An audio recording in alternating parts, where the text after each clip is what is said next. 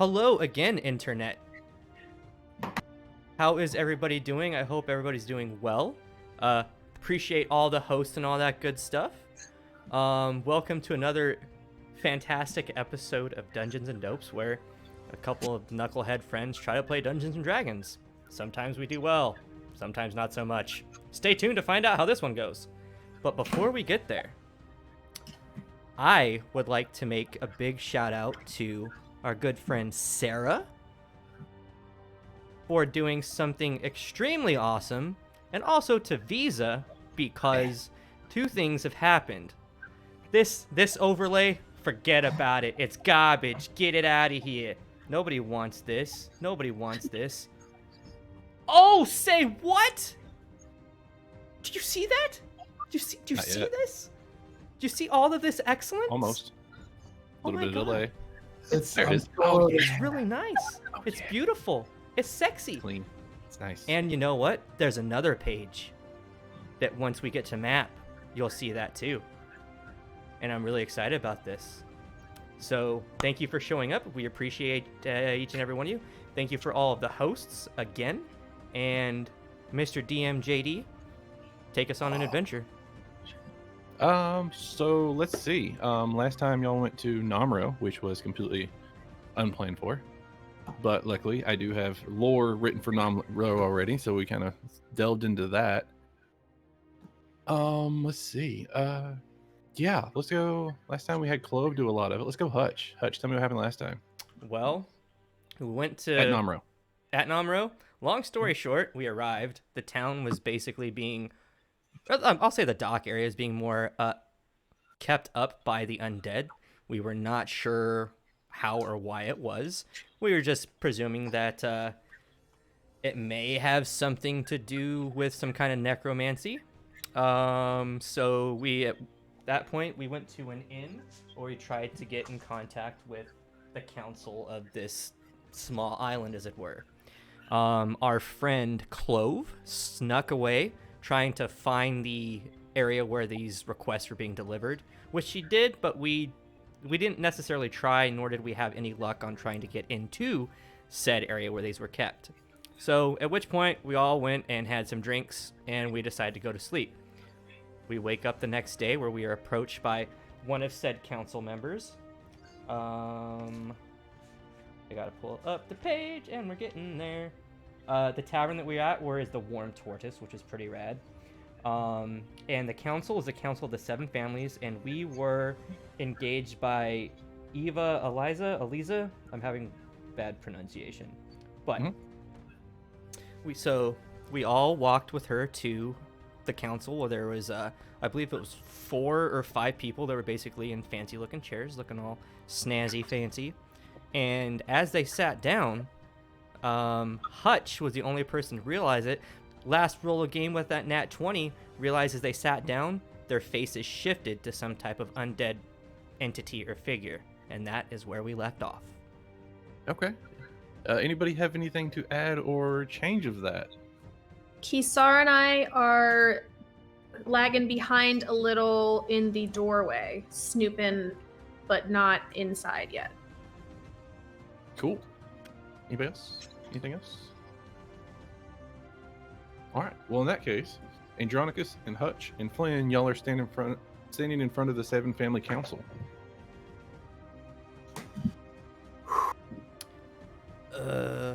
Well, why are we here?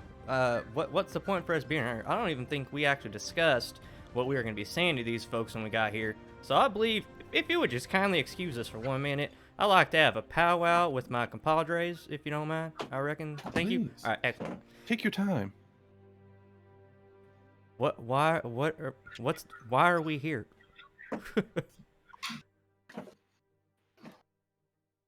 Anybody? Sorry, I was getting something. I'm set not up. there. I know you're not there. Well, because Kisar decided to take the pretty lady's hand and just walk with her, apparently. Actually, that was Hutch. Oh, well, same thing. Same person in retrospecto. Kisar was like, heck no, those are vampires. Yeah. I'm going to walk over to Kisar since my other compatriot has no idea who he is or who's been where. Kisar, can I get some feedback on this? And I need you to kindly take your tail from between your legs and just let it flow. You're gonna be all right. We're here together. It's impressive that you talked to the air as though Kisar was there, because he's not. Did He you is fail? outside you- the door, It's friend. you, Andronicus, and Flynn. Oh, well we're then. I have made a We're mistake. hidden. Oh, yeah, you guys split off. He ran away like a Mhm. chicken shit. That's right. Andronicus. They're currently outside of the church, and the doors are closed. Yeah. Yeah, I mean, I followed in because obviously some stuff's about to go down. Seems pretty important. They have a large structure building here that we're now inside of, where important things look like they're happening. I mean, should we mention anything about who we technically are just yet? You know, I find it funny that you mentioned that because I was thinking just the same thing. I'm going to say mum's the word on that one. We can tiptoe around it, and maybe we can even ask a few questions that Davenport had mentioned something about it. But I don't think we need to mention that we are a part of this because at this point, man, I still feel like we might even be kind of being bullshitted right now. Well, then maybe we should ask how they're being affected on this island by the bright nights. Bright Nights?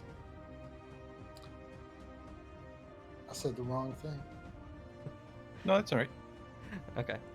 Alright, well, I guess I'm gonna just play this vague, I suppose, and I reckon I'm just gonna kind of talk to them, and I'm gonna see how they have some info on maybe what we may or may not even be a part of. Alright. Apologies, thank you for letting me reconvene with my friends over here. We had Oh, yes.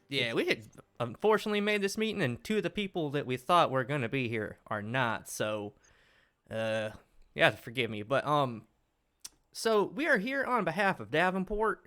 And we have come. He asked us to come here and just kind of check out these areas where they have these terminals, where we're kind of supposed to like unify these territories with all this bad, crazy stuff that's going on. With that moon getting closer, once these demons and these dragons and all that started flying around all willy-nilly like, and we're here to kind of just like help everybody get together on the same page and find out where everyone's at and if everybody's okay with the way things are going.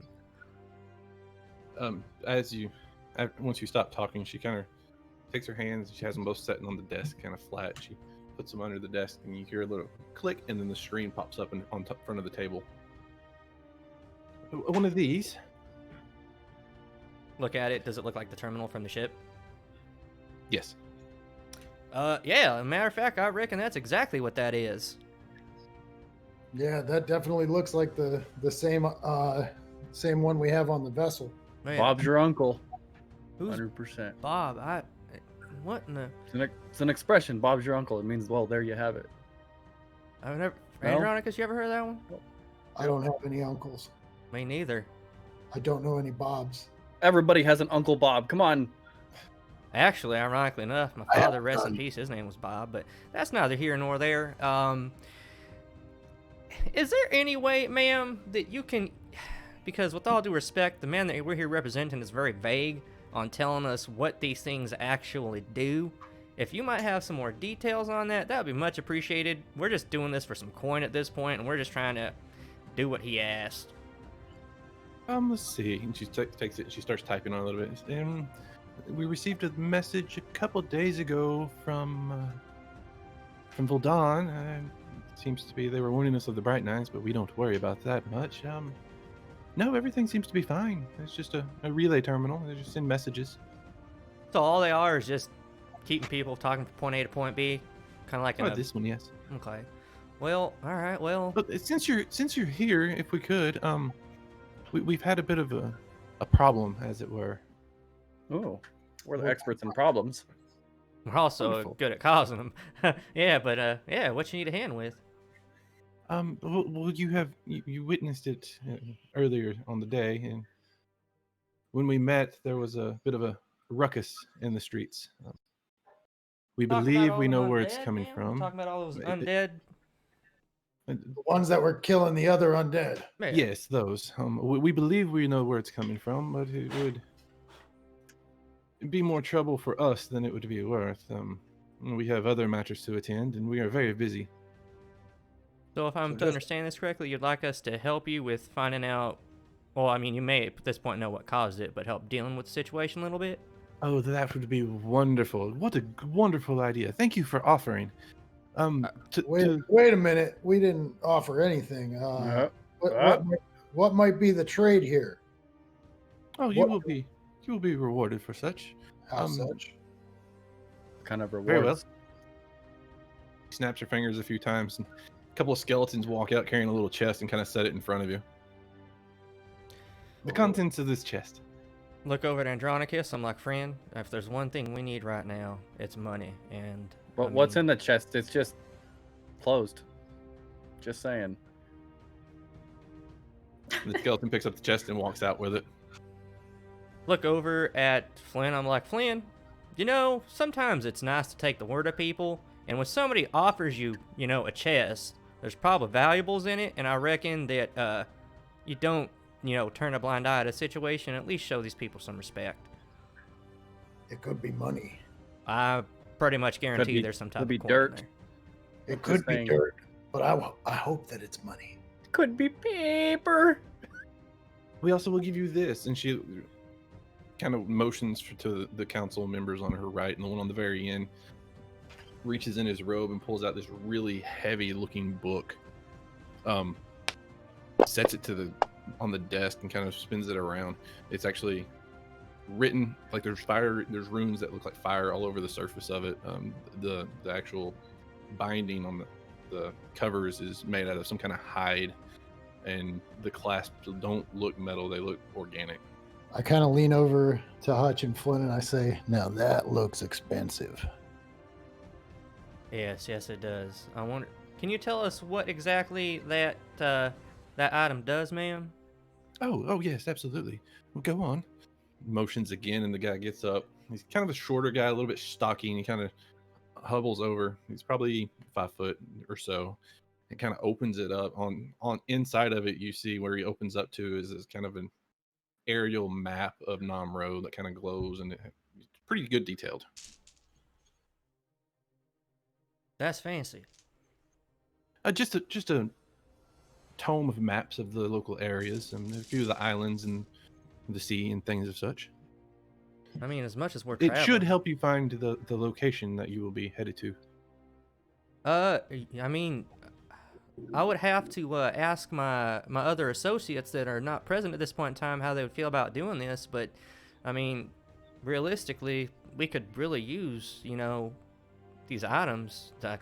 Whatever's in that chest, I'm sure is going to benefit us. But the maps, look over at Adronicus. I mean, those maps, man, those will help us getting around, you know? I'm sure if we gave those to Clove, she would make something of them. Wonderful. We'll be here. We will wait for you to return with your friends and discuss after you've discussed. Just before you go, we should warn you that it will be more of a hunt. You see, every so many years, the last family will return. It used to be a council of 8, and it has since been shrunk to a council of 7. What happened to those members? Did they pass on? Different opinions of how to run Namro. Okay, I can respect that. Yeah, let me and my friends go have a word with the other friends, and are you okay with us reconvening here, say, at dawn? We will see you before the end of the day. Well, guess I don't have Carry much on. saying that. At that, she kind of gets up and walks out the back and through a little door behind her. All right, let's Dro, Flynn, let's go find our friends.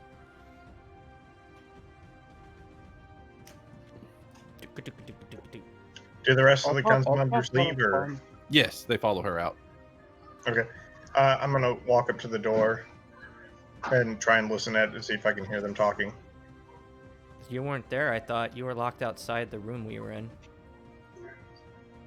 I'm outside, but they didn't close the door or anything. No, the door was closed. Mm-hmm. After they walked in, the door was closed. Okay. If you want to listen at the door, you can roll a perception.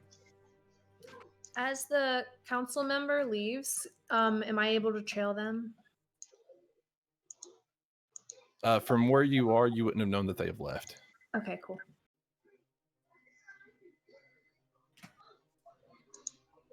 16. You're able to hear a little bit of the conversation. You're able to hear more. You're not really able to hear the council members' side of the conversation, but you're able to hear everybody, the other group or the other party members' conversation part of it. So I'm going to just walk out to where Kisar's at, and I'm just going to literally tell him everything that we just talked about. You don't know I'm there.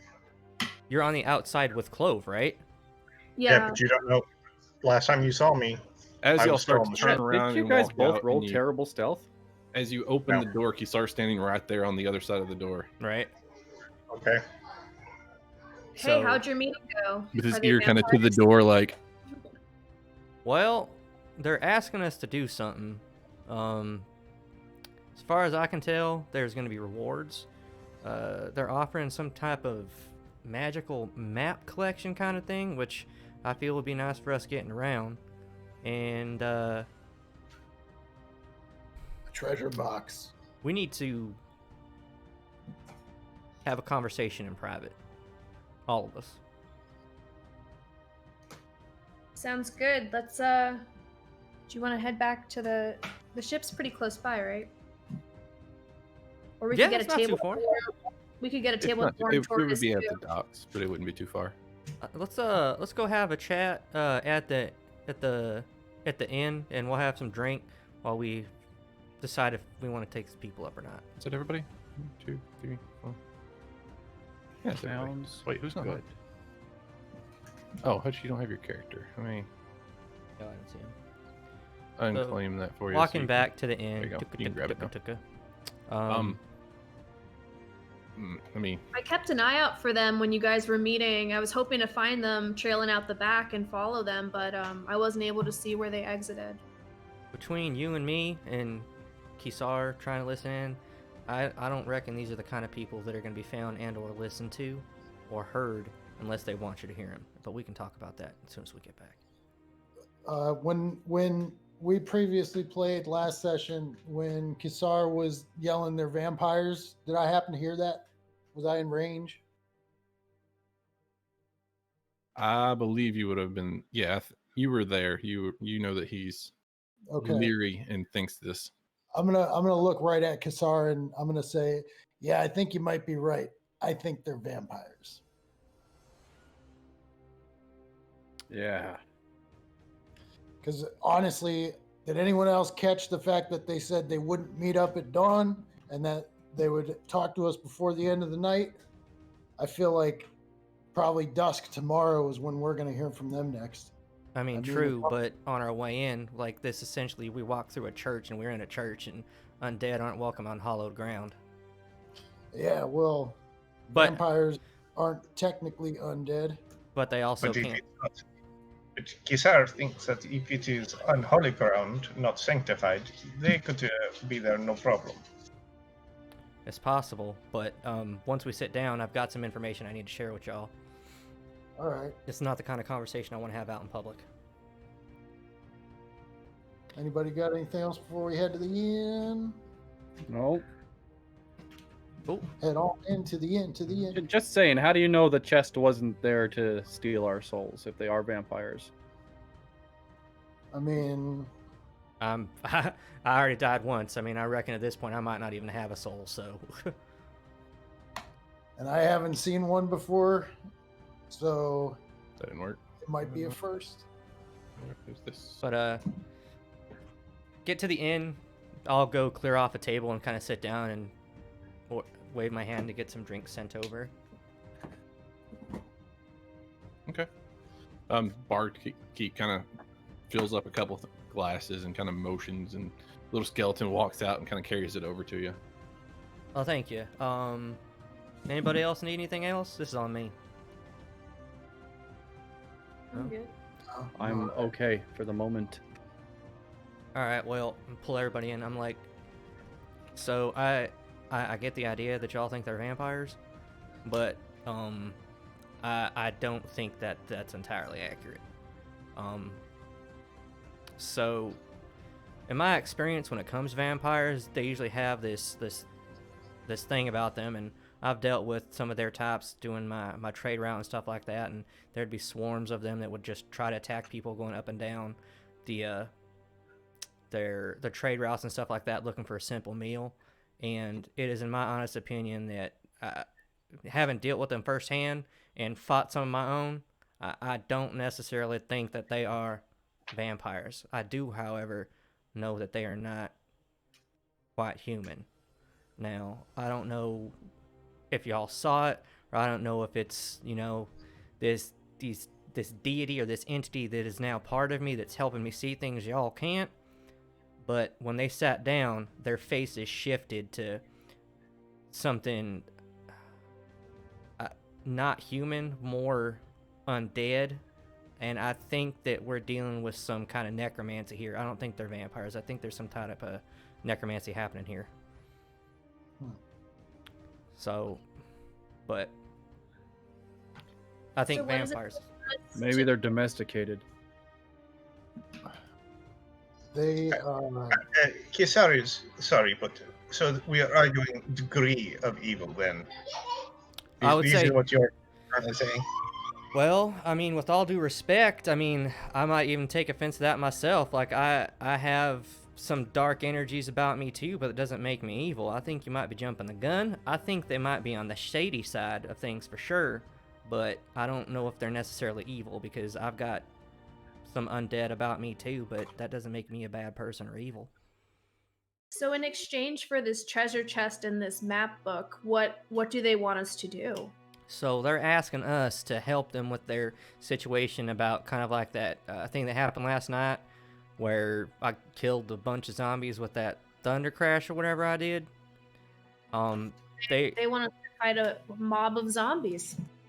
I don't know if they want us to find the mob of zombies per se, but maybe find the person that is controlling that mob. Okay. And wait a minute. So if I'm going to take into consideration that I think we're dealing with some type of necromancy, and they want us to go find somebody that is in control of these creatures, these monsters, they themselves said that there were other parts of this, members of this council that didn't see eye to eye per se. What do you think that this thing that we're about to go look for is another member of that council, or was? I guess we'll find out when we get there. All right, so I'm gonna just throw it up What's in to. this treasure chest? What's that, We Chloe? didn't see- What is in this treasure chest? They wouldn't let us. Nobody look. knows. But the maps, I feel alone. Let's just say, like Flynn said, let's just say it's dirt. Which, I mean, any respectable group of people. I mean, I don't think they'd be doing that. But even But the what maps if the alone- maps are bound to the owners though? And as soon as they're transferred, they disintegrate. Just saying. I mean, it's worth a shot. I We agree. don't have any other leads on this island other No. than this little bit of work. All right. Kisar thinks that is a very good point. So we should leave this island and find better prospects. I'm gonna kind of disagree on that because there's some things I want to do here before I leave. What kind of leads do we have on this 8th family? They didn't give I- us.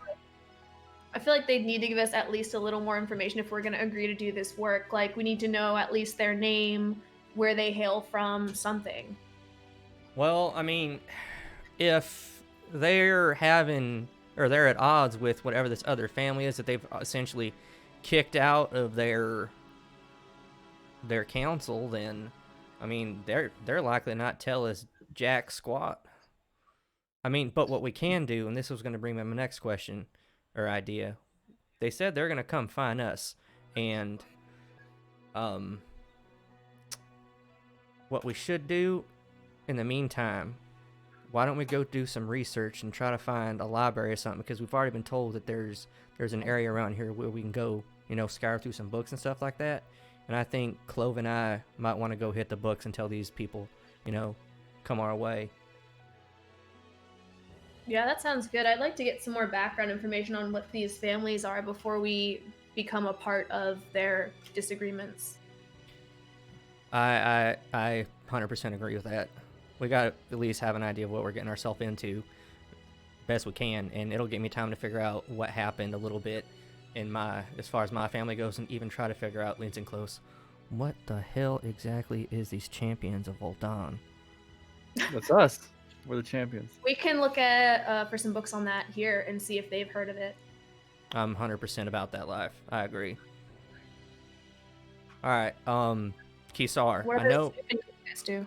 I know that you want to leave, but I mean, at this point, I think are we all saying for the most part that we're okay with trying to figure out what they want, and then maybe if shit hits the fan, then we GTFO? Yes. Yeah, huh? I feel there's an opportunity to get information on where we are eventually looking to travel and a possibility of being able to arm our ship a little bit more for sailing in the future. I hold my mug up and say, here. Yeah.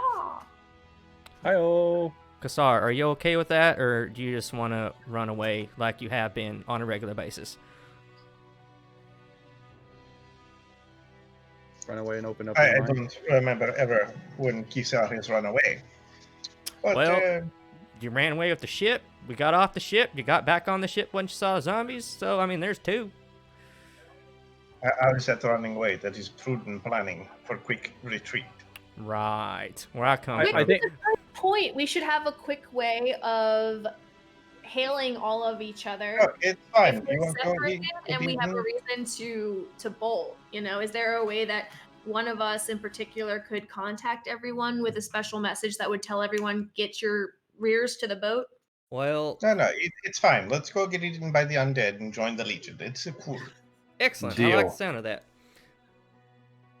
Maybe we'll get appearing guns. I want one. I got appearing guns. Choo choo choo. See? Gone. All right. So, all right. Me. As far as like what you're saying, like a way for us to have contact with each other. I can only talk to y'all's minds when you're at least kind of in proximity. Now, I know that we can maybe go around and maybe try to find a shop around here that might give us some type of tool or item maybe that might allow us to kind of talk at range, because we used to use those back when I was on doing my trade routes to keep in contact with HQ. So I know they exist, and I mean, hell, you should have even used them in the military. Yeah. So I could do that. I could go check out the local storefront and see what's available. Kisar flags down a barmaid.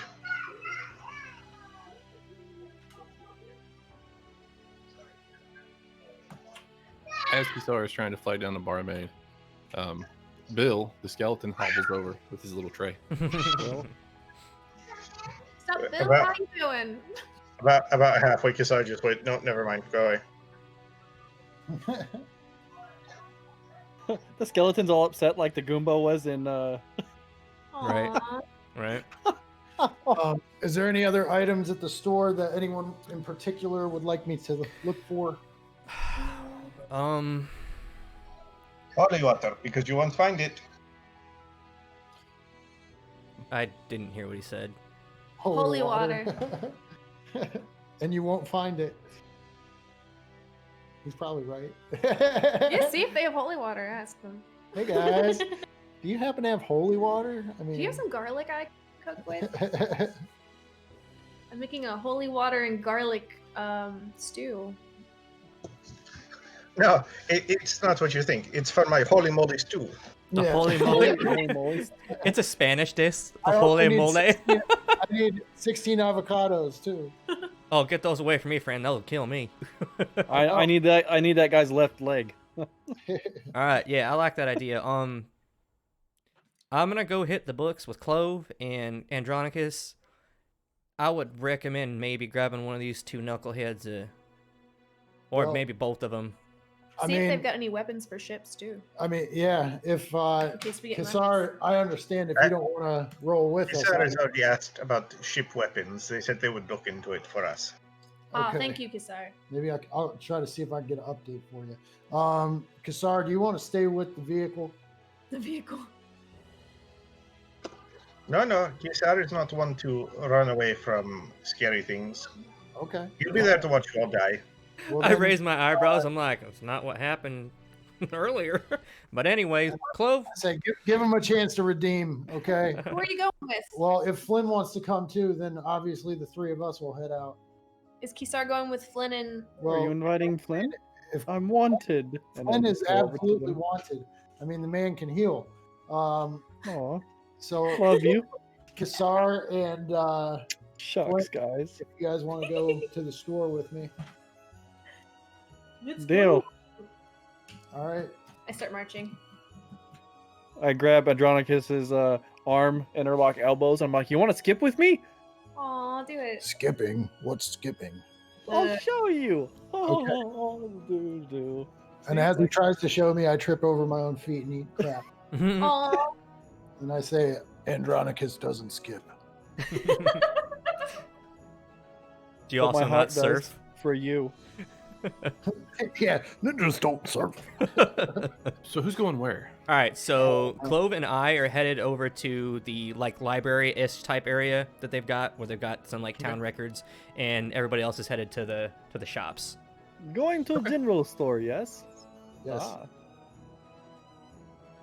So we'll start with the library. Yahoo! All right, I'm gonna go up to either the person working or like the card catalog, if that's a thing, the Dewey Decimal System.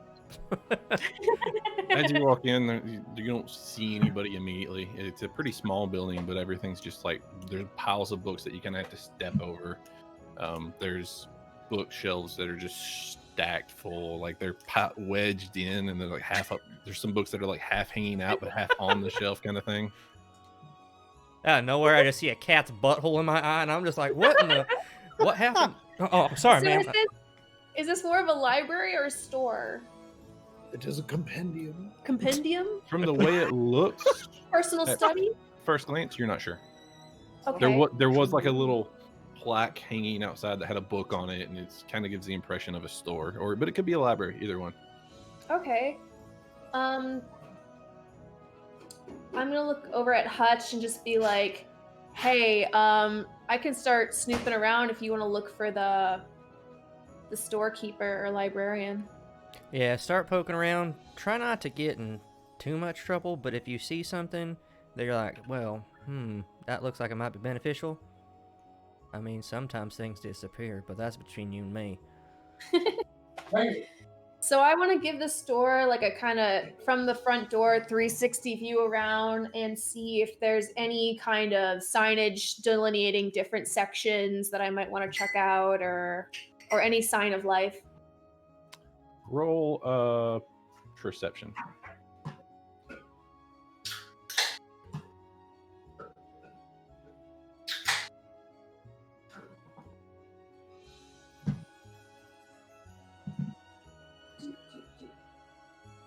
Hey, side note, are the notifications triggering in the stream? I have only seen one. Okay. An 18. You very quickly figure out that there is no rhyme or reason to the way any of these books are stacked. They're just stuck anywhere that they could find a spot for them.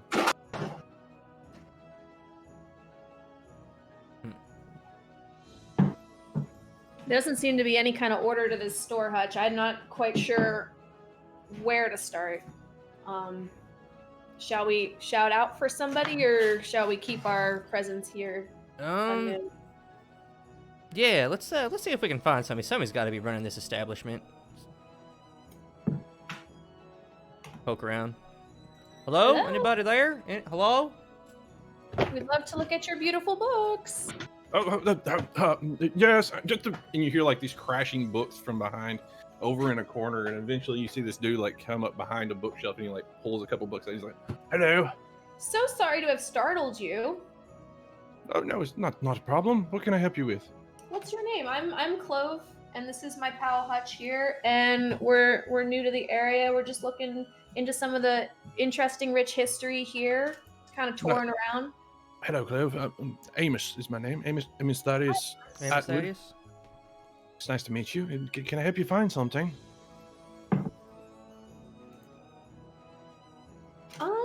We're just interested in the history here. It's just really interesting. There seems to be like seven families, and History. Right. And he was there in the bookshelf. You can see him, and then you see him kind of go off to one side, and then he's gone, and you hear books just like falling and being adjusted and everything. He comes back up, and you see his face just a second, and then you see like this hand come over with a book through the bookshelf. It's like, here you go, history book. oh, fantastic! Thank you. I'm gonna start flipping through the book. You see history like from all different parts of the world, and it's just these people travel to here and set up this village, and these people travel to here and set up this village, and this village grew into this town, and this town is part of this culture, and like it's just a very general encyclopedia of history of the world. Is there any mention of Namro or Valdan? Just that they're inhabited. No specifics. Okay. It's just like, oh, this island has its own community and culture, and that's about all it says about both of them. Do you have anything more localized to this area? Anything about Namro or Valdan or the seven families?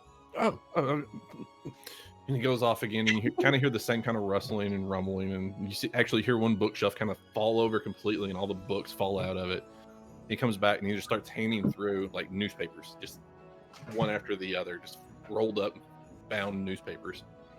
Oh, fantastic! Thank you. I hand like half of them over to Hutch. I'm like, can you help me with these? Oh yeah, He's definitely. probably handed you like 40 different newspapers. All right, I mean, that's the place to start. I got a quick question for you there, good sir, and I do appreciate your help. I wanna say that. So it's gonna sound a little bit out of left field, but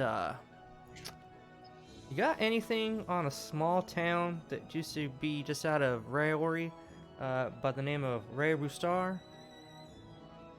Okay. Goes back to filtering, like you hear just kind of this rumbling, and a couple minutes later he comes back and he brings out this really thin book. It's bound in leather, but it's just really thin. He hands it through. Take a quick look at it and open the index and just skim it real quick. It's very old. The pages are kind of brittle as you skim through it, and it has a list of it's a census is what it is. So it has a list of the different towns of the Raori country proper, and like the different major towns, and then a list of all the different families in there. Okay. I'm looking for something a little bit more specific because as I mean, at this point I imagine you're aware that town doesn't exist anymore. Do you have anything on what happened to it? Oh no, it's in the book. In there? Oh, all right. Cool. Excellent. After a little bit of looking, you do find that town, your family's name, and everybody else, like all the local families and businesses that you knew. Does it say anything in there about what happened to the town? Is why it disappeared? Next to each one, it says relocated. On yours, it says assumed deceased. But it doesn't give any information on to this experiment that happened there. What? Like this is just a general like it's a general census. It's not giving me any information. Like it's, and I show it to Clove. I'm like, Clove, so this area right here, this is where I'm from, and it's basically giving just like a general idea of how many people live there. I mean, it was very, very small, but excuse me for a minute. I'm gonna go talk to this guy. If you find anything in that book, let me know. I would ask him maybe for a book on the military of that area and see if there's any kind of like military history. Because wasn't there a war going on at that time? Yeah, technically, yeah. I was part of it. Maybe there's some information that way. What? And I sit there and I'm just like, well, god damn it. I was like, I don't know why I didn't think about this, but if the military had something to do with it, we could have looked into this when we were back in Davenport's neck of the woods. I don't know. Anyway, son of a bitch. Alright, I'm gonna go talk to him again. Excuse me, sir. I got one more question for you. So, the information that I'm seeking is not exactly in this book. It's pretty much a census, and it's just saying the people that were there. Like I can go through and see like some of my old, family members from years past. But I'm trying to figure out why it's gone. Like I keep hearing about there was this disappeared by like an experiment. Now it's just under sand. That's the information I'm looking for specifically.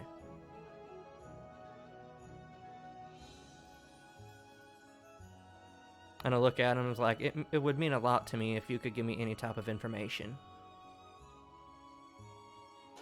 Just a minute. It's actually, he kind of goes away, and it's actually pretty quiet this time. And you, every once in a while, you'll hear a book kind of be like the as a book is pulled, and you hear it open and stuff. But it's really slow, and it's probably like 10 minutes go by, and he comes back and he's like, Nothing? "Sorry." Man, I'm in. How's my newspaper search going?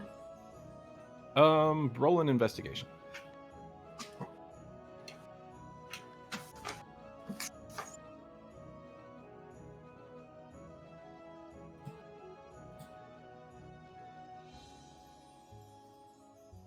So in the newspapers, most of them are pretty new.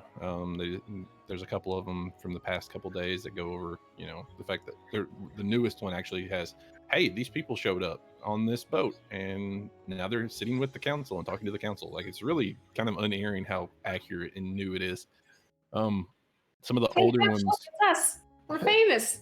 some of the older ones actually, there's reference to there being 8 families. And you find one near the bottom that gives the different names of the different council members. As you're looking at it, there's 7 names, and the 8th name's redacted, all but one of the names. Like it's like blacked out. Right. They have like only the first name is left of that family. What's the first name? Zarok. I will add that to this. I want to gesture over to our pal Amos and say, what's the missing name here? I thought there was just 7 families. It's the 8th family. They're not here anymore. We don't talk about them. I want to kind of perk my ear up. I'm going to walk over to him and kind of like put my hand on his shoulder and be like, "It's okay. Just let us know what's going on. We're curious. We're not gonna do anything. We'll keep between us." As you kind of reach your hand through the bookshelf to put your hand on his shoulder, he kind of just backs up. And once you're able to actually look through the bookshelf, it's not exactly what you thought. His face looks pretty normal. The rest of him looks pretty decayed, pretty much falling apart. I'm like, "Excuse me, friend, but what happened to you?" He doesn't respond really. He looks pretty confused. Also, just for reference, the other names on the list, I will add those as well. Thank you.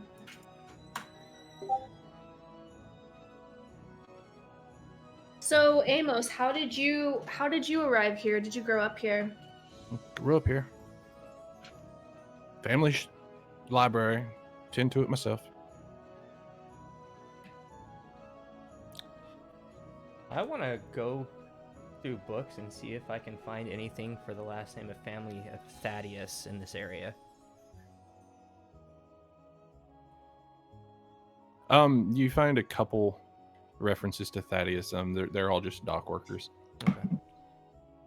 Like that's his whole family is kind of maintained and run the docks over the generations. So, friend, it occurs to me that you yourself are, I guess, for the lack of a better, are you, forgive me for saying, but are you undead as well? Serve in death the same way I served in life. I'll run the library. I respect that, but why can't you give us that information about the people that you're not supposed to speak of? We're not from here. We're not gonna do anything, and we're just trying to find answers. I've lost my family, and I'm trying to find them, and I feel like this information may be pertinent to helping me figure that out. We do not speak about Zorok. All right.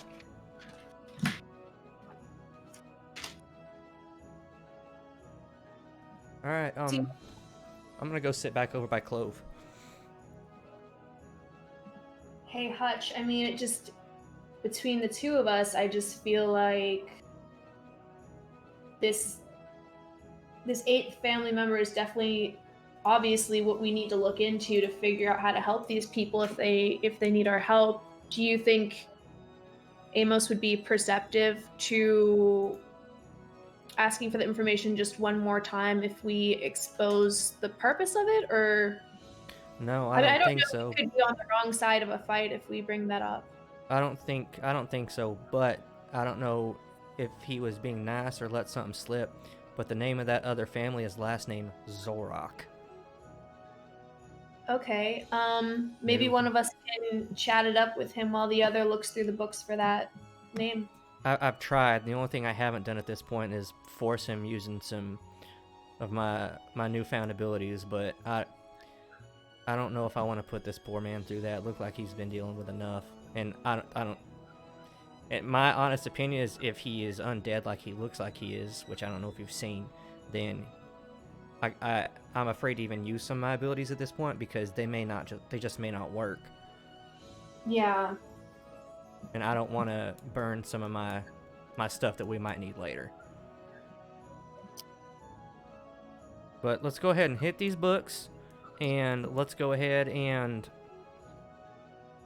see if we can find out any more information about looking for specifically for Zorok, and if we can find anything pertaining to last name of Eliza, or the names, and see if there's any details, and maybe find out how long these families have been around for. As you're still there looking through books, you keep asking for books. He keeps bringing you more different books on history, and you're starting to like really understand his whole searching, what you can ask and what he'll go find. You start to kind of get that figured out. And every time that you find lots of books with the older family reference to the old family council reference, and every time some of them are different names on the council of the families that are there now, but every time the eighth family is listed, it's all redacted except for Zorok.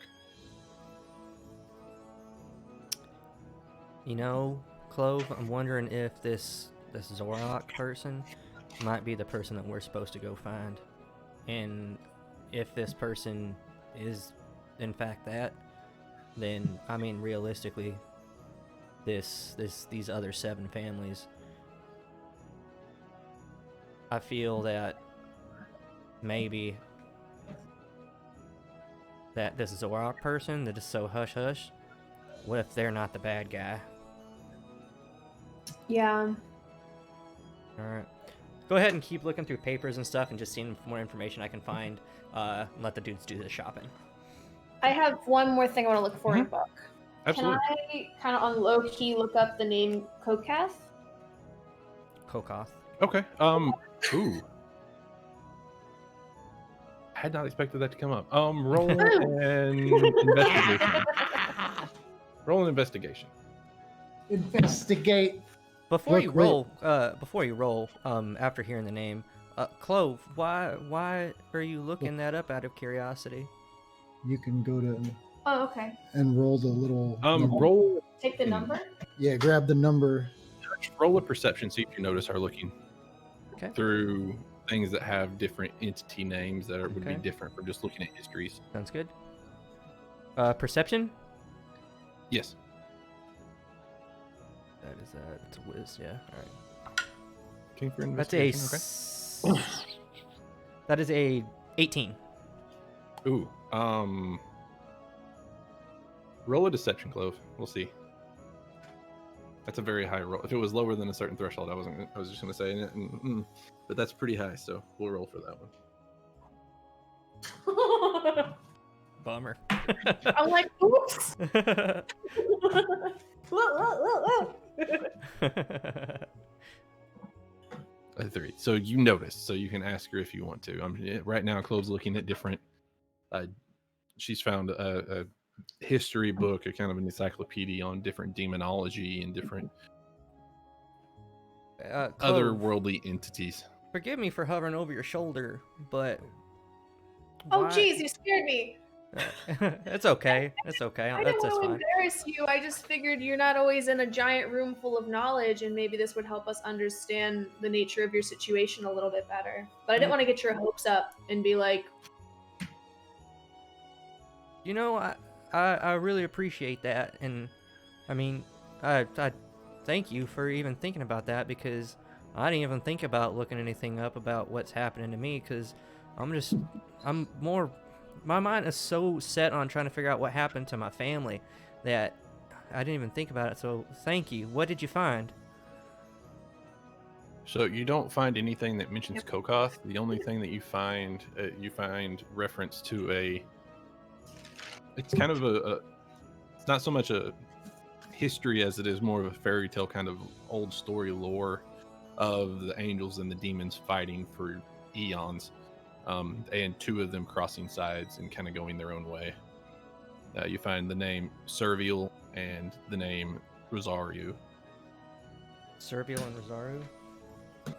and two of them left angels to become demons? So Servial was an angel that left that side, and then Rosario is a demon that left their side, and they kind of disappeared together.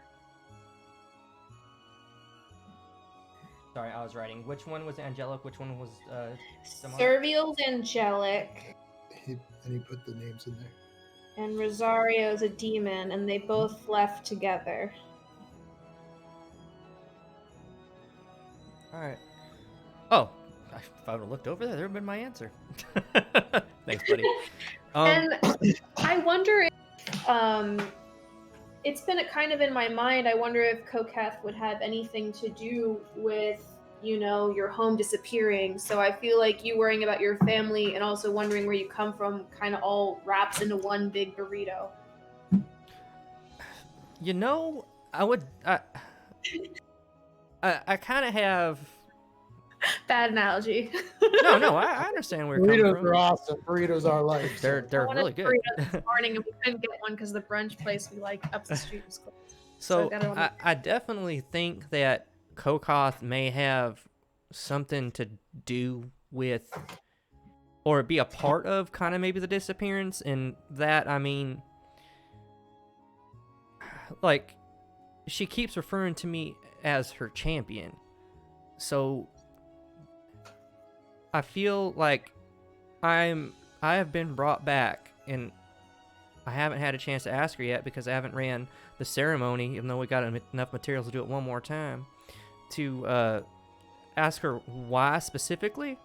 But maybe I'm here to avenge them or something like that, or I don't even want to begin to think, what if I'm here to exacerbate the situation or make it even worse. I don't know, but I'm capable of doing some really wild shit. I gotta be honest with you at this point. I'm summoning like these weird thunder lightning storms that are just decimating bodies. I'm talking to your all's heads. I got these weapons that are beautiful, but I don't even know how destructive they are, having fired them. Like, I have all these questions that I don't know when I'm going to get the answers to, and I thank you for helping me with that. As you're talking about this, and as you start to get more information out and start getting flustered and just kind of exasperated, you start feeling, instead of getting more uncomfortable, you start getting more comfortable. You start feeling the warm sensation again, like somebody's hugging you. Clove, as he's talking about this, after a little bit, he starts to get kind of annoyed and kind of trying to get out what he's trying to say. He starts to calm down and it starts to come out more easily, and then his face, he starts blushing a little bit and things. Oh, it's getting hot in here. Sorry. Anyway, I mean, I guess in due time, we'll figure it out. I mean, but I'm like, we know about my past, but like between you and me, like we've had conversations low key before. Why you sneak off? And I know sometimes you've gone to help us, but what is it about you sneaking off that seems like where I come from, like I've seen thieves do this. I've seen people go meet each other in the manners that you do, and that's literally because, well, I was a sheriff. Who are you going to meet? And you don't have to tell me, but just help me understand that I'm not crazy. Oh, you're not crazy. I mean, I grew up scrapping for myself, so sneaking is just a part of my everyday demeanor. It's just when people call me sneaky, it makes me feel like I'm not being sneaky. So, kind of upsets me. I understand You're that. not supposed to see a sneaker sneaking. Well, who taught you to be this way? Like, you don't just one day recognize, hey, I'm just gonna go off and I'm gonna be this badass rogue. Who taught you these skills, these talents you have? I mean, I grew up on a farm, and my family passed away, and I just kind of roamed off one day, and I've met a bunch of people, and they raised me up and showed me how to take care of myself. But You mean like a pretty much gang or a posse? just a group of friends. Did you guys call yourselves like something like the Degenerates or something like that? No, it's just the family. We look out for each other. Someone needs something, we got each other's back. We try to follow the law, but if somebody needs something and no one's looking. Well, I mean, I appreciate that. Y'all help keep me employed. All right. Well, I mean, if you ever decide you want to, talk about that, if you ever want to talk about that a little bit more, just let me know because I'm all ears. I might be able to give some input. I mean, but anyways, all right, let's hit these books. Okay. So yeah, we'll go. Who's shopping? What are you shopping for? We're shopping for all Shopping! kinds of things. Shopping. Let's go to the So mall. grody at the mall. We're gonna shop. Okay. Okay. What kind of store are you looking for? Gag me with a spoon. Well, Hell, Oh my gosh. I would like to consult with Kassar and Flynn, and all right. They mentioned they wanted something to possibly communicate long distance. I don't know too much about that. I mean, a little bit from the military, but Kisar will walk delicately around the undead, trying as hard as possible not to touch them. Don't forget, I have a big sword. Okay, it's short. Find the first living person and ask, "Is there a magic shop?" Since y'all are at the tavern, the barkeep looks at you and no magic. Not to sell. What kind of storefronts are available in this fine town? Yeah, Smith's up the road. And there's a clother over there. General Anyone? stores down by the dock. Anyone who dabbles in the magical type items?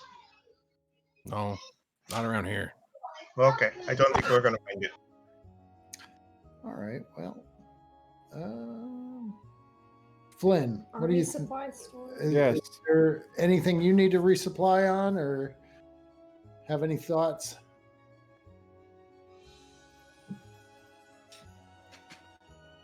You're on mute. you're buddy. muted, Ron.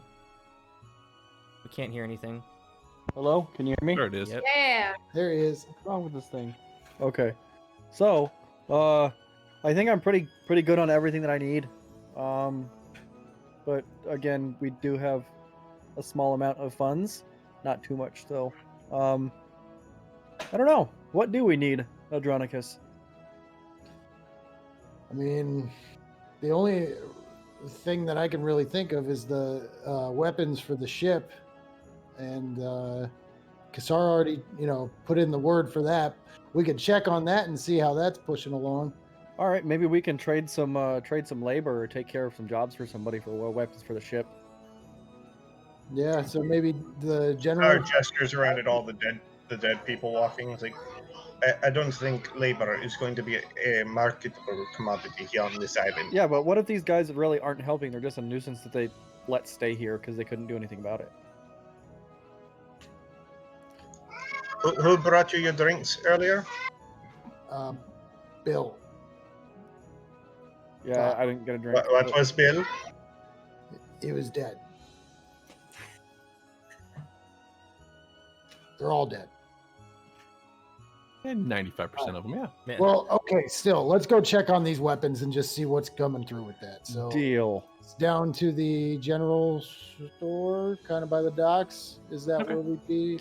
We're going down to the guy that sells the big ass guns. And a bucket full of pickles.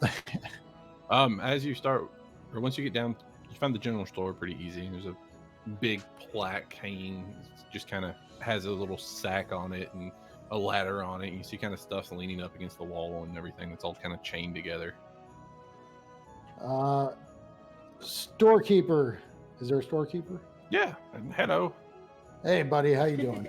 Doing fine. My name's Andronicus. This is Flynn and Kassar. And Kassar may have spoken with you or somebody who's been in touch with you about getting weapons for our ship. Just a moment. And he reaches under the desk and he pulls out a little letter. Yeah, have it here. What kind of?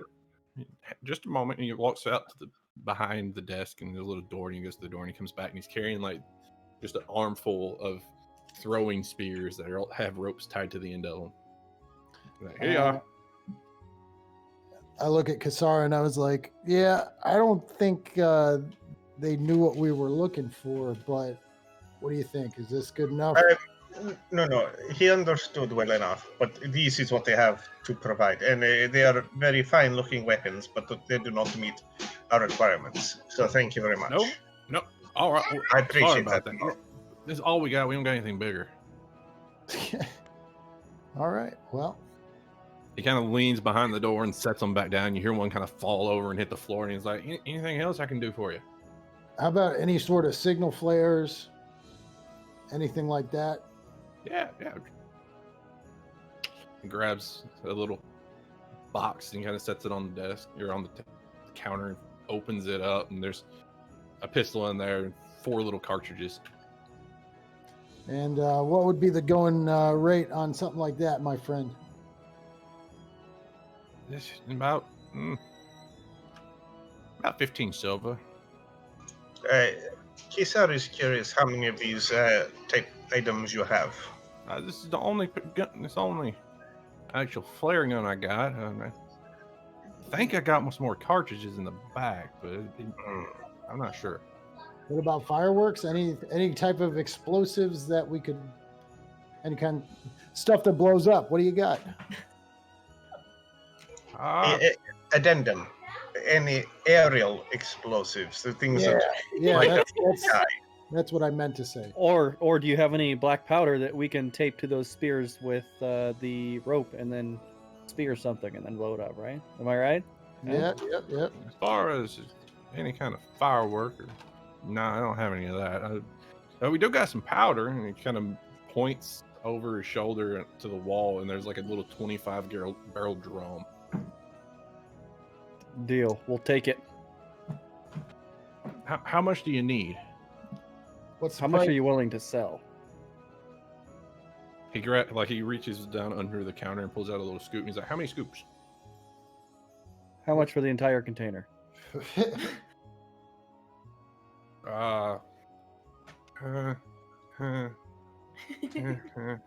kind of reaches over and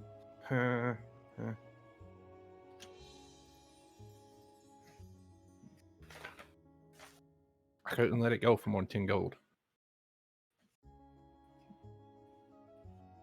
Well, sorry, how much gold? About 10. It's hard to get a hold of here. Kisar We don't use it piles often. 10 gold up on the. Yep. Well, thank you, sir. All right, we need Okay. some of those there. You have tinder boxes as well? And Yeah. fuse. He kind of just motions to on the end of the counter. There's a little box that just kind of you flip it up, and there's little matches in there and everything. He's like, There we go. help yourself.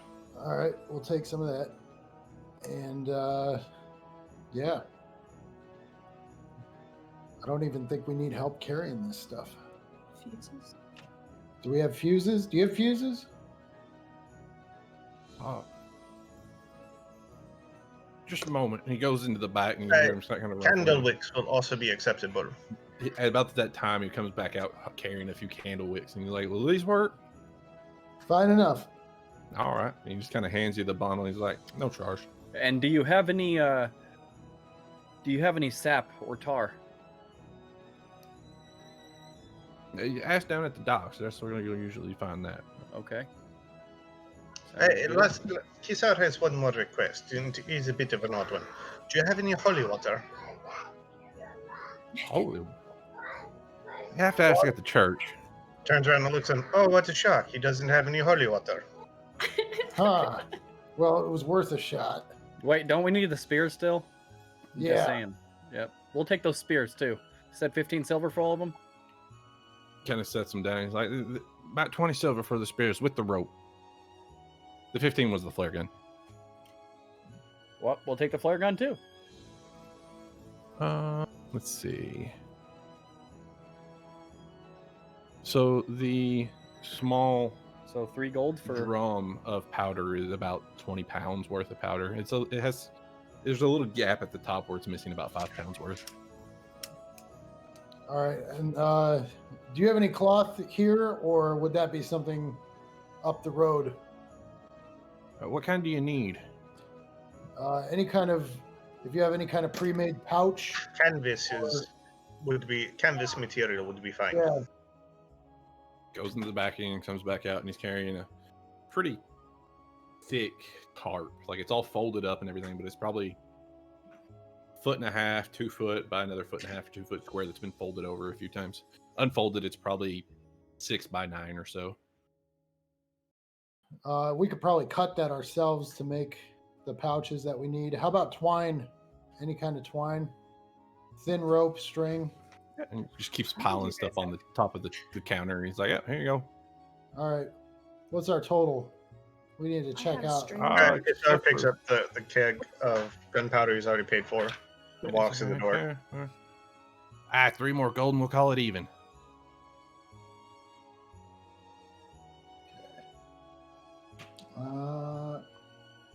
Yeah, if I have 3 gold, I'll throw it in. I think I do. Yeah. I can't find the gold in my inventory. Where is that? The 3 more gold will cover everything but the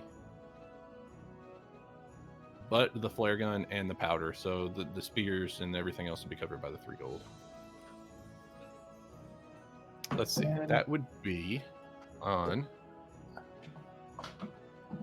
the Is bottom it of the inventory tab.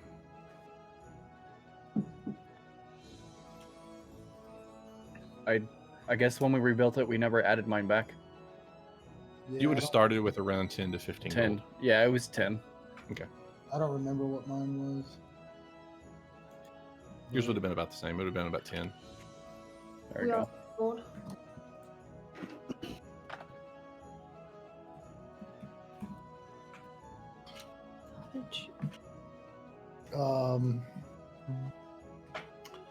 So what was the grand total again for everything? He's already paid for the powder.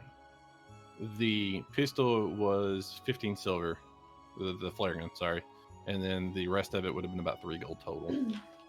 15 silver. What does that equate to in gold? I'm sorry. 1.5. Yep.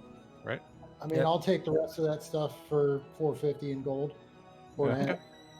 You want to split it, Andronicus? Sure. I'll pay. right. Go Dutch. I'll pay 2.5.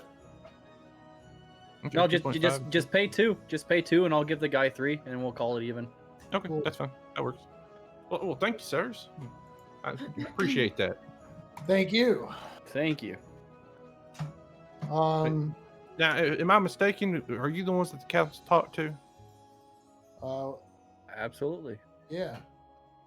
All right. Now, I don't want it back, but there were a few things that have been taken from this store since then. If you could find, if y'all go and try to do what they had asked, and you're welcome to keep them. I just like to know that they're in good hands. Yeah, absolutely. What you got, bud? I'm missing a pair of glasses mostly. It's a family thing. Had it around forever. What kind of glasses? Are they reading glasses? I'm sorry to interrupt. What was your name again, buddy? It's a good question. Give me just a second. I didn't have that ready. Missing a pair of what? Glasses. Gotcha. You'll watch it be just like a set of really nice drinking glasses, like My name's Dragu. Legend of.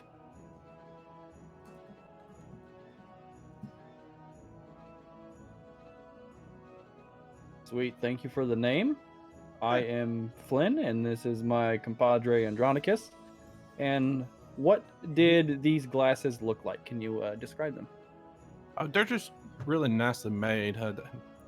The inside, the actual what you look through isn't made of glass; it's made of amber. Oh, they sound nice. They're real faintly yellow, but it's just they've been in the family a while. I'd like to know that they're at least being used.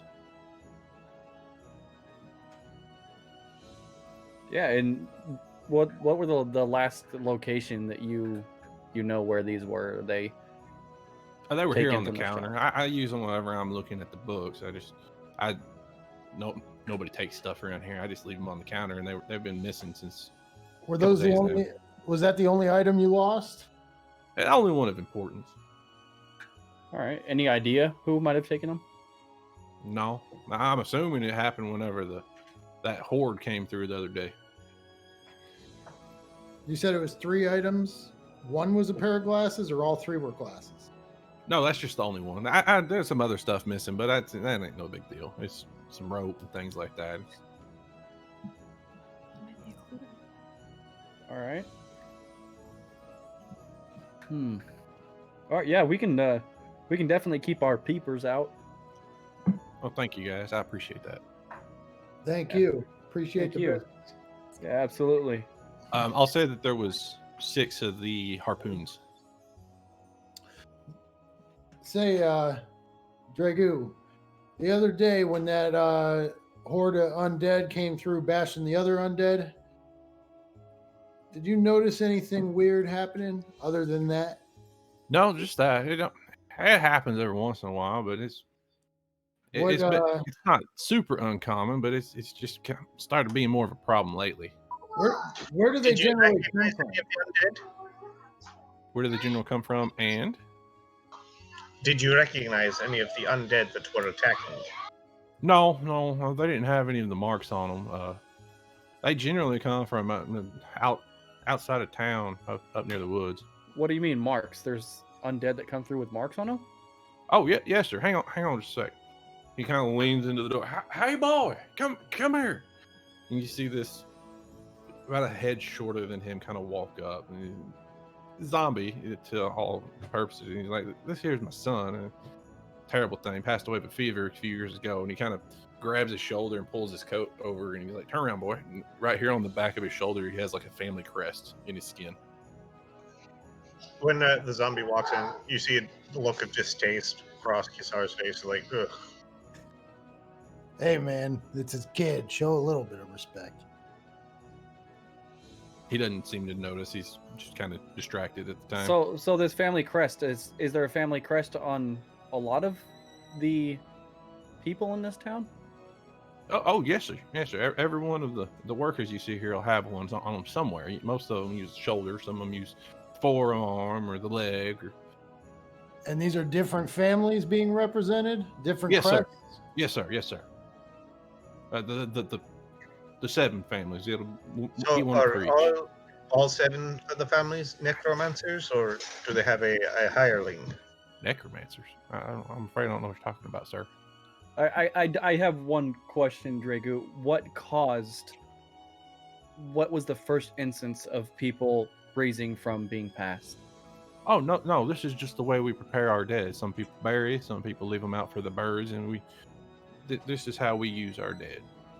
This is their burial and service in death as in life. It makes some of the work here a little bit easier. Yeah, Dragu, no worries. I have a question. This may seem weird because most of your undead are above the ground, but do you guys have a cemetery? Talking about burial place, yes sir. in a time before yours, it may have been that.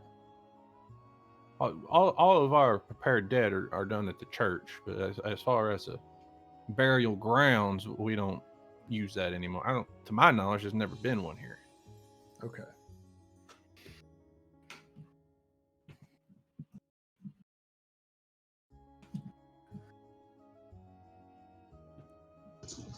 Kisar starts walking back to the ship carrying the keg of gunpowder. Yeah. All right, we'll keep an eye out for your glasses, Dragu. Thank you for all the information. You've been very, very helpful, and we'll see you soon. I'll pay you if you bring those back. I'll even pay you just for finding them. Or, if nothing else, I'll just to know that they're in good hands. We'll let you know if we see anything. Thank you. You're welcome. Okay. Immediately when I turn around and go outside, I have my eyes out for these glasses. Okay. Yeah, same here. But like these, I'm thinking to myself, these glasses are really important to them, and we're offering our service. So let's try to find these glasses. I would say it's past lunchtime, and the sun's starting to go down a little bit. Like it's starting to kind of crest over the edge. It's not quite sundown yet, but you got like an hour or two. Do we need to get these supplies on board, or is that being taken care of? I am simply carrying my barrel of gunpowder. Okay, then I'm gonna help Kisar and take other crap back to the... I'll say between the two of you, y'all are able to carry everything that you got for the ship back to the ship. All right. As I'm finishing up my time in the book area, I just want to triple check, scan for anything that's useful, like any mention of like Voldan or Davenport or what was the name of the ship before us? Jaeger. The Jaeger. Anything like that. Roll one more investigation. I'm Snoopy.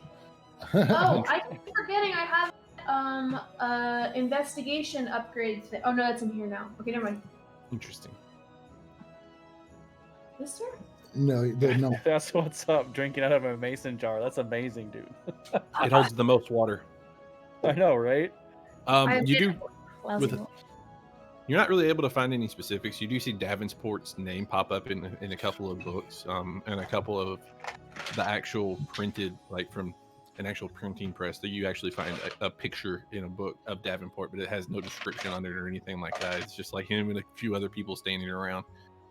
But it's just like it's a book of Unreality, and it's like this is in the Davenport's in there, but there's no description on who's pictured or anything like that. Outside of that, you don't find any kind of information on any of that stuff. Okay, thank you. Lean over to Clove. Hey, Clove, you find anything pertinent about this town or anything? Because I ain't finding nothing.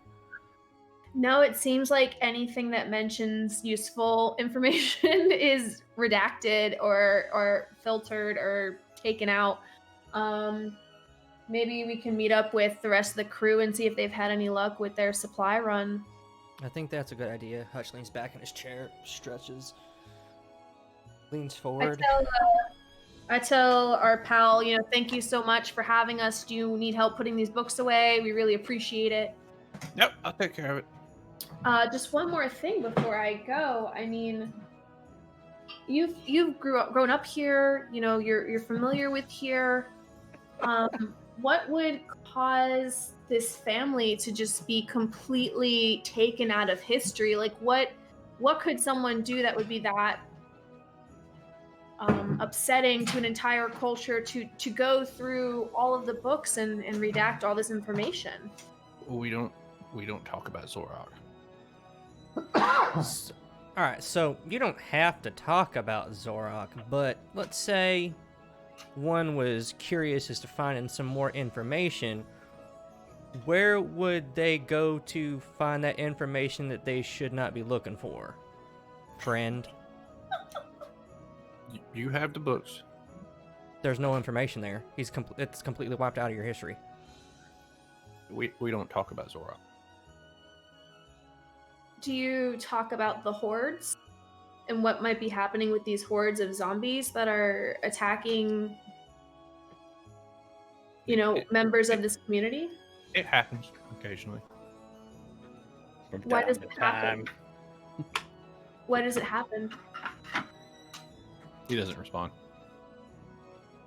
How would one identify a horde member over a different worker around here? Is there a way to tell them apart? No marks. And whenever he says that, he kind of grabs his little, kind of stands up straighter, and he has pretty raggedy little shirt. And he kind of grabs it and he opens it up. And he's got a little crest on his chest, right below his collarbone. What is this mark on your chest here? Igder family. But I thought you said your last name was Thaddeus. Yes. Yeah. Ho, ho, ho. So what's this symbol for the Igder family? What is the symbol? Councilman Igder, sponsor. Are the marks always on the chest? Different marks for different families. Some are on the shoulders, some are on the arms, the legs, just different places. Forgive me for asking, and then I think we should probably let him be at this point. How On skeletons and things like that, it's like branded into the bone instead of being in the flesh. how did you become the way that you are? What happened? Fell off a boat, drowned.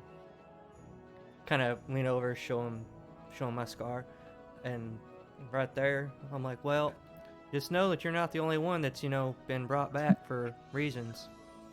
Kind of nods and just like, yeah, okay. All right. Now, Clove, we need to find this Zorok feller, bar none. Zorok. Yeah, I say thanks again. Hopefully run into each other again, and we go to meet up with our friends here. But before we go, I want to make a stop, like, just because I just want to get, good old Kisar's mind put at ease. Let's go back to that church real quick. Okay. As you walk in, the council members are all sitting there. Hello, we were expecting you. Oh, funny thing is, I thought you was looking for us. We're gonna find us. No, you were to return by sundown. No, we said we would speak by sundown. yeah, but you said you will find us. No. Are It you doesn't feeling sound all right, right. ma'am? Are you feeling all right? Moment. Little skeleton kind of walks out, and he has a paper and a pin on him, and he kind of just holds up the scroll and scrolls it back. She said, "You stop." No, it says here. We will talk to you before the day's out. Carry on. Walks back off to the shadows where you couldn't see him. DM question real quick. Do all these skeletons look exactly the same, or do they have different features? There are different sizes, bone structures. Like there's all kinds of different skeletal races there. As far as what you've seen so far, they're all relatively humanoid. Okay. Does this skeleton have a visible mark of a crest on? Roller, are you inside the church as well? Yeah, Hutch and I are there. Roll a perception. Did everybody else meet up with you, or did y'all go on your own? You I guys, think we went back to the ship, right? well, yeah, I guess Flynn and Kassar and I were loading the ship back up with what we bought, and then you guys went straight to the church. You would have had time to meet up if you would have wanted to. But just to clarify, I think we're gonna go look for the glasses, right? No? Okay. So just you two. Okay. Yeah, roll a perception. You rolled a 7. Yeah. You don't see any at glance. I want to introduce myself to what's her name? The lady. Eliza? Is that who we're talking to right now? Mhm. I just want to say hi. I wasn't here before. I was getting things settled down with our ship. I'm Clove. I had a couple questions about this mission that you proposed for us. Yes. Hello, Clove. Hi. So as I understand it, there's these hordes attacking the workers in this area, and you would like our assistance in finding out who's controlling them? Oh, we know who's controlling them. We would like you to put a stop to it. Okay, and who is this person? Last member of the 8th family. What What's that is name? their actual territory? The name would be Zorak. They're out of town a little ways. Just follow the old road. Out past the farms. All right. All right. I guess. I mean, that just. Is there anything else you need from us other than pointing us in the right direction? Because I'd like to, if you don't mind, I'd like to go say some prayers, and if you could point me into the direction of like the holy water, I'd like to bless myself. Oh, by all means. And she motions, and she directs your attention. There's a little, you see, there's no door there, but there is a door frame it's carved out of the stone in the back behind you on either side of. There's little alcove praying stations and little alcoves on either side. And is there water over there? Oh, It's been yes. blessed? Yes. Excellent. Thank you. I'll walk over there. So right before we're leaving, I kind of gesture back at her and say, so what kind of proof or identification of Zoroff do these horde members have? Like, how are you tying this to this family? They have no mark. Did that family used to have a mark? Because it seems like all the Yes. other 8 do.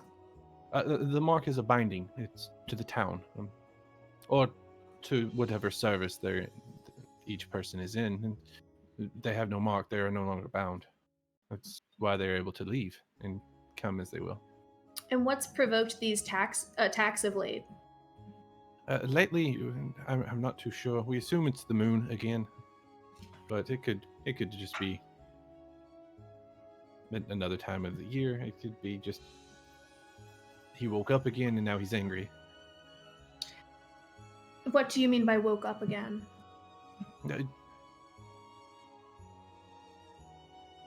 It's very old magic on Zorak, the same as it is on us.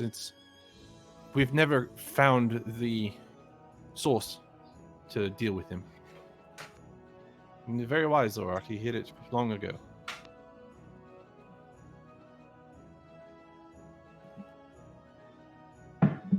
And when they attack, what do they seem to be after? Just damage, or are they targeting certain areas? Are they taking anything? It seems to be damage. Just trying to.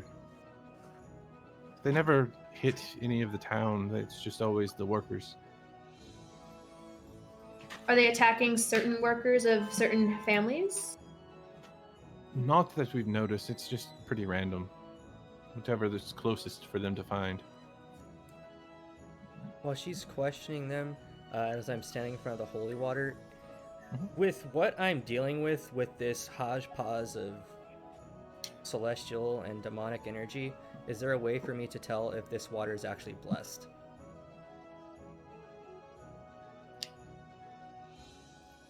Roll a religion.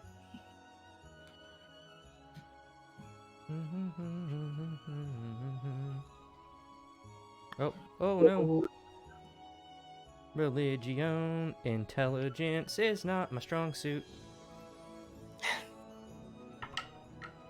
Especially with the 6. It looks, and to what you can tell, it is blessed holy water. So as I'm speaking to her, I wanted to say, thank you for offering this task for us. We're interested, and we're just going to wait for the rest of our crew to show up. In respect of this religious facility, like, what are the usual traditions here? Like, what religion's being observed here? No gods, as you might call them. We tend to our own. Everybody's free to worship whichever gods they please. And if a family is from here and wishes to be here, then our local burials are of service. The body is prepared for whatever service the family wishes, and after life, they are put into work with ties to their family as they need.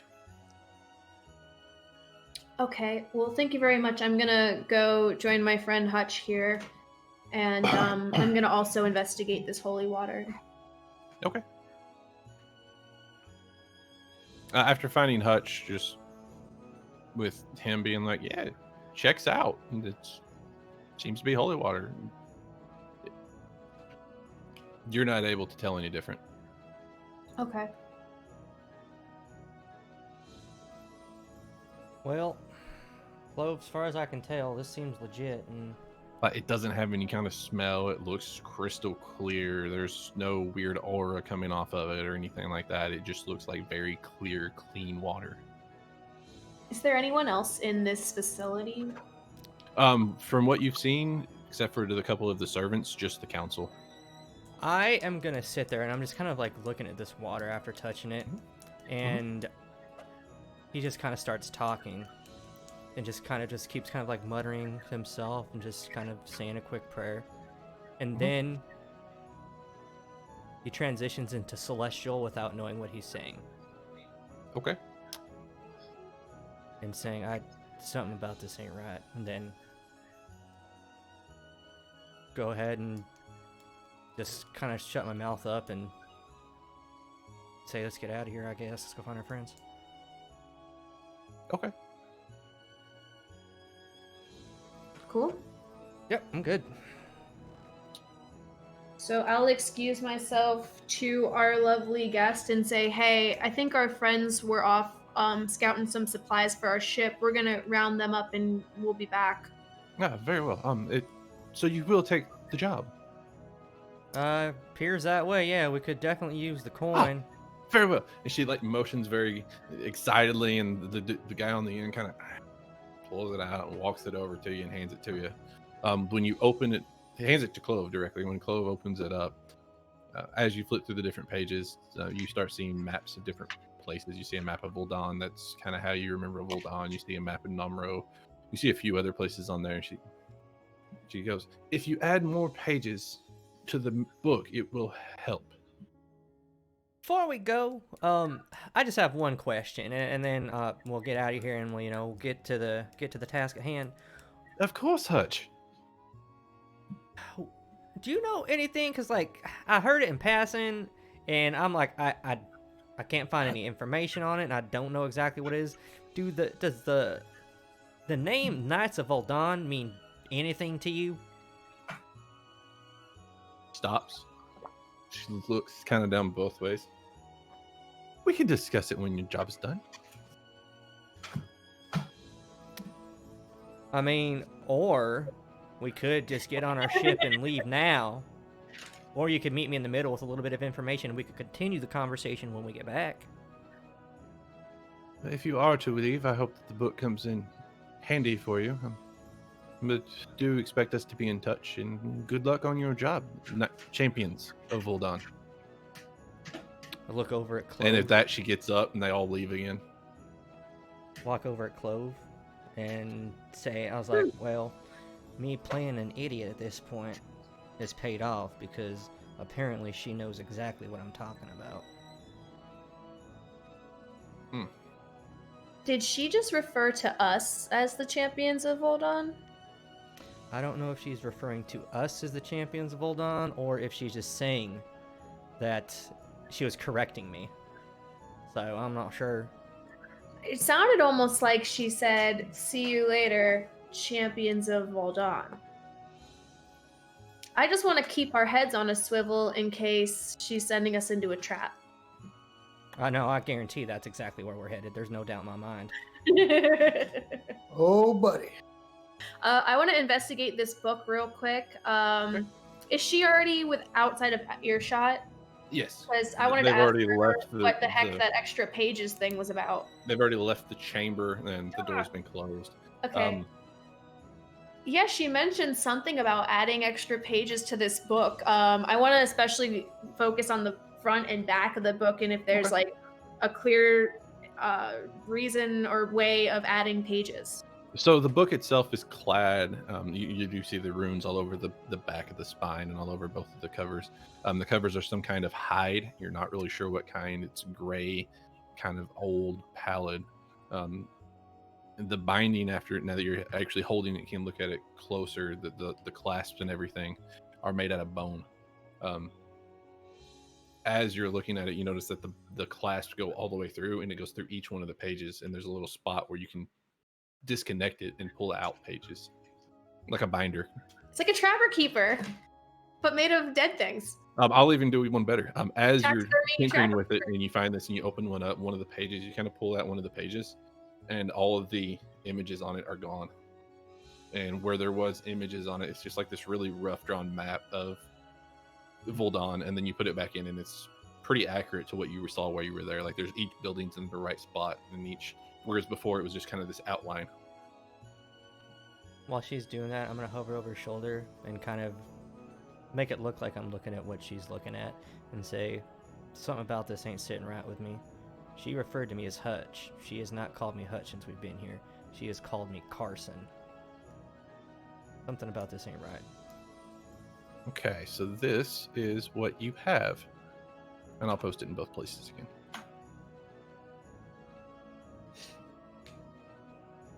So as I'm searching this book, is there any mention of the things that we looked for in the bookstore? And I can narrow that down if that's easier, but No, the only thing in it is different maps. Like it's just a book. It's like an atlas. It's just full of maps.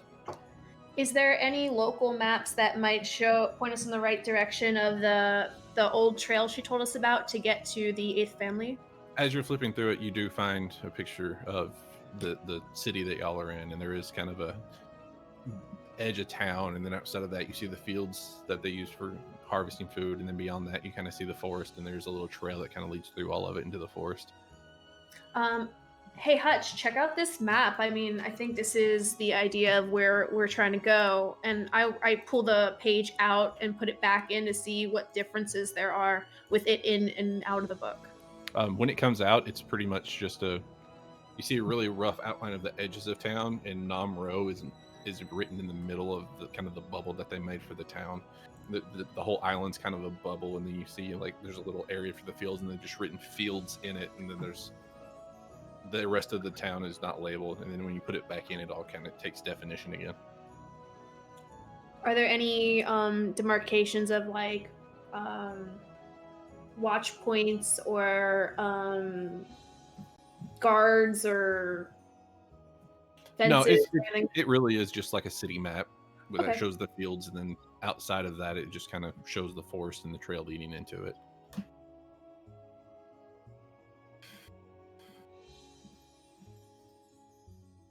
Want to go find our pals? Show them this wild ass book we just got? I reckon that's a good plan. Stay on your toes. I'm gonna stow the book pretty deep in my pack so it's not noticeable. I'm not just like walking around flipping through it. I'm pretty ready to go. While everyone has wandered back off the ship, Kisar has been trying to make several little pouches that can be tied to either the harpoons or like bow and arrows for signaling purposes. I was gonna say, in the passing of the time, I was helping Kisar with creating makeshift bombs or whatever, working with the gear that we bought and inspecting everything and just putting it to work. Okay.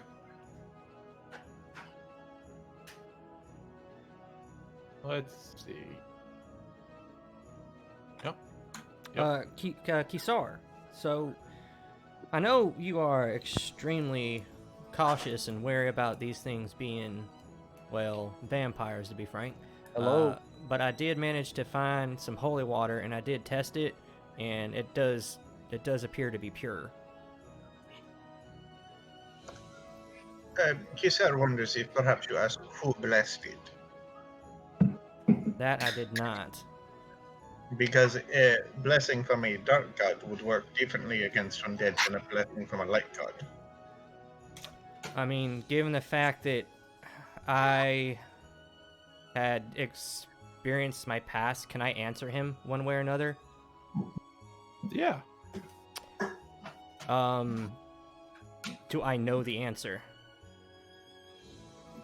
What do you mean? Because I'm both celestial and basically demon, would I know the answer to that? It, for all intensive purposes, appeared to be holy water.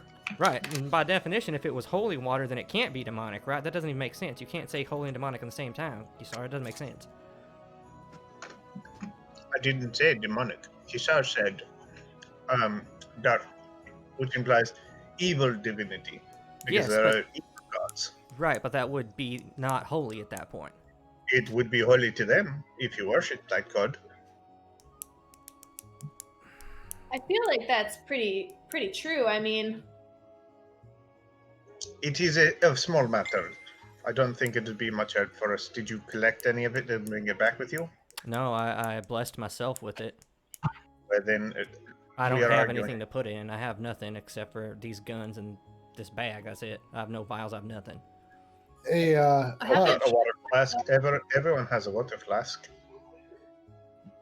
you got a water skin. But again, it is of small import. Hey, Hutch, I got a question for you. What's that? On your way back here, did you happen to feel like you were being watched?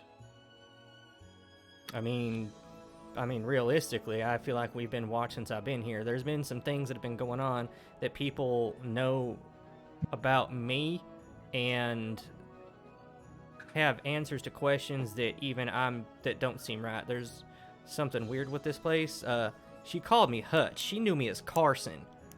I mean, I don't know if it's supernatural or magical, but I'm telling you right now, ever since we left that shop, somebody's been there with me. It's like somebody watching me and right there next to me. Even when I was inspecting the goods we bought and I was making bombs and stuff, it's just somebody was always there. I can't really put my finger on it. Like a presence, or I'm a little confused here, friend. I mean, if you want to call it that, imagine me and you standing next to each other. But when you looked at me, I wasn't there. But you knew I was. That literally sounds like me every day of my life as of the last week. All right, well, not for me, so this is a new thing. So, all right, here's what we know so far, chaps. We know that this Kokoth, or not Kokoth, I'm sorry, I apologize. That is what I'm dealing with. This Zorak, those names are very close. This As you say Kokoth, you feel like this. I apologize. Oh, Kokoth, you are awesome, and I appreciate all that you've done with me so far. But unfortunately, this is not about you. Zorak is this 8th council member that has been disbarred, disbanded, kicked out, gone to war with, however you want to say it, not getting along with these other 7. And they basically want us to go put an end to this now. I assume what they want at this point is, and I just do one of those. And I feel that we need to first question this person, this being, or whomever it is, before we even make the decision to end his life. I mean, feel free to ask people about it, but in our experience, nobody has even talked to us about it. So, I mean, we found out that people are marked with these like crests of different family homes, but the 8th family has no marking anymore. It's So, like they're like they're the outsiders, like they're like the bastard child of the kid that they didn't want. Does that make sense? Can Kisar wants to try and see if he can figure out the nature of the council members from what he's seen of them. what do you mean? Like, do I actually? Because I know they're not vampires. Like, he still says they're vampires, but he knows they're not. But Okay. can he try and figure out if they're like just wizards, necromancers, or if they're like liches or whatnot? Based on the perception roll when you entered the, or no, you didn't go in. You actually haven't seen the council members. I've seen her, and I know she's not a vampire. From what you saw of her, all you know is that she appears to be a human. Maybe a little bit of elf blood in there, but appears to be normal for all intents and purposes. Except Well, for the everybody- fact that I mentioned that I saw that transition. Did you tell them that? Yeah, I told them earlier. Okay. When we were sitting powwowing. Andronicus, Outside, I mean, that's the only information you have outside. you of know, Well, I would like to, real quick, just while everybody's kind of chatting and I was quiet, is there any way that I can try to sense any sort of magic that might be being used to create that presence I'm feeling? Roll. Roll of perception.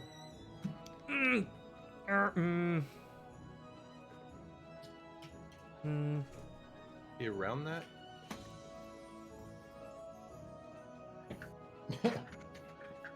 You still have the sensation that somebody might be like. It's almost like when you're walking outside at night and it's dark and there's a deer off somewhere else, and you get that kind of the hair like someone's out here, but you're not quite sure what.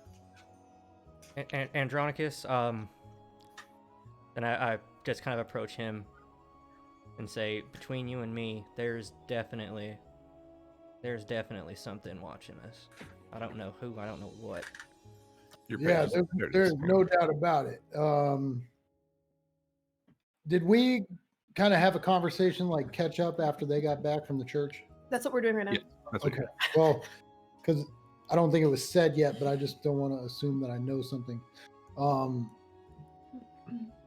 What's going on outside of the town? What do you know about this area that we haven't seen, this wooded area? Well, we received that really wild book of maps, and there's a map out kind of vaguely describing the area we need to go to find the 8th family as far as our only lead. But aside from that, everyone just says they won't talk about what's his name? Zokar. Zorak. Zorak. Yeah. No one will talk about it. They won't even mention it. But we made the newspaper. They know we're here, so I feel like we should tread lightly and not really speak too much about it. She had heard of the champions of Voldon, though, and vaguely, almost kind of referred to us as the champions of Voldon. I'm not sure. No, So- yeah, Clove's actually right. Like, I've been playing dumb, no matter how many times Kisar keeps correcting me, which is kind of funny, I'll admit it at this point, but I played the dumb card saying I heard something about the Knights of Volder, whatever, and as we left, that's when she referred to me as Hutch. That's also when she said Knights of Voldon, or Champions of Voldon, and And she said she'd share some information with us after our task is done, Yeah. but not before. I mean, as much as I'm a little nervous about this feeling I have, part of me wants to beat feet and get out there and see what's going on with this fella in the woods and his unmarked zombies. Can you sense where this energy is coming from that's following you? Is it directional? I mean, it's certainly not magical from what I can tell, but I might be able to feel something. I don't know. Is there any other perception I can take on this feeling I have? Andronicus, I can help you out a little bit on this. Cool. Whatever it is, it's not here right now.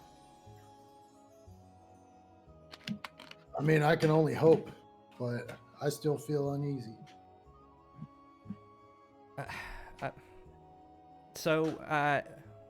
Forget about it. Let's just go. Are we all well rested to embark on our mission? Your dog be fresh, yeah. Yeah. Sweet. It is pretty much like it's right at the cusp of dark right now. Oh, the best time. Let's just go out in the dark. I mean, do you feel it's best to approach this population during the daytime I mean, or at night? I mean, they are I could They are- scout out at night and see. Kisar would say that they are undead and they don't really sleep, so 6 o'clock. I agree. If we're gonna die, we're gonna die. Don't matter what time of day it is. So, I mean, I can see as well at night as I can during the day, so it doesn't matter to me. yeah, I say let's go on. I reckon let's pull that map up and let's go find this Zorak feller and ask him or her or it some questions. Should we take any of these powder bombs or anything we've constructed? And When did y'all start getting explosives? All of them. yeah, Well, while you guys were, doing your thing, we did ours, and that was armaments. So Did y'all craft any type of bombs or grenades or explosive arrows or anything like that? Yeah, we have canvas pouches that we've stuck with black powder, and we also have spears with rope, which also can be tied with black powder. Those pouches, those by all definitions be a throwable hand grenade, essentially. Oh yeah, I also got a flare gun Nice. for He's like, I got a flare gun. Ah. Nice. I mean, look at it. I had. No, Ooh, put it away. Get it away from the powder. trigger discipline. I'm gonna ask, since you three were together, who made the pouches of gunpowder with the fuse? Yes, Kassar. We both. Well, I mean, we both kind of were. Okay, I think we all did, right? Y'all can Yeah. roll some performance checks. I mean, that's what I made mention that I I'm went asking. back to the It's boat. up to y'all who wants to work on it. Oh, During that downtime, I was like, I'm gonna work on, doing the canvas Okay. with the bags and shit. So both of y'all, is Flynn going to help work on it? Okay, I need all three of y'all to roll an intelligence check.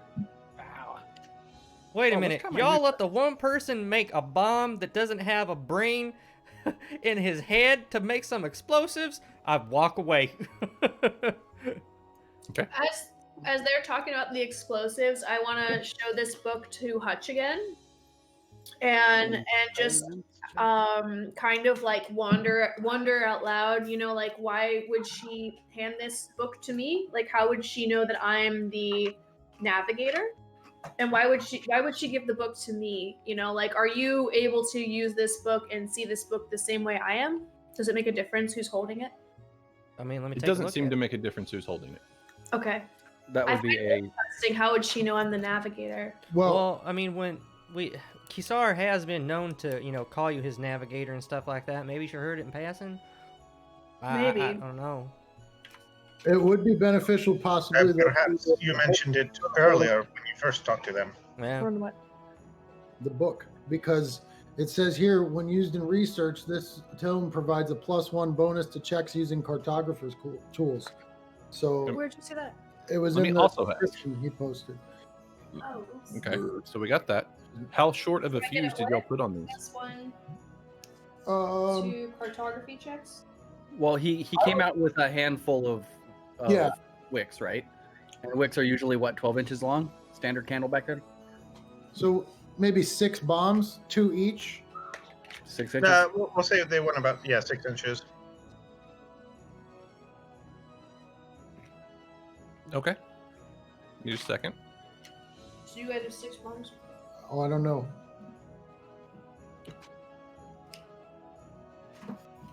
Well, for a standard fuse, that's a long burn time for a candle wick.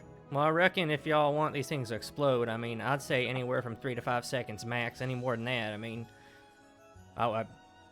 you got time to basically just put it out. Do Okay. you roll yourself? Um, Challenge accepted. 1.5 second fuse. Yes. You ever played baseball? let's see. That was that month. That was so we'll say in that amount of time with the having to measure and everything else, y'all were able to make 5. I don't care if I get 2 or 1. I just want 1. Do we know how long these take to burn, by the way? Working on it. Oh, you're getting like a full thing, and that's 5 total between all of you. Okay. Let's see. So we'll do.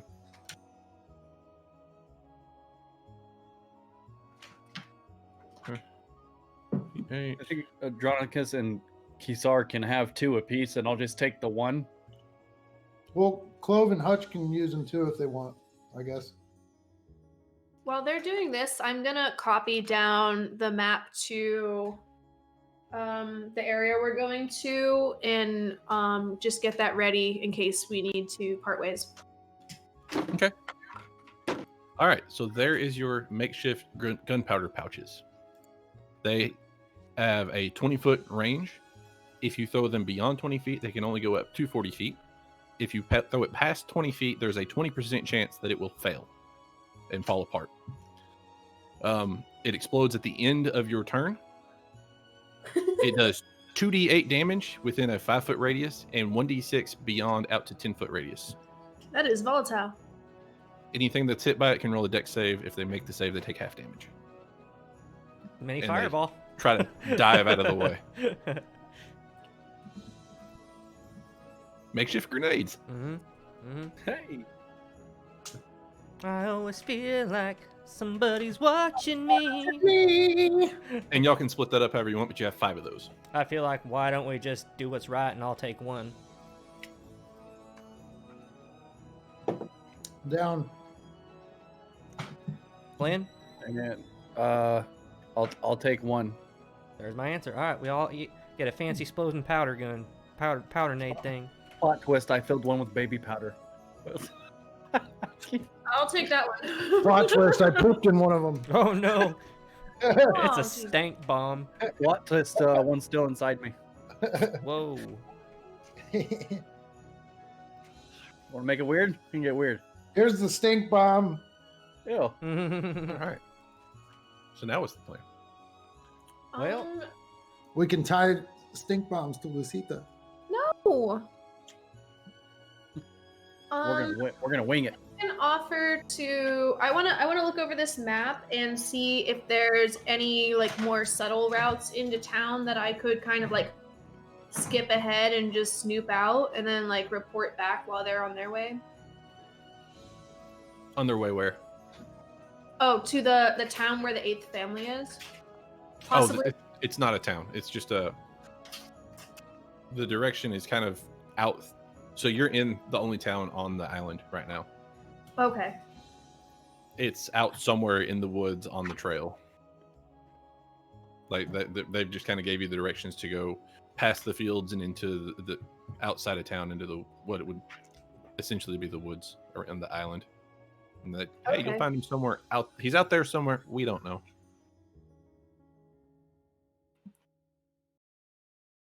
I guess head out there. I mean, I'm ready. I'm ready. Or do Ready. I want to? Okay. Little Hen says it's time to rock and roll. Oh, caca! No. Anybody watch Point Break? I do. I love that movie. I've seen both of them. Kisar is curious if the number of undead has dropped. You don't see as many now that that has happened. You are noticing that there's less in town than there was when you first got there. There's less at the Good. docks. Lovely, lovely. Kisar gets off, starts walking up the dock. Is there any evidence of what had happened before? At this point, it's all been cleaned up. Okay.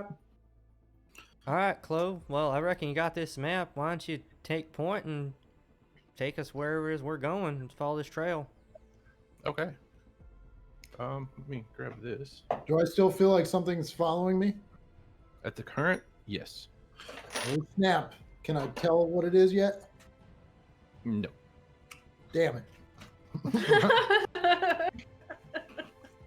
What is the marching order? Also, you're not the only one that feels that way. Just so everybody. I'll take second, third. I'll take second. If you want to take third, Tambo, or it's up to you. Well, Flynn, with The you being second healer, Flynn man, start- I'd probably put you towards the back. Yeah, the second Flynn starts walking. No. Go in the back. Okay. You have good armor, but you do the finger wiggling that makes everyone feel alright. Oh, wiggle your fingers. Hey! So I'll pick Don't Kisar tempt me. and I'll be up at the front. So I grab Kitar's finger. I'm like, I'm tempting, all right. Want me to scout out the front? that's up Yeah, to you got the map in the book, so I reckon you should be ahead. Okay. You I'm lost the gonna map, keep- Josh. I'm gonna keep a copy of the map with someone who's further back who wants it. Flynn. Here. Here you go, Flynn. Here's a copy of the map in case we get separated. I take the copy of the map. I It's look not at as it. it's not as clear as the one that's in the book. It's kind of a rough outline of that one, but it's accurate enough. Can I understand it though? Yeah, absolutely. Okay. So go ahead and roll a survival for me, Clove. Woohoo! We get to roll. Come on, good roll, no whammies. Yeah. Nice. Okay. Yeah. As you're starting, the town has its own like it's paved with different stones and everything. And as you start to get out to the fields, the trail and the road kind of becomes gravel, and out beyond the fields is just a dirt path that leads into the woods, and you're able to pretty easily follow what would have been where the horde had come through on their way in. Having heard what Andronicus said, I'm hyper vigilant in checking my surroundings. Am I feeling like anything's following me?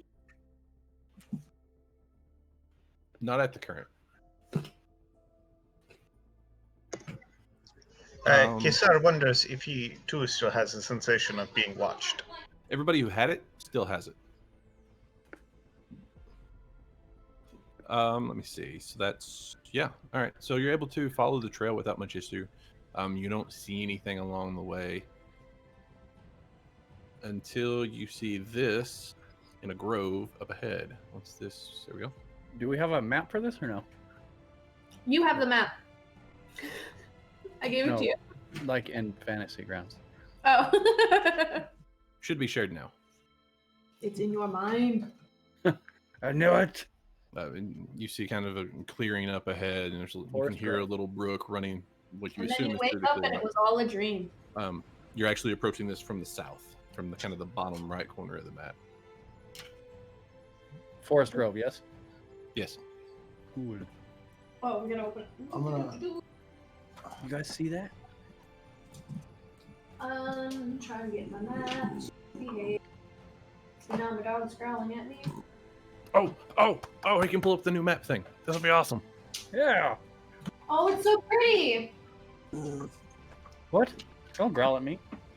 Do you hear my dog? I Yeah. did hear that. That was cool. She gets Kisar mad. will stealth when he sees the grove. Okay, go ahead and roll stuff.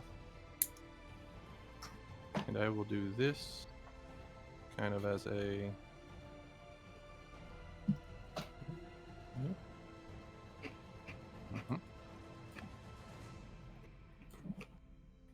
So we're entering. Oh, there we are. Okay. There we go. Okay. So according to the map, is this our destination or is this on our way to our destination? This, by what you can tell, right now, the path, the tracks that you're following from the horde coming in are leading to here. You're not Okay. sure if they go beyond here or if they stop here yet, just because you're not able to get up there, or you haven't went all the way up yet.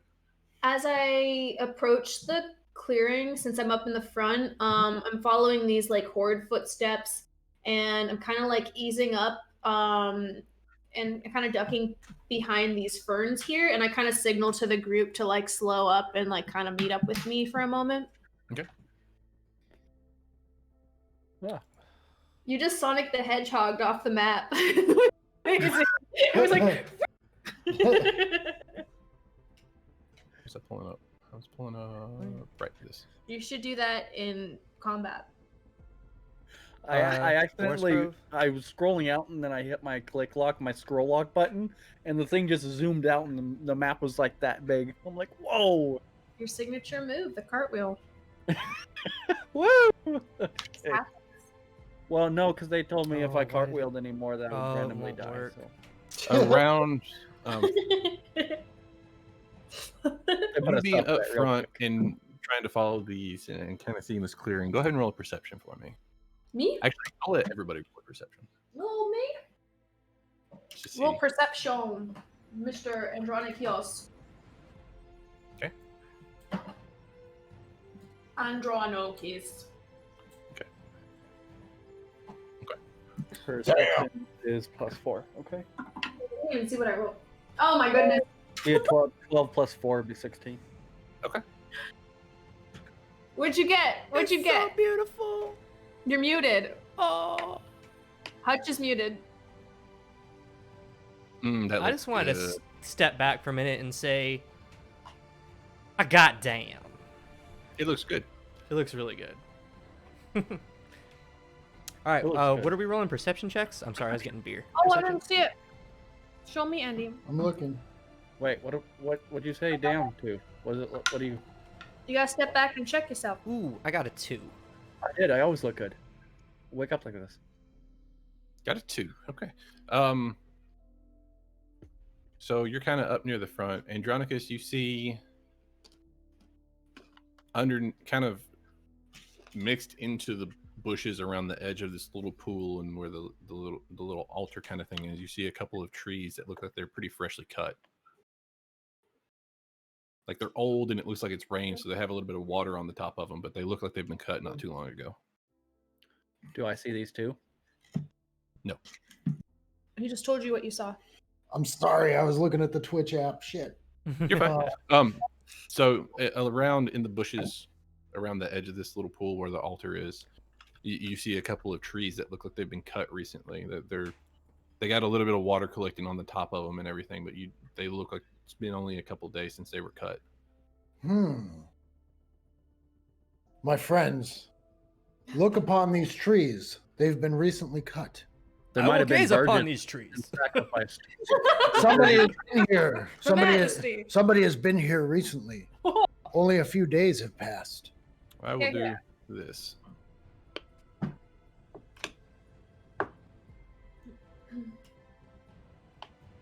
Let's see. Okay, that's what I thought. These are not very big. Guys, I'm just waiting for my computer to explode right now. Right? Really? Is that bad? There we go.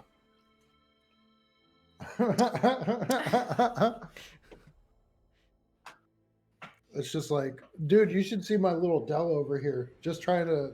I couldn't even watch Twitch. I had to go to the phone. I'm waiting for my computer to slow down. It's too fast. Come on. My jokes are fire. Come on. So yeah, go ahead. Whatever y'all would like to do now. It's the biggest fucking laugh I've ever heard. Ha Well, obviously we're probably heading in the right direction, I reckon. I mean, these cuts are new. This brush has been cleared away not too long ago. I feel like we're probably getting close. Close to what? Are That's these a good markers question. near trees? Huh? Okay. Can I investigate the trees? If Up you would close? like to. Can I touch them? Run my hand across them? If you would like to. I would like to go up and check I'm out gonna- the. I want to touch that. Okay. Is anybody else moving while he's on his way over there toward that one? I'm Hi. gonna start skirting through the trees, like along the right side, and kind of post up behind this tree and kind of just snoop and see if there's any like footprints or people hiding or any kind of weird energy. Okay. Kisa readies his hand crossbow. Okay. So that's about where everybody is. Yeah. Yeah. Are you okay? Flynn, I need you to make a Constitution save. Ah! You walk all the way up and onto the altar. Oh my god, that was fast.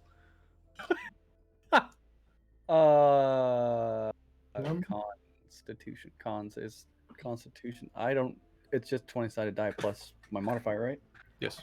While he's out there, I'm like, it might be a good idea before, going out there and getting yourself in all kinds of hell, slow up. Maybe for next time. Yeah, 13 plus 2, 15. So Flynn falls to the ground and is currently catatonic. Wait, where are you? You're our medic. I look over at Ikastar like, see, I told you. So the three of you kind of skirt out to the side and go kind of up toward the top of where this little brook kind of crests over a small waterfall. Andronicus is walking up to the stump to inspect, and at the same time, Flynn's kind of walking right behind him and splits off to the altar and falls catatonic. About the same time, Andronicus is feeling this stump, and let me do this. I use my whip to just grab his foot and just yank him back. Like, no. Don't I roll advantage on that though? You're way out of range for your whip. Damn it. Where are you, Andronicus? What's your Down there. Oh, Andronicus? What's your AC? This is here. What's that? What's your AC? My AC is 17. I thought you were a chopped tree. Ooh, just hits. Just hits. All right, so you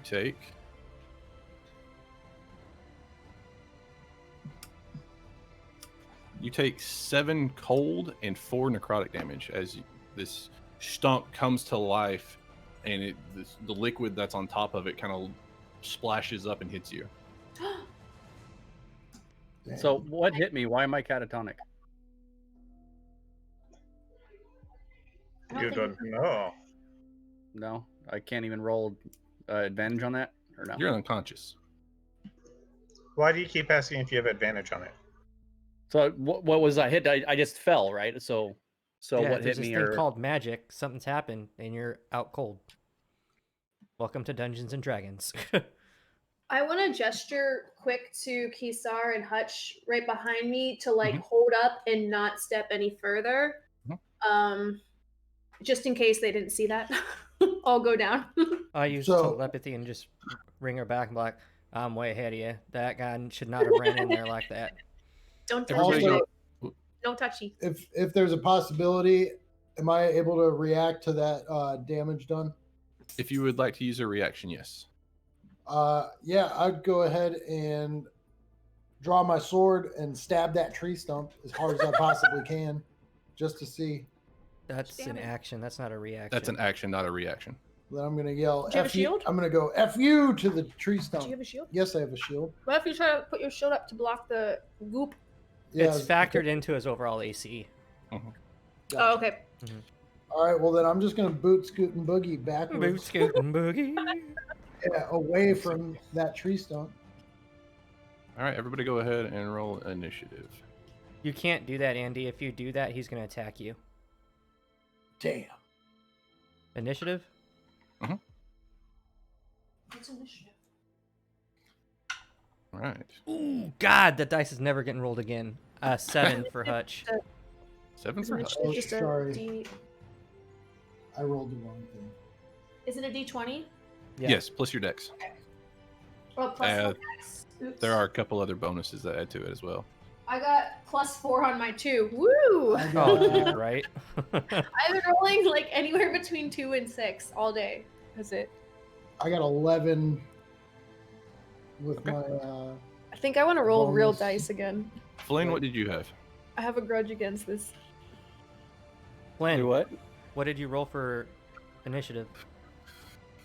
I'm incapped. I can't do You anything. still roll for your initiative to know your turn and order and turn. Oh, gotcha. 2 seconds.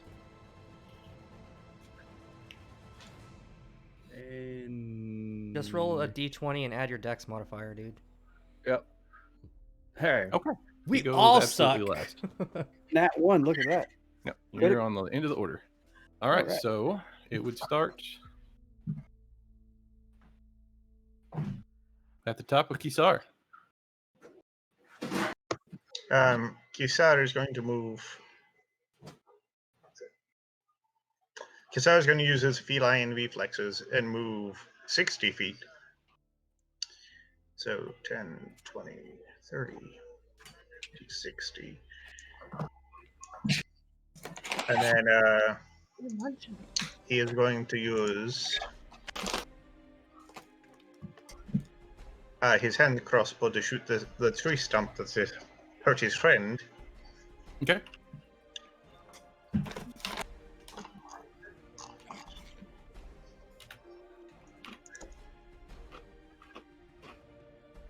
Damn. A 20 now, does hit. can I use my my psychic blades, or is it only on weapon attack or actual blade attacks? I don't know what that is. When you hit a creature with the weapon attack. Okay, and I'm going to add psychic blade damage, so 2d6 psychic damage on top of regular hand crossbow damage. Okay, yeah, go ahead and roll damage. So it'll be 3d6 plus 3. Nice. Okay, 15. so that one takes 15. Hang on, let me do this. And then as a bonus action, I think I'm in range. 10. Yeah, I'm going to cast Healing Word on Flynn to see if I can get him back up. I'm having to replace these. That's fine. These aren't the trees you were looking for. Yeah. So be Nobody? this one, I want friends. Yep. and then this one. Okay, 1d4.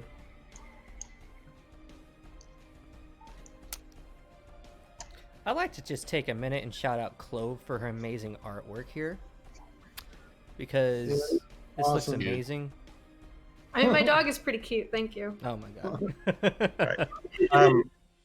If it did anything, I healed Flynn for 6 points.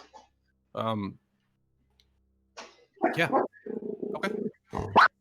Now you reach out with your healing words. You sing a couple of little lines of the healing magic that you learned in your training, and He sings. He starts singing. Wake me up before you go, don't try to sleep like a yo-yo. go ahead and roll me. Let's see, what was it? No, I'm kidding. I was gonna do a vicious mockery, but it's so Flynn doesn't like. You see what you kind of can feel the aura of your healing energy hit Flynn, and he doesn't move. Anything else you'd like to do on your turn?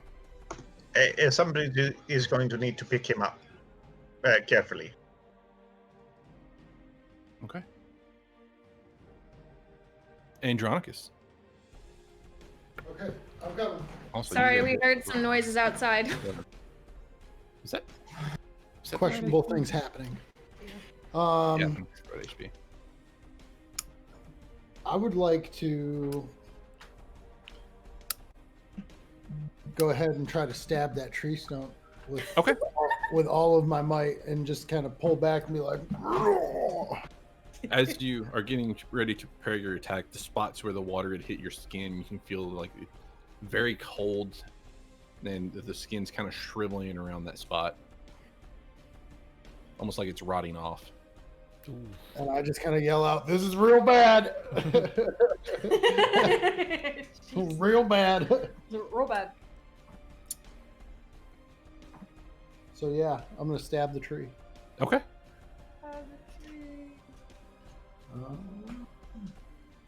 Ron, sit up. Roll me an attack.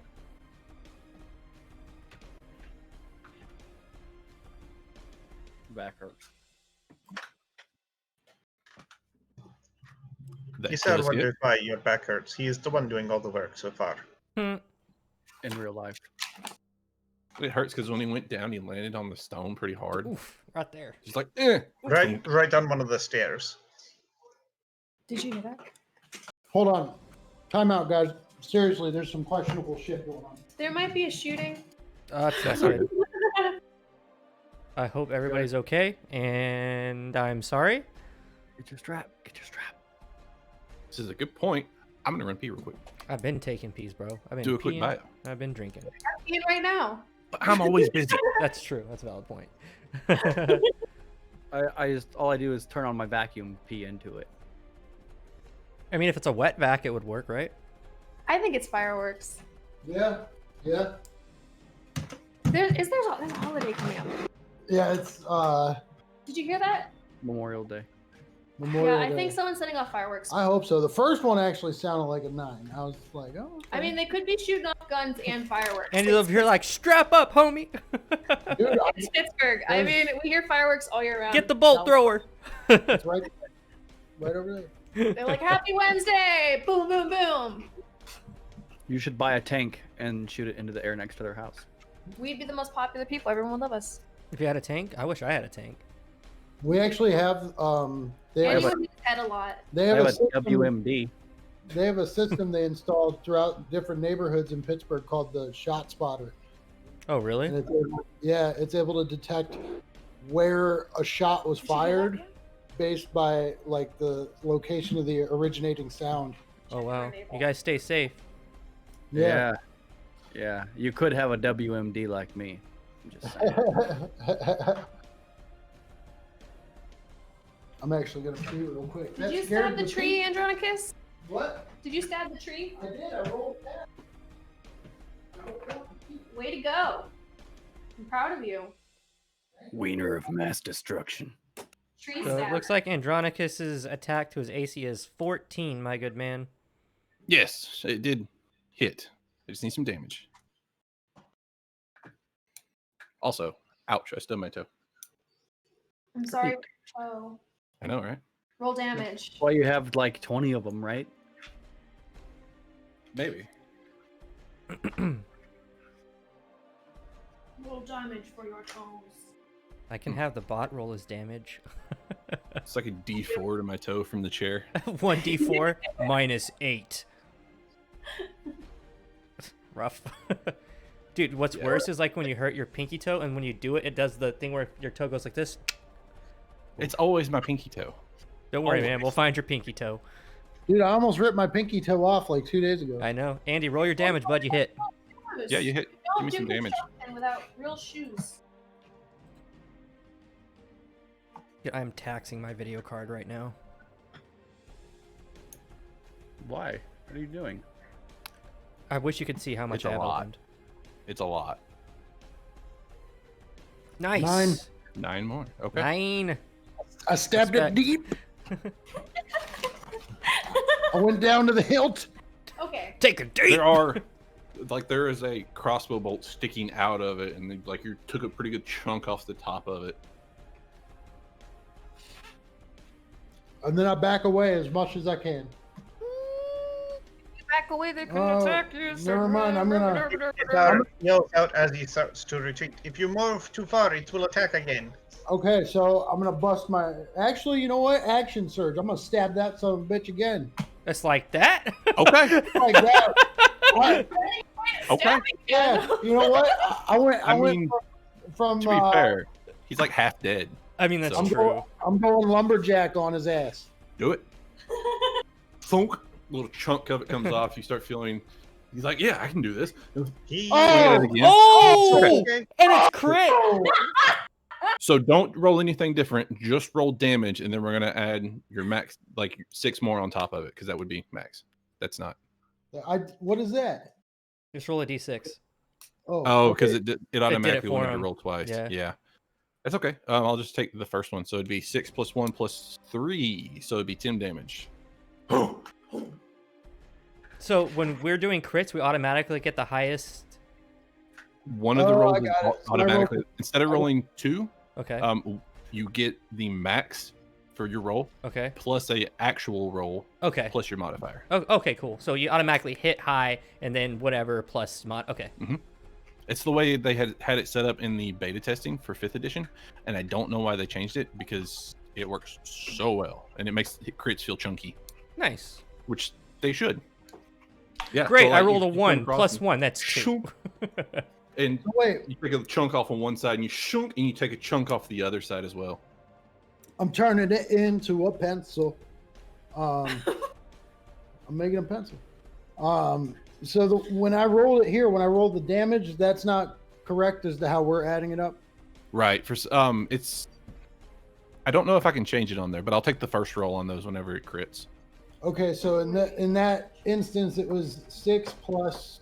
6 + 1 + 3. Yeah. Okay, so even though the 5 was higher, you take the first. Because I'll it's take the first one, roll, just yeah. to be fair. Yeah. Got it. All right. I'm So like, yeah. Anything else you'd like to Andronicus, do? hit him with that backhand. Finish that sumbitch off. Can I do that? Can I hit him with a backhand? Shield and offhand. Oh. You could use a bonus action if you had a bonus action that was usable, I don't. or a. Don't know that you. He do, hasn't used a single bonus action and he action surged. though. Right. So you could. Or can't. Yeah, you should still be able to hit them with the offhand, right? He doesn't have an offhand. He has a shield. Oh, never mind. Yeah, I'm not rocking dual swords. I just got one and a shield. Could I? I don't know. I If think I you could can somehow- seal bash for like a D4, right? Isn't that a thing? He could If you offhand the. took if you took the feet for shield Yeah, there's bashing. a feat for Okay. it. And I do not have that. Not yet. Would you like to Alright. move or reposition? I'm gonna go into a defensive stance behind my shield, and just kind of chill. Let's see. Who's it go to now? So you notice that the other stumps that you see in the area are not moving yet. Thank goodness, because they suck. They hurt. The one that is right beside Andronicus, though, is going to go ahead and take another attack. Okay. Yes. You pull up your shield and you get ready to go, and after it shunk, and it kind of chunks fall off, it kind of just pops up and kind of splurts more of the little oozy water at you. Hits the shield, no problems at all. Who's on that? Oh, Carson's me? up. Really? With a Mr. 7? Hutch. Really? I rolled like a negative Lower. 4.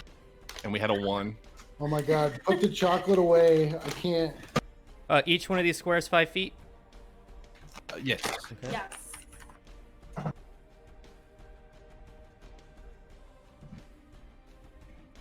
Chambo, don't let me down. What's the range on my pistols? Good question. Should be on there. Hang on, I gotta pull it up. I have my character sheet pulled up. Hang on just a minute. I'm working where on did it as go? well. There it is. I don't have a range. It is 40-80. 48? Alright, so 5, 10, 15, 25, 35. Fuck. 45. Now, bear in mind, you do have packed weapons now, so you can as something else. Yeah, well, that's about to. I'm sitting there. I'm like, he's too far. And I'm like, God damn it. I wish I had some more range. And then, poof. A rifle materializes out of nowhere. Okay. Steel looking rifle. And he's like, what the hell? I mean, let's see what this can do. Damn. How far is it? Speaking of. It's 45 feet. Ooh, you're Oh. at a disadvantage. Well, then, then I'll just go back And one then he square. thinks of That's both at or 50, so something. I'm in range now. That's 50 or beyond. So there's a Okay. 50. Because I moved Yeah, at 30. that's I was like, damn, he's too far, so let me move back. Can't shoot within 50. Yeah. All right, here we go.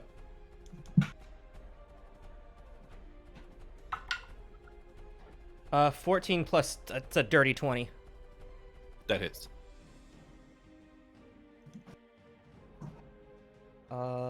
This is... Big. Big. This is big damage, boys. It's big. But you have to reload it every time you shoot it, too. Yeah. So Well, I'm out of movement won't- after this. I got nothing because I already moved and Yeah. I used my spawn to fire. Yeah. All right. Oh, well, yeah, you can't reload it until next round because it takes Yeah, movement it's to reload. empty. You'll see that.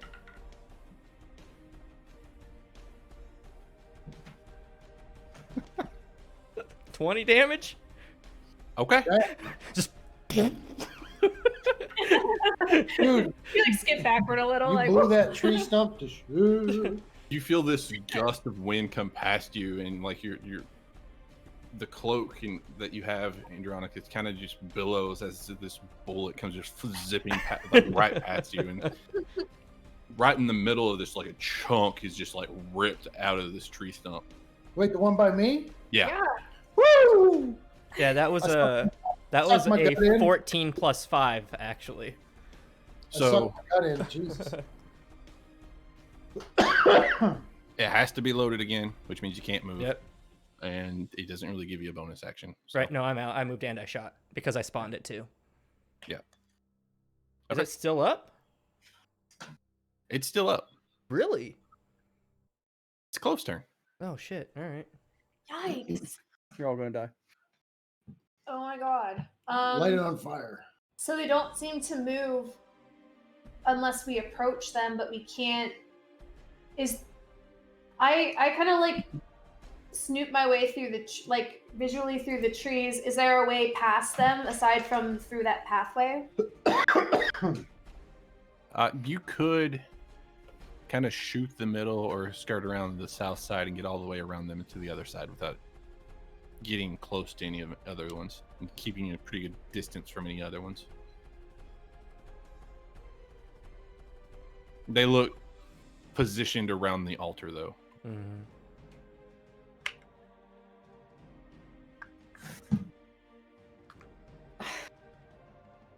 Currently, only the one right beside Andronicus has moved and has done anything. The other ones are still stationary. And I can't reach all the way over there, and there's a bunch of things blocking. So you've got a crossbow which has or a bow that has gnarly range, plus you can move. Plus he's already engaged with another player, so you know what that means. okay, so I'm gonna kind of 75 feet. Okay, I'm gonna dash and then sneak attack the guy by Andronicus. It's not a dash, but you can move and then shoot it. Yeah, you can. You have She can dash as a bonus action, can't she? But she still has her movement. If she bonus action dashes, I mean, either way, it would be the same. You've got enough, like, you can hit it regardless, no matter which way you do it. Because I think my range is, what is my range on my bow? Your bow's like 300 feet to 600 feet. Oh, I'm just gonna stay where I am then. And... Okay. Shoot from cover. Let's see. yeah, I'm gonna let's like round around this. Or is it side 1 to 3, and then I think longbow's 3 to 6. It might be 1 to 3.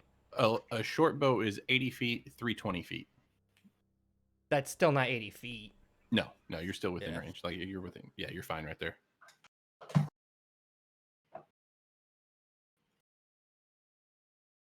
Come on, friend.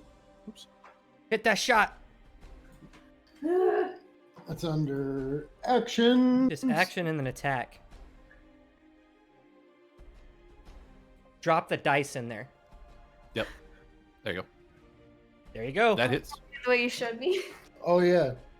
And then I get a bonus sneak attack. It should be 2d6 You get at your this sneak point. attacks as well. So you'll have 3d6 plus 4 total.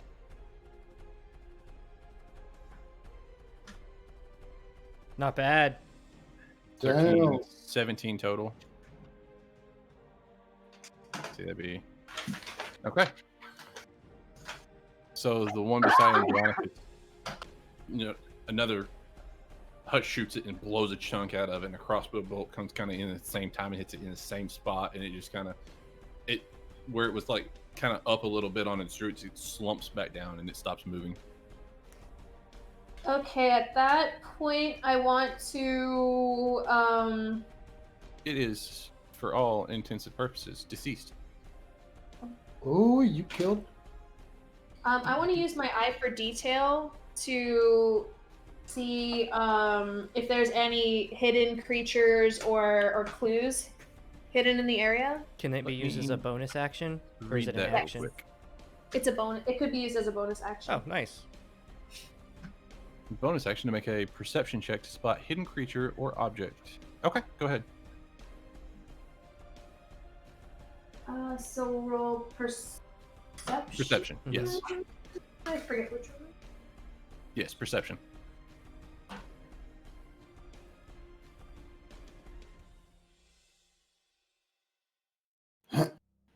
Yeah. The other stumps, you can tell that the other stumps are the exact same thing. I'm gonna kind of like motion to everybody to stay very still and be like, I have a feeling if we just don't move near these, we might be okay. I think she's right. I think she's right too. It doesn't look like they're actually engaging. It looks like they're more like they're protecting or guarding. But And they whatever ain't you moving. do, don't touch them. Kisar, what do you think? Perhaps we should get Flynn off that altar. Anything else you'd like to do on your turn, Clove? Um, And it's bonus and normal action. You do have movement.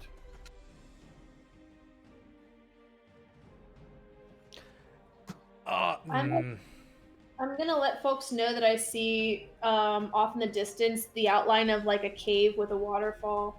Okay, that's actually right over here on the to the right of the altar, where the water kind of drops over that little cliff. I'll keep my little screens over that way. Just up to the north of you. Yeah, I see it. Oh, okay. Okay. So yes, there is an outline kind of a cave entrance behind the little waterfall there. All right. So the other two stumps don't move, And it's Flint's turn. Go ahead and roll a Constitution save.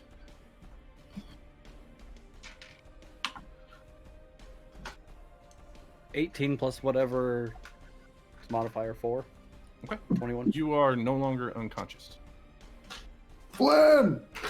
Good morning. You, after stepping on the first step of the altar and moving up to the second, as soon as your foot touched the second altar, you feel your body go rigid and you fall over. As you regain conscious, you notice that you're laying on the hard stone, but you're not on the middle part. You're kind of on the lower stone when you come to.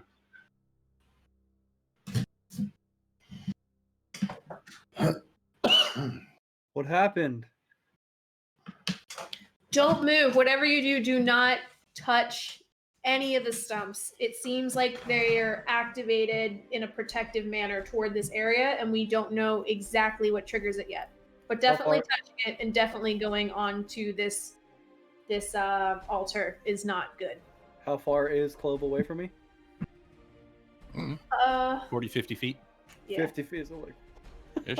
right, and I'm just coming out of a catatonic state, right? So I'm still a Yeah, little bit you're fuzzy. Technically waking up, yeah.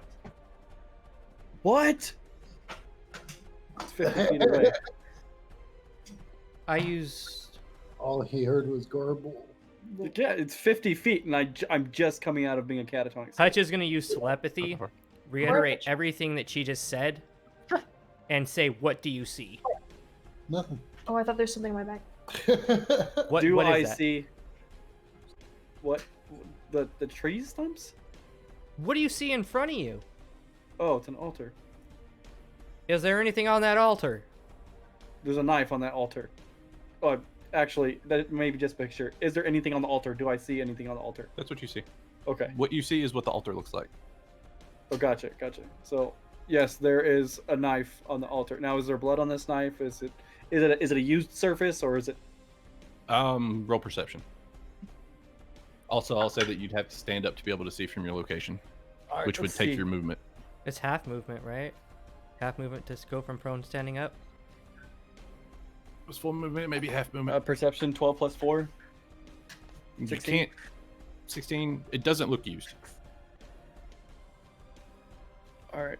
Well, I tell Hutch, we're like, man, you being in my head's really creeping me out. But there's an altar with a knife. Yes, half movement and stand up. I Now- slowly back away from the altar. Okay. As slow as humanly possible, like almost not moving. Hey, how far is she from me? She's not far. Hey, Clove, Yep. do you have mage hand? Nope. Oh, fuck. Nobody's got mage hand. I've got a net and a whip and You can move off the altar a little ways. Okay. Yeah, it's fine. It's got a net, Why don't you a try to whip, use a that cat whip of and get nine that knife off tails. that altar? It might be important. And please don't roll a 1. You stab somebody with it. So, unless y'all are technically out of combat right now, Right. the map's just there for reference on where everything is. Do we want to deal with these other stumps one at a time, I would say. just so they don't become an issue later? I mean, if we don't have to deal with them at all, I would prefer not to, because I will tell you they bite. I agree. If we can avoid them bite entirely, we hard. might as well just keep moving on. But I My feel like hand- that knife on that altar might be important. I feel like it might be important, but what if it's tied to someone we're working for, and if we destroy their sacred space, are they going to be quite upset? Well, I'm not This saying whole- destroy it. I'm saying grab it. hold on to it. Mm-hmm. Here's the issue with magical type deals and religious type things. We don't know that the dagger did not make Flynn faint when he walked up there. So it is entirely possible that the altar did it, or perhaps that knife did it to him. Can anybody dispel magic? Not yet. Me neither. Well, then I guess if that's the case, then I just, as a general rule, would not like to leave an enemy standing behind me before we investigate perhaps at Waterfall or more into the altar. Yeah. I mean I understand, but then we also risk the chance of that thing fighting back, and that thing hits a hard. That's one hard son bitch. It damn near took Well, out. I have a range weapon, you have a range weapon, and Clove has range weapon. Right, but Clove's not going to get the hardest dealt she can get unless somebody's in there right up in its face. We don't need to, we just need to shoot it from a distance. Who cares how hard you hit, as long as you hit. We also don't know if that thing can move yet. I mean, call me crazy, but if Flynn fixes me up, I don't mind going back into the fray. I vote that we leave him as B and we just continue on, because I got a feeling this has something to do with Zorak. The one Yeah. right beside the waterfall is actually up on this little cliff edge, and you would not, from the way it looks like you could pass through the waterfall and underneath it without getting close to it. Adronicus, come here. Let me give you some of these bandages. Ooh, yes, please. Thank you for your bandages. Here, let me just coming over. Bandages.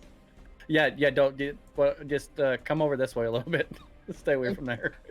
And this is Oh, yeah. the waterfall over here, right? Yes, over on the right side. Okay, so I am using bandages on Adronicus. What did those do? And how many do you have? I think I have 50 feet in each, or in 10, right? I have no idea. While they're figuring it out, Hutch just shrugs and he moves and dashes 60 feet. Where are you at? Flynn and John. 50 feet of white limited bandages for one action. You can use 5 feet of bandages to bind an open wound, immediately healing as much slashing or piercing damage. Never mind, right? Because he took cold and necrotic. Yeah. Does your character know that though? No. But you already used it. I'm like, oh, where's your boo boo at, Adronicus? It's right here. Oh, Kiss it Go back. ahead and roll a triage okay. before you spend it. I'll give you that. All right. Gosh. From where Hutch is at, what does he see? Oh, you're actually above it. How did you get there, by the way? I used my movement and I just booked it. From where? 11? So you were down I was south. like right here, so I just went Which straight up and path? right here. Okay, so when you get to the bottom, there's like a 10-foot little cliff. Okay. And there's water coming off. You can see a little cave entrance inside of it, though. 11 plus 6, 17. Okay. After looking at the wound, you know that the bandages wouldn't be much good. It looks more like it's starting to pocket out, and it's not so much a bleeding wound as it is just something rotting his flesh a little. Gotcha. It's all right. Not the first time I look like Swiss cheese. You sure? I mean, it's not going to do anything, so you might as well keep them. Hey guys, I think this is the way to go, and I appreciate the gesture. I think this is the way to go, and I got here just fine, and it looks like there's a clear path. These trees ain't messing with us unless we get too close. I reckon we should just go this way. And then I look at Hutch and we're like, That was safe. Okay, so I note the safe path he pointed out, and join up with him. Okay. And I'll say you can get over to there without alerting any of the stumps that are remaining without issue. I would like to go over there too. Okay. Yeah, everybody can go over there if you'd like to. Hi guys. It's up to y'all. If that's what y'all would like to do instead of handling the other stuff, that's fine. All right, now we gotta decide who's going in first. I mean, I'll sneak ahead. Yeah, get low and let us know if you see anything. Cool. So I'm gonna find like a little bit of edge of where am I? Here I am, sorry. Oh, it won't grab me. There we go. I'm gonna edge along this route here, just before I'm out of sight and just snoop ahead and see what's up. Give me just a second. I have a. You And should I've have a new map called the Caves of Ruin. And I'm gonna have my little shield up.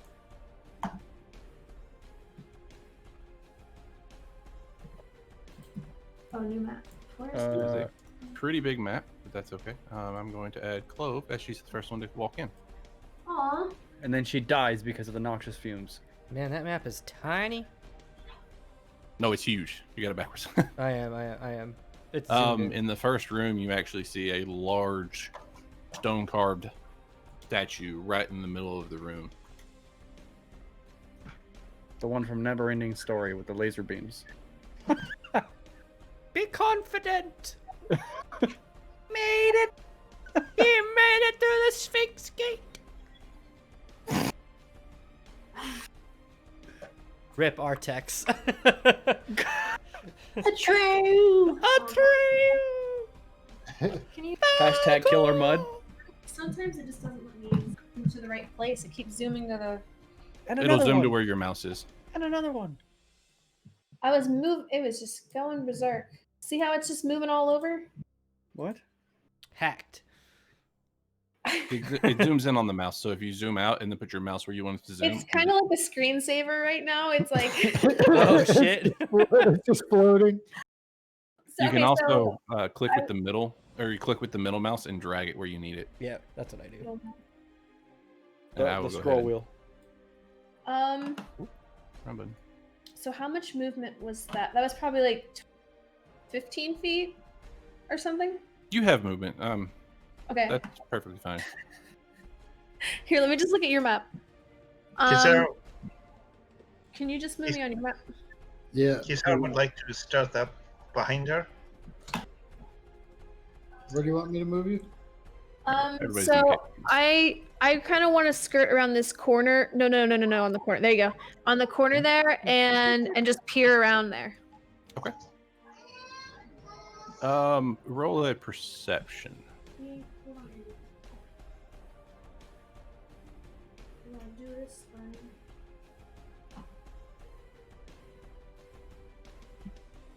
You guys should buy one of these dice boxes. They smell amazing. Okay. You see over on this side of the room, kind of off center from where the statue is, behind it a little bit, kind of just floating. And there's a very tangible, thick, small cloud of mist right here. Okay. I'm gonna motion to everyone to approach, but slowly and quietly. I'm gonna be kind of like.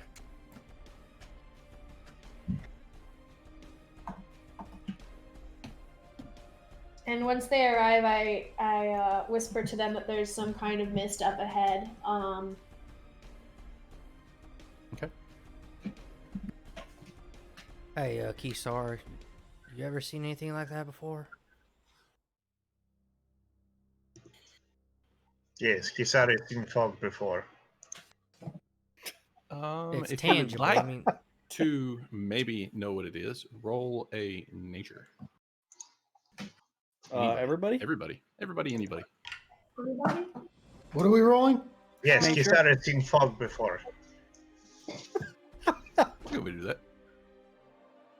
Okay. 18 for Hutch. Nature is +3. All right. Okay. Do we?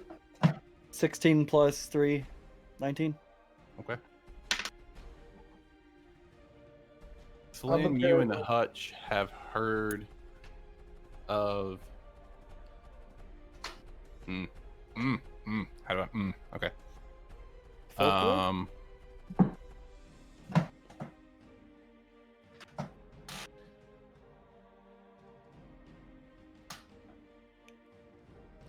Yep, we're gonna do that. That'll work. What? Copy and paste. Copy pasta. There you go. Whoa. Sounds like a blast. There you go. That's your knowledge of this. It's kind of folklore-y. Not quite sure if it's real or not, but it's definitely from what you're looking at in the darkness and just kind of how it's hovering in one spot, and as it moves, it's just kind of small area. It's kind of the impression you're getting. I've heard stories of this before in passing and just on my, my travels and stuff about people coming out of like these crazy caves and stuff like that along these trade paths that I used to work. They would mention things about this mist that would basically suck their life force out of their bodies. I reckon that we should try to stay as clear of that as we possibly can. I don't know if we can hurt it. Can these things move, or are they stationary? DM, with the 17 and 19 rolls, do we know that? You know that they, from the story you've heard, is they will hunt people down. Do we know if we can hurt them? You're not sure. I know that they move and they will hunt people down, but I don't know whether or not we can hurt it, and realistically, we have one way to find out. Before we approach any further, I want to see if I can tell what that, without going further, can I tell what that statue is? You said there was a statue? Yes, there's a statue, more dead center in the middle of the room. It's very old. It's carved of stone. It looks like a very regally dressed person, just normal human man, just very, very regal. Is there any text on it? Not that you can see from here. There's no kind of plaque or anything on the front. It's just the statue. Okay. Where is that statue in reference to where we're at? So it would be here. I can do it this way. Let me just. You know what? One of these will work. Are there any crests or symbols representing any of the families? No. It is roughly right there.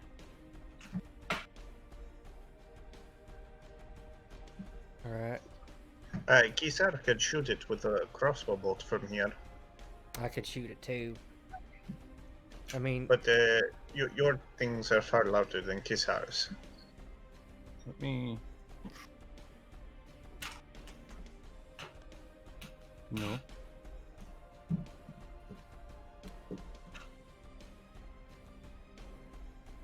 As y'all are sitting there discussing this and pointing this out and trying to decide, it actually starts moving very quickly toward you. The mist thing? Yes. Shoot it. Kisar shoots it with the crossbow bolt. Before you get the chance to shoot it, it actually moves up into range. Just woof. And I'm there first. It's gonna take an attack. As it gets close, it's not so much. It actually just is on top of Clove, like it engulfs Clove in the mist. Oh, Clove, go ahead and roll a con save. Is that a D20? that's on the right. See saves Yep, Constitution, just drop the die. at the bottom. On your Constitution, if you drag the dice over, it'll just roll it for you. Oh!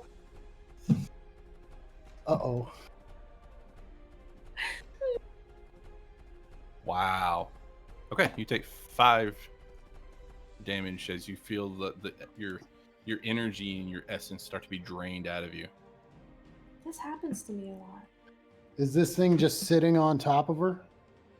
It's I get drained. she's inside of this mist now. Can I, since I'm directly behind her, can I kick her? And like try to kick her out? On your turn if you want to. We're actually going, and even it went by turn order, so it's actually to Kisar. Aha. Oh wait. Kisar will stab with his rapier. Did my shield make a difference with that damage? Your No. shield's added to your AC. It's added to your armor. Kisar is concerned about hitting his navigator and misses, I'm pretty Kisar sure. pulls out his weapon and is trying to stab at it and find a spot where he can get some kind of like kind of stabbing but pulling out away from Clove and trying to dissipate the mist, and then it has no effect. You're gonna lop my head off. Oh, that should be to Andronicus. I don't know why I skipped Andronicus. Okay. I would like to try to. Unless there's something else that Kisar would like to do with his bonus or movement. Just in the hopefulness of getting her out of danger, I'll go ahead and try to kick Clove out of the mist. So roll a strength, an athletics. Shout, "This is Sparta" while you do it. This is Sparta! Oh. I would have shit myself if that was a nat 20. I'd be like, yes. I will say that you're able to kind of put your, not so much like kick hard, but like put your foot and kind of shove with your foot out of the way and try to push her out. You move her 5 feet and she's currently out of the mist. Okay. But the mist is still there. At this point, let me see here. Can I dash as a reaction out of there?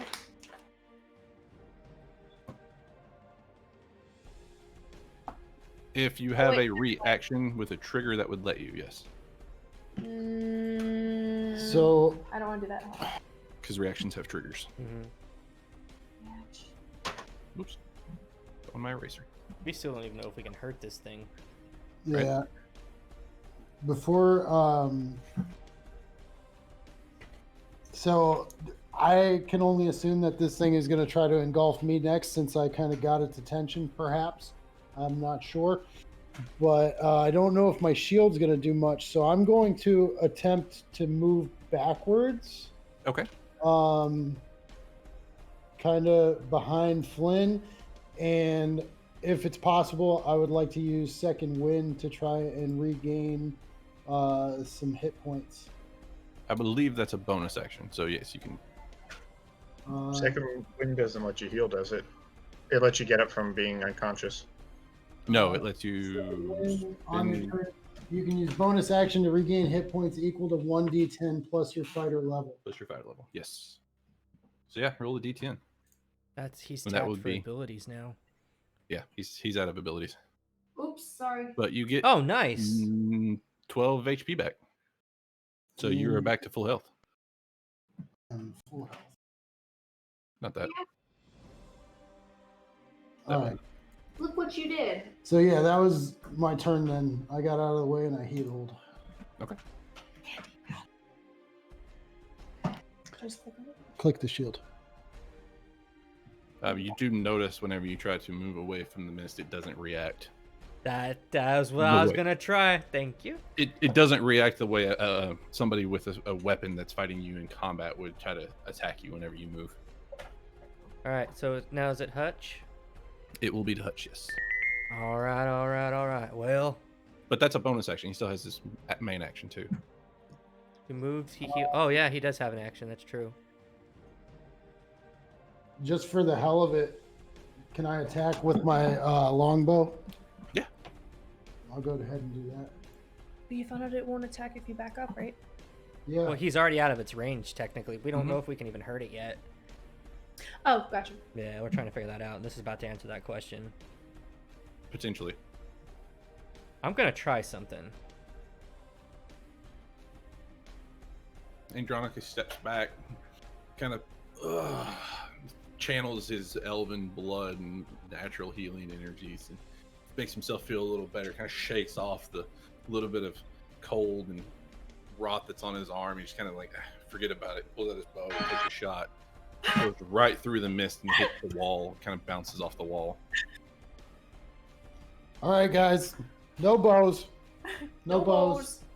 It is Carson's turn. Sorry, it keeps going to their own person. I'm getting ahead of myself. All right, so Hutch is going to go here. I'm going to... Can I use my bonus action to check this thing out? The statue? Yeah. Yeah. In If you detail. Go ahead and roll an investigation. Yeah, I'll give it to you. Do you want me to use like my special investigation thingy or just regular? Just the regular one. Okay. Your trade investigation wouldn't really matter much on that. Okay. I am, however, I believe I am proficient in that. Oh boy, am I ever. So we're going +4 on top of that. All right. Natural 20 + 4. Okay. From what little bit of information you could pick out of the redacted pieces whenever you were in the library and looking through the newspapers and the clippings and the history books, from the way that it's carved and the way that he's dressed and everything about him, you get the impression that this is the person that you're after. This statue is of Zorok. I kind of like, holy shit. And like thinking back, I'm like, well, we can't hurt this thing. And then kind of look up and I'm like, Kokoth, see what you got. And then poof, pistol. Okay. And I'm going to shoot the mist. This isn't like his stuff. This also has magical properties. So I'm seeing if a magical weapon. It's a magical weapon, so I'm seeing if magical attacks affect it. Which surprisingly, nobody's using the sickle that y'all had. That's true. I don't have it. Also, everybody does, or with where you are now, you do see that the cave kind of continues on in the back corner as well. Who's got the sickle? All right, so I'm gonna hit it with. Did he share with us that he saw? I missed. What'd you get? He's still on his turn. Got a one. Okay. You shot yourself? Yeah. Roll a d6. Hang on just a minute. Wormwood, don't fail me now. 3. Oh, you blew your dick off. Don't pee yourself on the internet. Roll damage. For the weapon itself? Yeah, it's gonna be 1d100, by the way. The actual damage. I'm looking at it right now. I just want to make sure I rolled it right. It's a d8. Okay.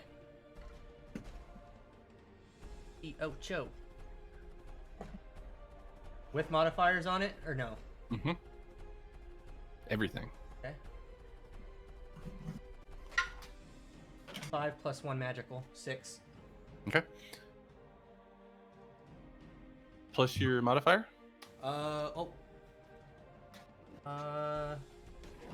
It's my +4. Oh, 10? Yeah. Okay. Because charisma.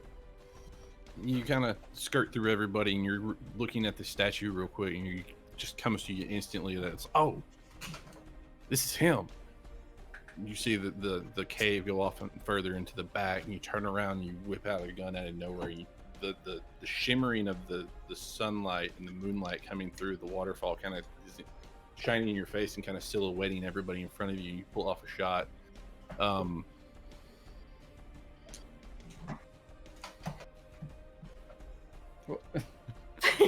Clove, you take 5 damage as the bullet grazes your ribs. Oh, shit. Gracious. Oh shit, I'm sorry, doll. That's my bad. I'm gonna go pee now. He shot you while peeing. And that puts it to Clove's turn.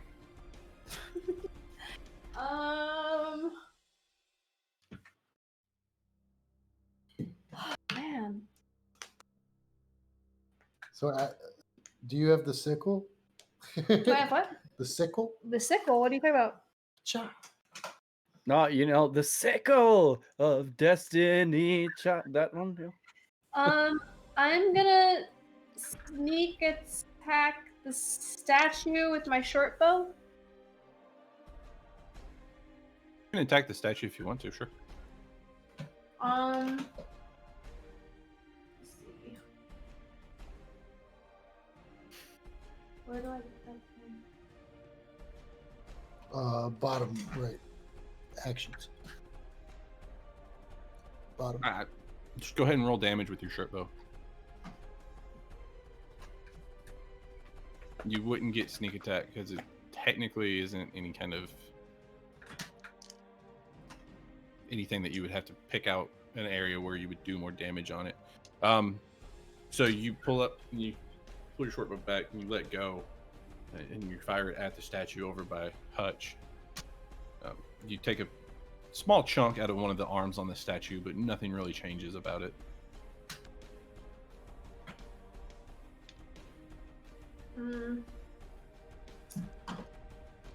I'm going to tuck behind this little piece here.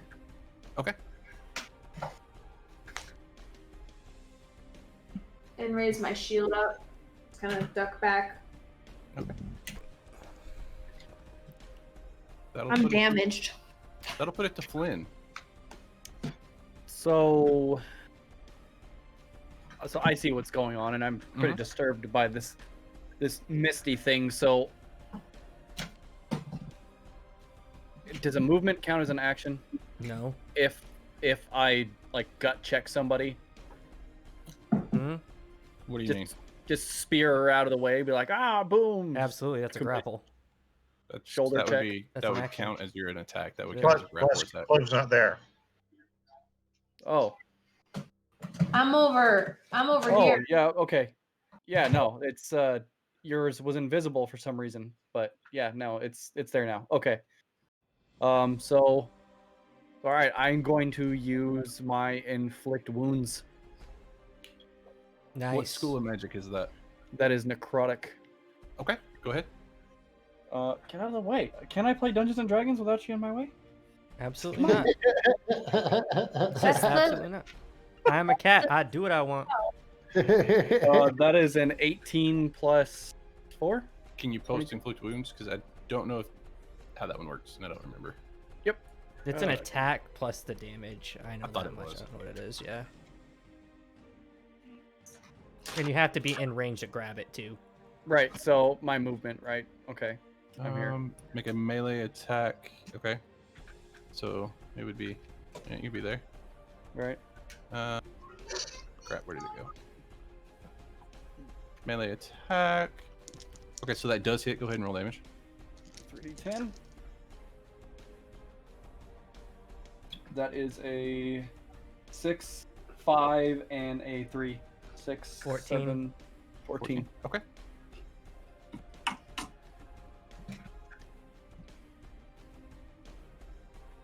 It does. You do see a spot where the mist kind of thins out a little bit before it comes back together after you reach your hand out and stick it into the mist and release your magical energies into it.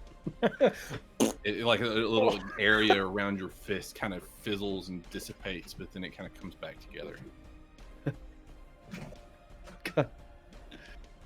Oh man, you guys can go ahead. I'll take care of him if you want. Magic seems to work, but don't shoot me. Anything else? I already used my movement and my action, so I can't do anything else. You have a bonus action if you want to use it. But If you have something that can use it. I do. I thought my bonus action was only touch, though.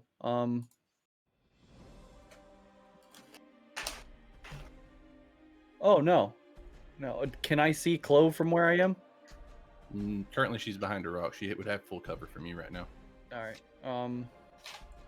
You do have more movement that you could use to be able to see her, though. Okay, so I moved, what, 5 feet, roughly? Mm-hmm. Will it chase after you, though? Oh no.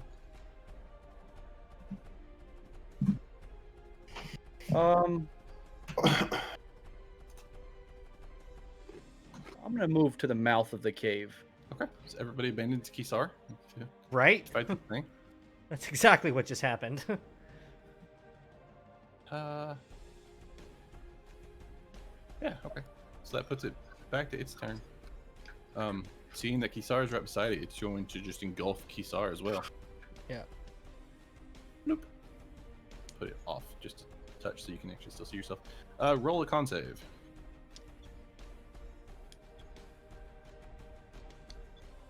Nice.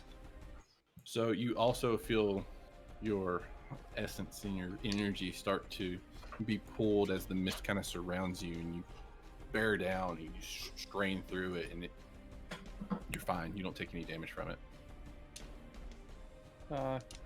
Question. Oh, sorry. Who has the scythe or sickle? Who has it? I don't know. Kisar will attack with his rapier again. Okay. I believe y'all had talked about it, but I can't remember who ended up with it. I thought Kisar took it. No, I wanted to look at it, and then it became a big thing, so Kisar never touched it. I didn't touch it either. Then I guess they never. You guys wouldn't let me have it.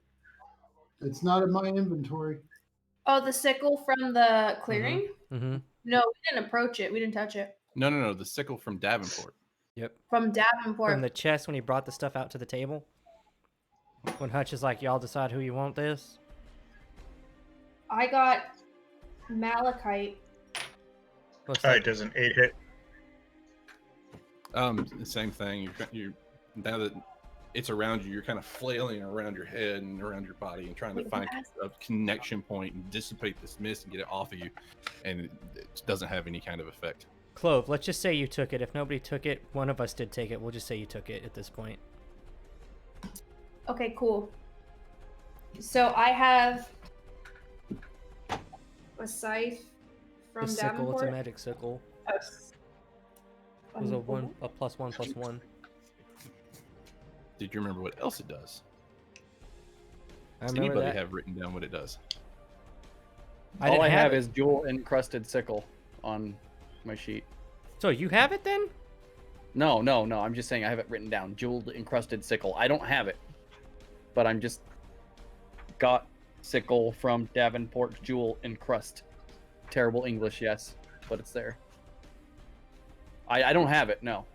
The group. So it is a +1 sickle. It gives +1 to attack, Mm-hmm. +1 to damage. It is considered magical. Mm-hmm. It sheds moonlight within 30 feet. Damn. It can be activated or deactivated at will, but it sheds moonlight within 30 feet.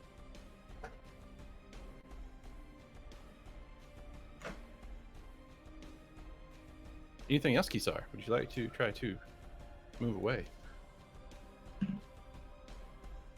Kick it in its misty balls.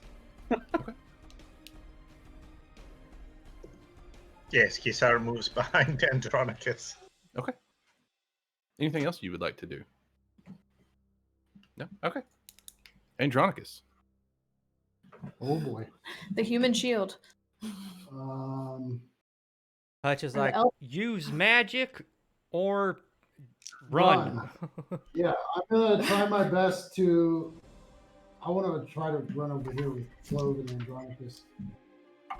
I mean, and Hutch. As you run past it, and where it is so close to, it's hard to get around. Go ahead and roll a con save.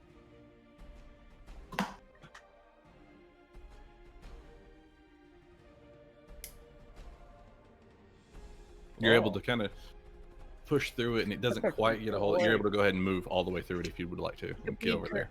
Yeah, I'm gonna get over here with these guys. Okay. Do I still have visual on it, or is it? I would say you have 3/4 cover from it right now. Okay, I'm gonna actually move up behind Hutch Okay. and kind of yell, "Lean out of the way!" And I want to try to take a shot with my bow at that specific area that I saw Flynn hit it with that magic power, Okay.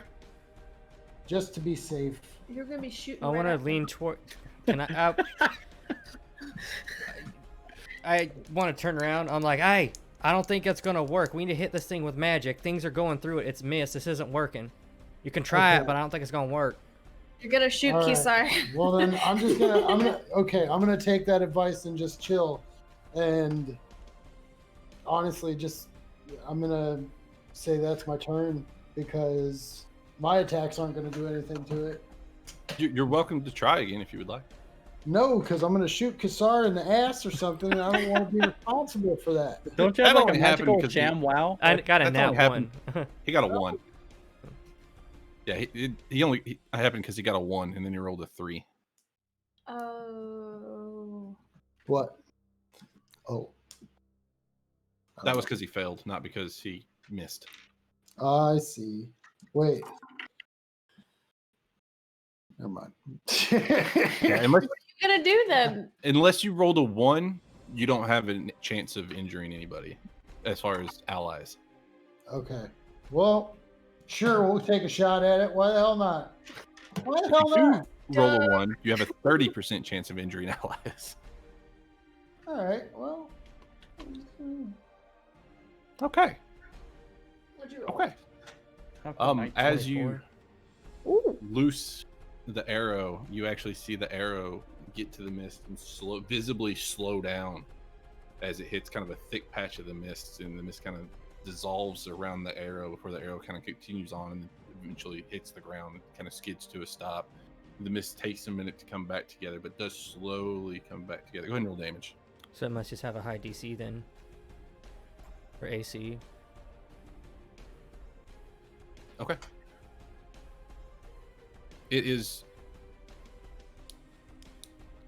It's not as tangible as it was before. It looks to be about like it's almost half as thick as it was before. The consistency of the fog, mist kind of stuff. I just kind of look at Hutch, and I'm kind of like, Well, I stand Those corrected. those open arrows, my man. What can I say? I stand corrected. And yeah, from this point on, I'm going to just stand my ground. Okay. Hutch. I'm not I about see. to burn spells. There's no way. We'll see. Not yet, man. Scared. I know I need a rest. Need a nap. Somebody let me meditate. Burrito. 17, Also, you should have 18, 19 to hit. okay. You should also have that cantrip on your sheet as on Fantasy Grounds. Andronicus, because I did get that added to yours. The radiant flash. That does hit. Yeah. Go ahead. First shot, it's a D8. And yeah, it is there. I see Hit it him there. for 9. Okay.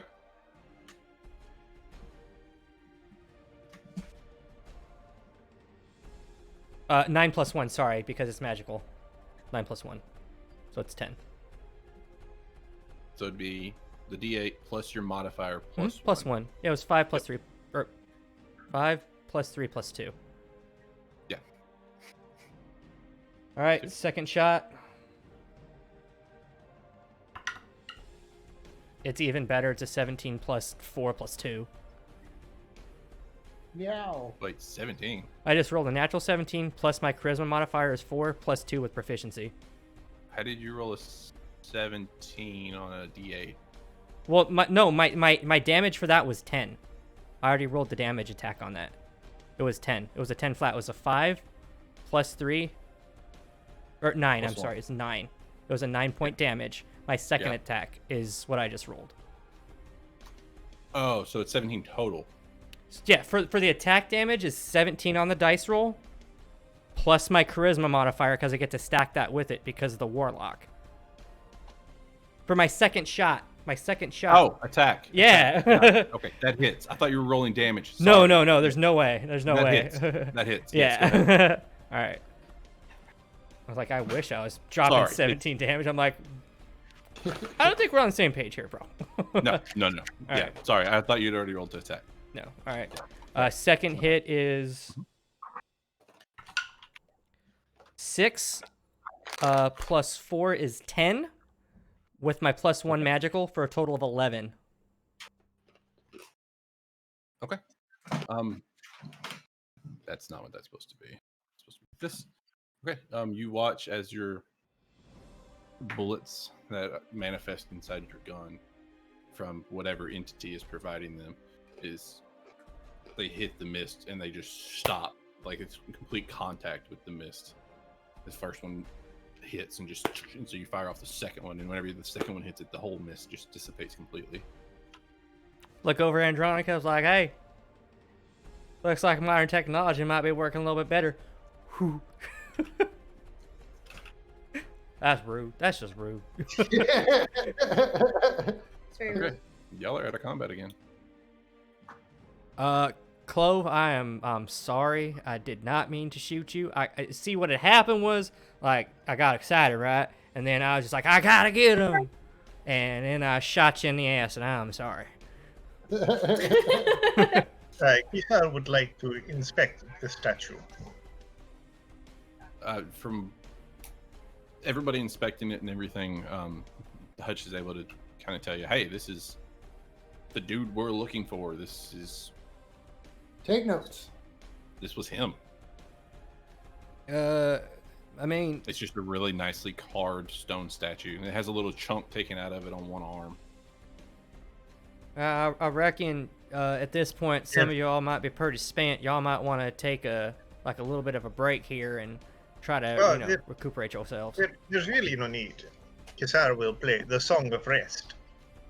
So over the next 10 minutes, he plays the Song of Rest, and anyone who wants to can spend hit dice.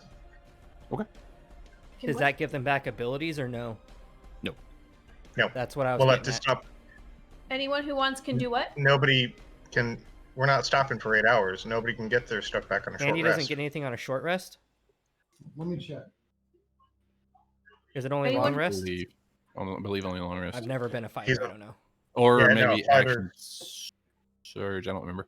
Yeah, Currently, action surge. Clove is the only one that's injured. I will. And action damage surge Clove. can only be used so many times per long rest. Yeah, second wind will come back after a short rest. There Okay. you go.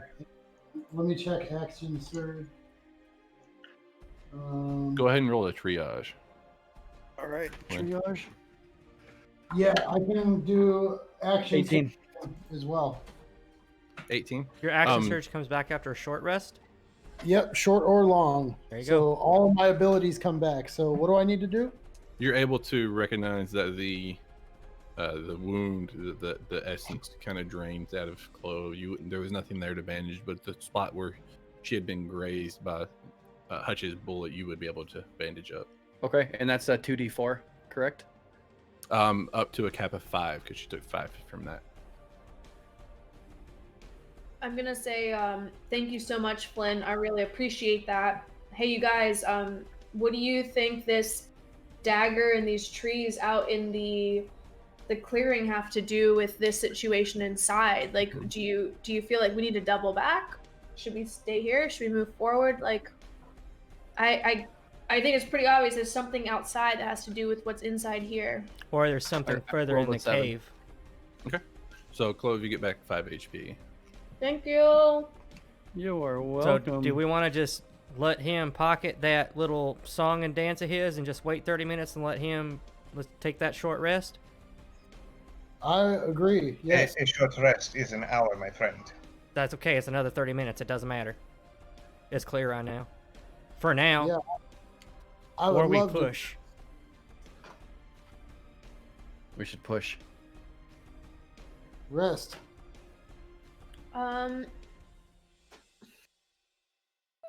It benefits the hell out of me, so I'm gonna vote rest.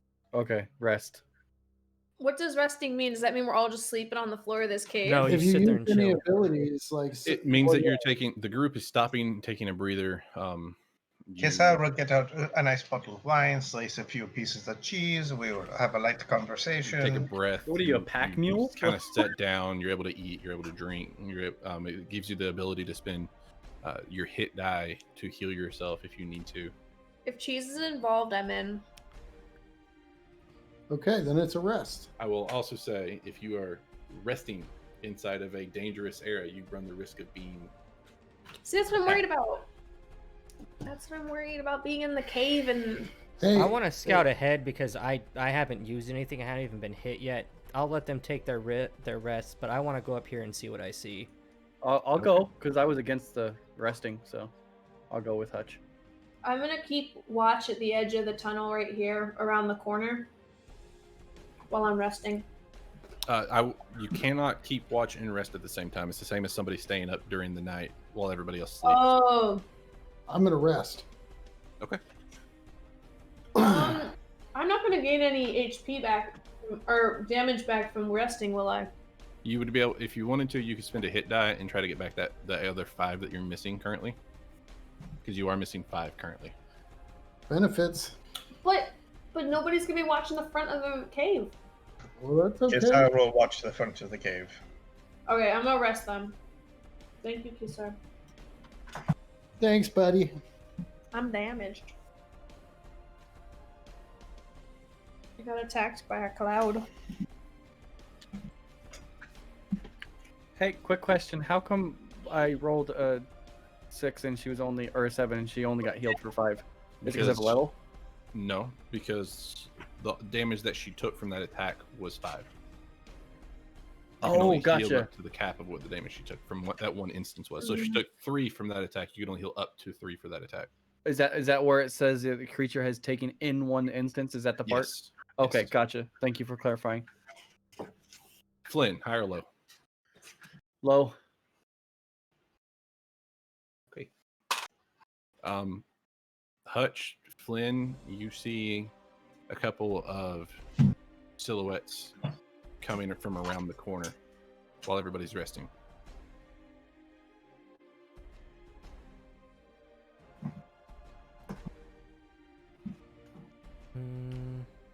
Hutch, do you see that? I'm trying to focus and see what I see. I don't see nothing on the map. Give me a second. And there's still silhouettes with our dark vision. I don't wish to be that guy, but can Hutch even see in here? Yep. Okay. there you Right. Okay. go. I can probably see better than anybody in this team right now. Boonk. Well, it depends. What's your range? 60. Not yet. That's fine. I've got that, but I've got something else that stacks on top of it. Ah. Ah. It doesn't add to it; it replaces it. So your max goes up double.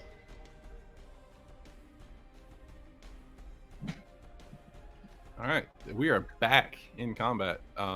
Everybody can roll initiative again. Oh Lord!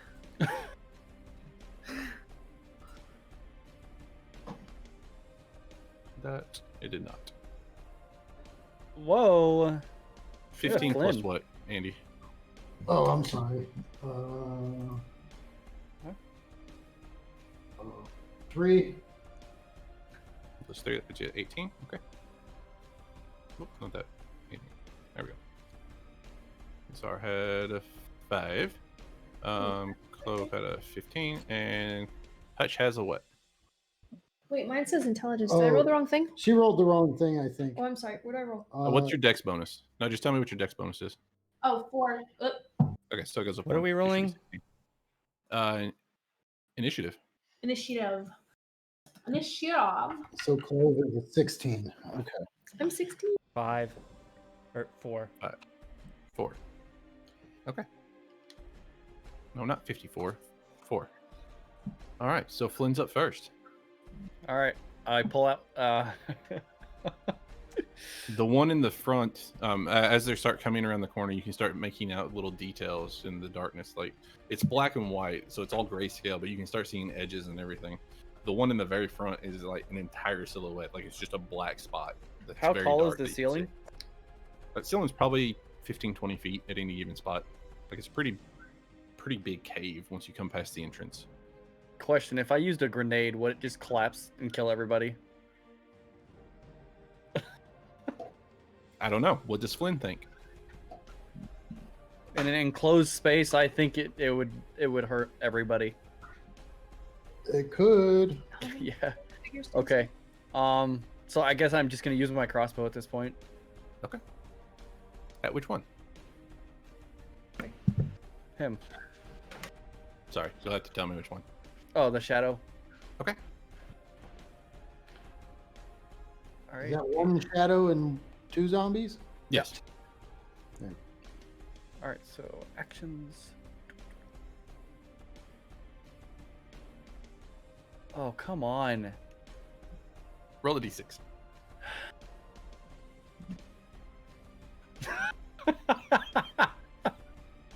Oh man. As you're standing there watching and ready for things to come out of the darkness so everybody else can rest, you have your crossbow kind of ready.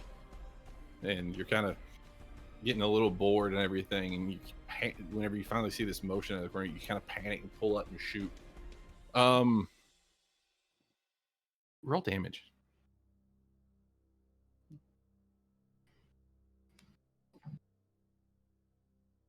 What? In your Enough panic, you have for your ones. hand holding the front of the crossbow differently, kind of in front of where the string would be, like your thumb's up just a little bit too high, and you feel the string hit your thumb. You see the arrow kind of, or the bolt kind of goes off wide because the string kind of flings it sideways. You take 1 point of damage on your thumb from the string. You were lucky to have a thumb, my friend. I'm never rolling in FG again. That's 3 ones in a row. I'm donezo. Like. All right. Anything else you'd like to do on your turn? I'm gonna bandage my thumb. Well, no, that's another action, right? Mhm. Yeah, no. I think so. So I will. I guess I can't do anything. Well, yeah, we're like, hey guys, we got company. Okay. The That's my one turn. up front notices.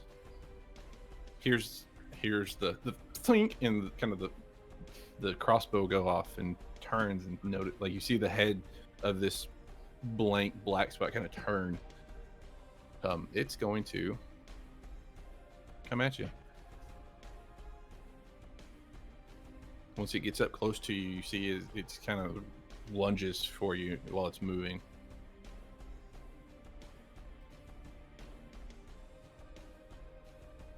Luckily, with it coming in, you kind of, oh, my thumb, you have enough time to regain, you kind of step back out of the way and it doesn't hit you.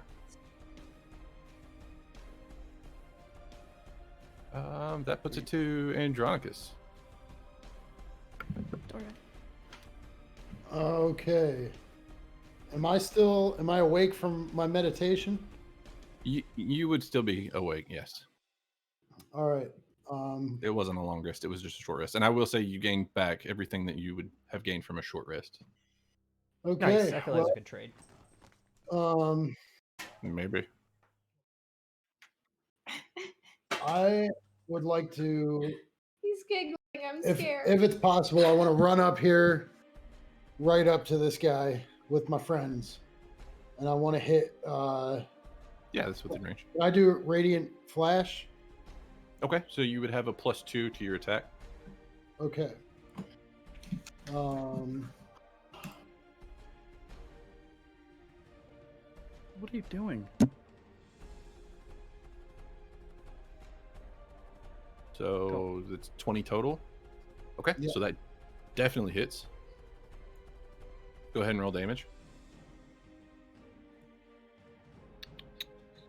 So 7 damage. All right. It's almost like the shadow, or almost like the mist. Your sword just kind of goes through it, and where it goes through, it kind of separates and then comes back together. Also, why All is right. this not? Well, then I am going to assume a defensive position with my shield up and start praying to God.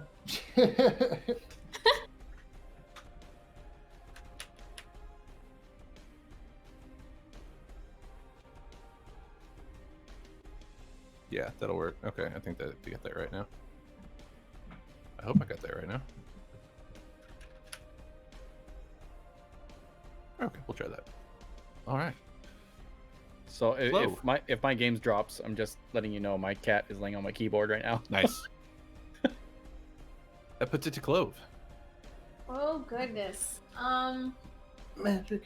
So during my short rest, what is my damage at right now? How much light is in this cave? There is no light in this cave currently. Right at the entrance, there's a little bit of light that makes its way through the waterfall from the moonlight, but it's currently nighttime outside. Okay. So all you have is the giant moonlight, and then it's the darker moonlight. It's not daytime moonlight. It's the other Is moonlight. it dim or is it non-existent? It's non-existent currently, unless Clove pulls out the sickle. I'm thinking about the hi. sickle. Hi. So currently it's dark. To get your HP back, you will need to roll a hit die, which for you is a D8. Okay, let me do that real quick here. Okay, so you are back at full health. Woohoo! Okay. So I want to try something.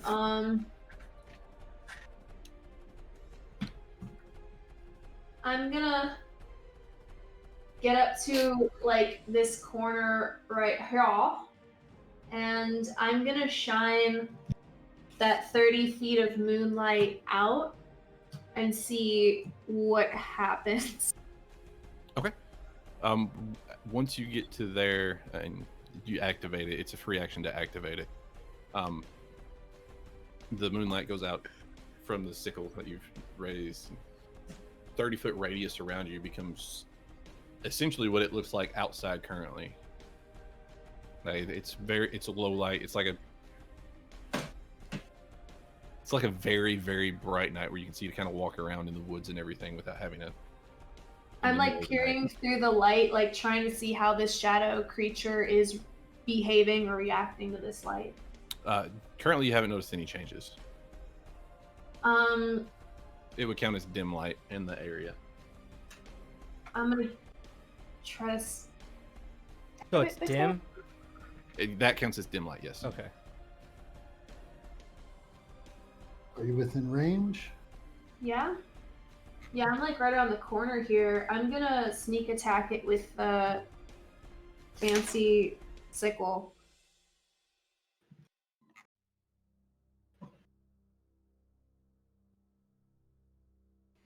What should I roll for that? Sickle. It is for the attack, it's plus your dex. And then so D20 plus dex plus 1. For damage, it's a D4 plus 1 plus dex.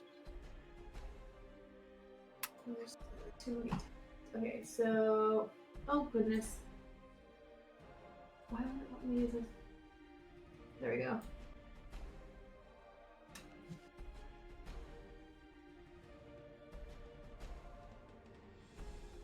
And then do the damage. yeah, it's the 1d4, right? Oops. JD, is that 1d4 for damage? Yes, 1d4 plus dex plus 1. So yeah, roll the smallest one. It's a fancy dagger. Plus dex would be 4. D20 plus dex plus D4. Okay, just writing that down. So 21? So that's no, it would be 1 plus 4 plus 1, 6.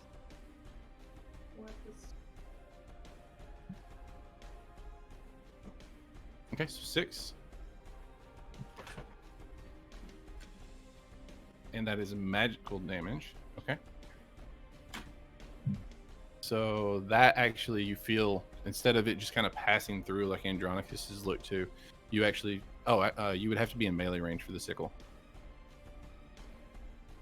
You're currently not in melee range. Throw it. But I mean, you can move into melee range. You would just have to move around to the other side. Okay, yeah, let's do it. Okay.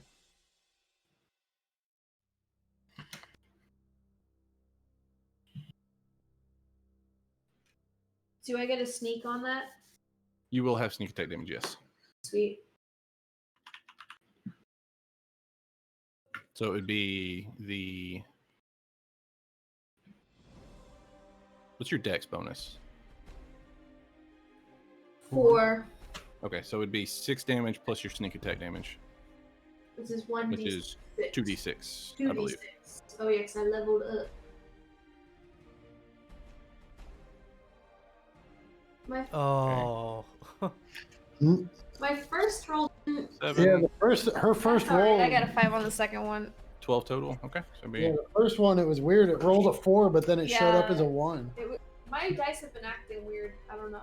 as you release the energy and activate the sickle, and the light kind of shines while you're in motion. You walk up to, or you run up to the shadow, and you swing at it, expecting your sickle to go through it like Andronicus did. When you swing on it, it actually feels like you're actually hitting something solid, and you actually end up having to pull it out. And when you pull it out, the shadow just kind of dissipates and is gone. Damn. That's cool. Also, I will go I'm ahead and address that. majestic. Chombo had asked. Chombo has a very short range blind sense. Blind sense and dark vision is a little bit different.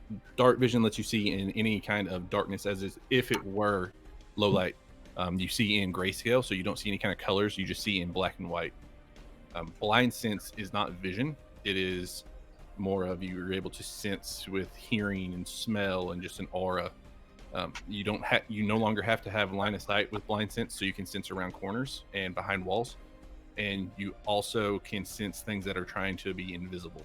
Whereas with dark vision, you wouldn't be able to see invisible. So, Can you use blind sense when there's full lighting? yes. Oh. So blind sense applies all the time, constantly. It's like whatever range you have, a blind sense is an aura around you that you can sense anything in, even if something's actually there, like a creature's actually there, even if it's invisible, you would be able to tell that it's there due to blind sense. Damn.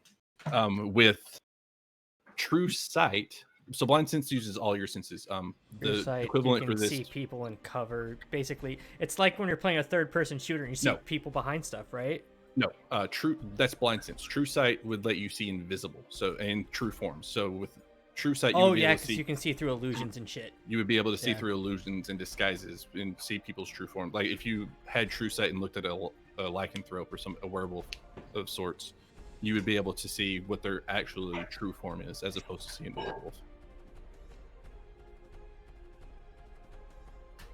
Oh, right. That puts it to this guy who's shambling out. He just shambles over. He's going to take a swipe with his hand. And Andronicus. Oh shit. Is that a dex save? It is a Miss. 10 versus your AC, so it doesn't hit. You're up. Andronicus sees it coming through the darkness, and he's just like, boom, shield. Am I able to react? You actually already spent your reaction this round Oh shit. whenever you Wait, activated no. the Radiant Flash. Well, he Yeah, missed. puts it to Kassar.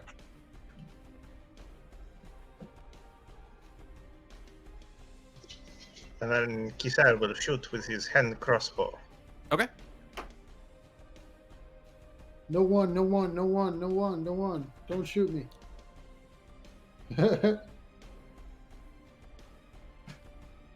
Yeah. That actually hits. The 8? That does hit. Go Are ahead they and roll damage. zombies? Yeah. Yeah. I've already told you the zombies. Did you say that it was a hit? That is a hit, yes. All right, and then psychic blades will be activated as well. Okay. Takes 8 damage. Okay. Plus 3. So it takes 11. Okay. Still, can you post the psychic blades? Because I'm still not familiar with it. Sure. I just want to better read it. Yeah. In yeah. a second. Anything else you'd like to do on your turn? No, did you so? Yeah, this thing has a crossbow bolt, and it's like there's a little bit of energy you can see rippling across underneath its skin as the psychic energy courses through it. That puts it to Hutch. Oh, okay. It's college.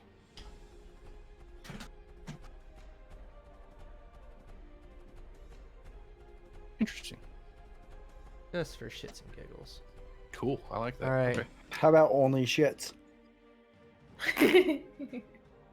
Oops, I giggled. I knew it. So much I- defense. So if his 8 hit, that's a 2 plus 4 is 6 plus 2 is 8. 8 also hits. All right, I'm gonna roll my second attack while I'm Okay. here. That's a 17 plus whatever. That also hits. All right.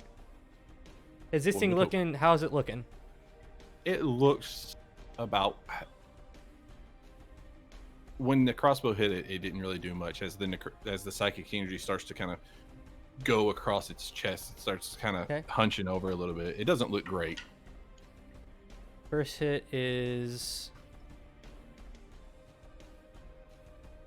5.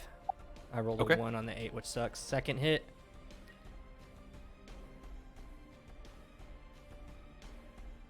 Are you fucking kidding me? 5. Okay. Hutch comes over, sees this thing kind of hunched over, and is like, okay, That's going pop, away. pop.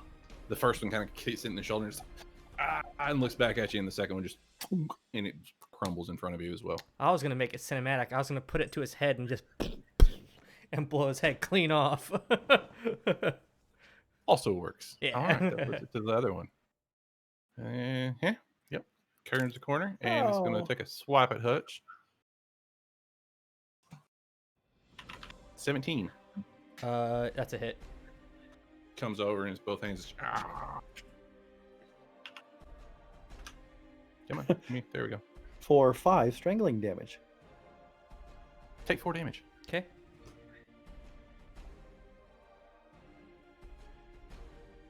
Done.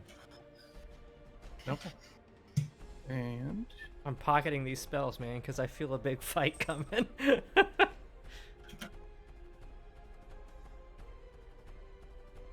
okay. That puts it to Flynn. Sweet. And everybody's still doing okay, right? I can't get used to this. Yeah, everybody's good. Okay, so.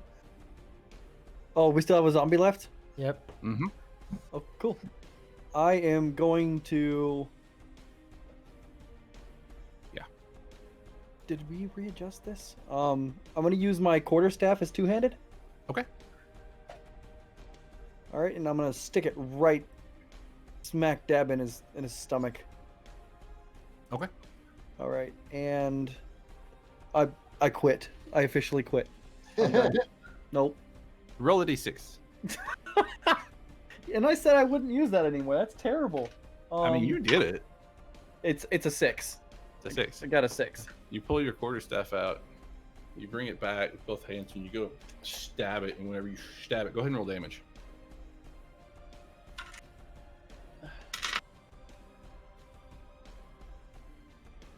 One. Okay. You feel it kind of sink into its stomach, where it's kind of decayed and everything. And it kind of you feel it get stuck. And as you pull on it, you kind of lose your grip a little bit. You take 1 damage from your hands, kind of Punching Getting myself in tore- the face. well, that and your hands kind of tear up a little bit on the outside of the staff because it's being still kind of rough, and you kind of splinter in your hand, and it's just pretty bad on your hands right now. Wow. Apparently I'm a klutz, and I've got a boo-boo on my thumb and splinter in my hands now. I'm just pretty upset at this point, but like this really sucks. Where the bolt string had actually caught your thumb, it actually whenever you pulled back, it actually ripped your thumb open a little bit. There, Oh, just from the skin already being a little bit tore up. I'm rebandaging my thumb, so now I have that big white cloth on my thumb. It's Anything else? wow. Wow. I'm just no, nothing. Okay. No. Andronicus. All right. Do I need to move 1 square to be in melee, or am I good? You're in melee right there. Yeah, you're right next to him. I would like to dual wield my hand axes and just go to town on this fool. Chop, chop, chop, chop, chop. Changing equipment would use your bonus. You still only get 1 attack. You get your main attack with it because changing equipment like that with 2 weapons would use a bonus action. Gotcha. Is there any way I could one hand a axe and the other my short sword? You would. It would still use a bonus because you'd have to stow the shield to be able to pull the hand axe. Gotcha. All right. Well, I'm just gonna go in tough with the short sword, I guess.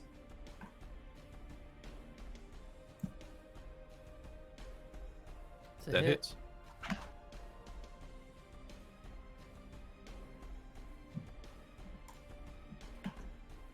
Seven. Okay. 7, Juanse. You take a pretty good chunk out of his arm. Like like you almost take his arm off. Oh, it's initially. hanging on by a thread. Anything else you'd like to do on your turn? At this point, could I switch weapons? Yeah, if you'd like to. What would you like to have equipped? I'm gonna put the sword and the shield, a shield on my back, sword in the sheath, and melee dual wield. Okay. So you have both your hand axes out. Keep in mind, Andy, that means you're a -2 on your AC. Yes. So that'll put you at a 15 instead of a 17. Got it. To Clove. Okay, I'm gonna repeat my last move there and attack with our fancy magical sickle. Does that qualify as a sneak attack if I'm behind these dudes? He's engaged with everybody else. a bunch of people. Yeah, 100%. there are other allies engaged, so it will give you sneak attack. Yes. Sweet. Yeah, so then if I remember this correctly, that means it's +4 and then roll a d6 and a d4. You have to roll your attack first. Okay, roll d20 first. D20 plus 5. Okay. Hold on, I gotta fix this thing. Dude, the thing. Okay. Oh, come on. Yahoo! Okay. That definitely hits. Go ahead and roll damage. It would be a D4 plus 5. No, that's not right. What did I say that did? I want to say I had that wrong. It was D4. I want to say it's supposed to be 2D4 plus 5. I have 2d6s for the sneak attack, but I didn't. You said the sickle was 1d4 plus 4 plus 5. Or plus 4 plus 1. 4 is my dexterity modifier, and then the 1 was from rolling a 4, a d4. I'm trying to remember. I want to say it did 2D4 whenever I was describing it before. I'm pretty sure it did say 2d4 when we got it last week. I'm almost 100%. Because man. part of it was normal and the other part was Magical. They had an element to it, and I don't remember what it was. So it's supposed to be my dexterity modifier plus 2d4. Roll another D4.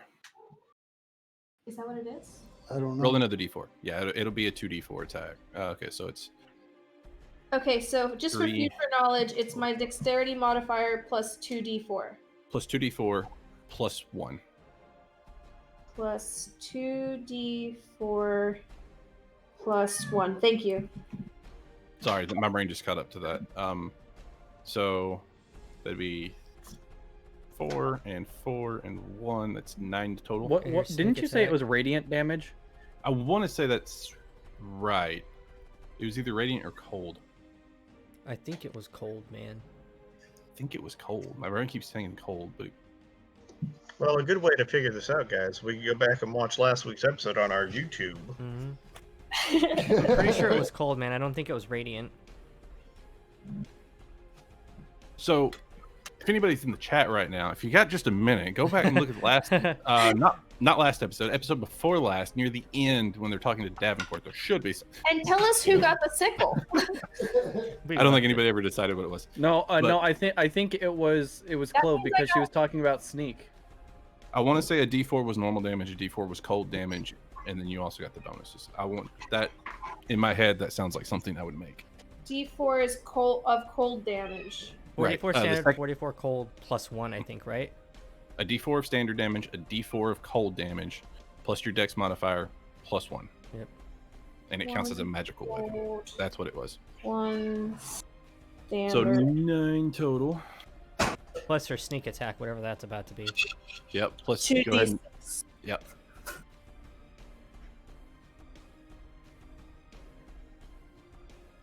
Damn. Another 7. So that's 4. It's 9 plus 7. That's 16. Yeah, it just cleaves, like you just cleave a chunk out of it, and you see the cold sort of ripple across it as it just falls over. It I is hold my also- scythe up into the air like,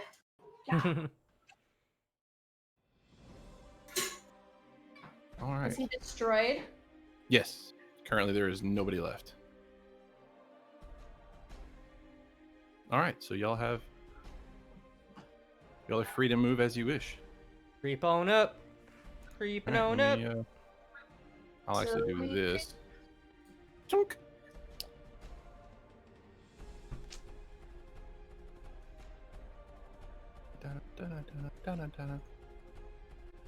I'm going up here.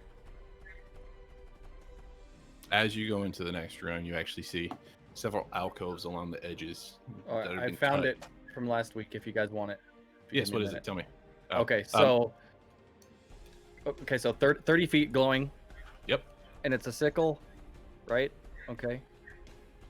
I don't remember if I And- actually said what the damage was. I think I was saving it. But I might have. Buddy? Give it a second. Older enchantments. Talking about how pretty it was.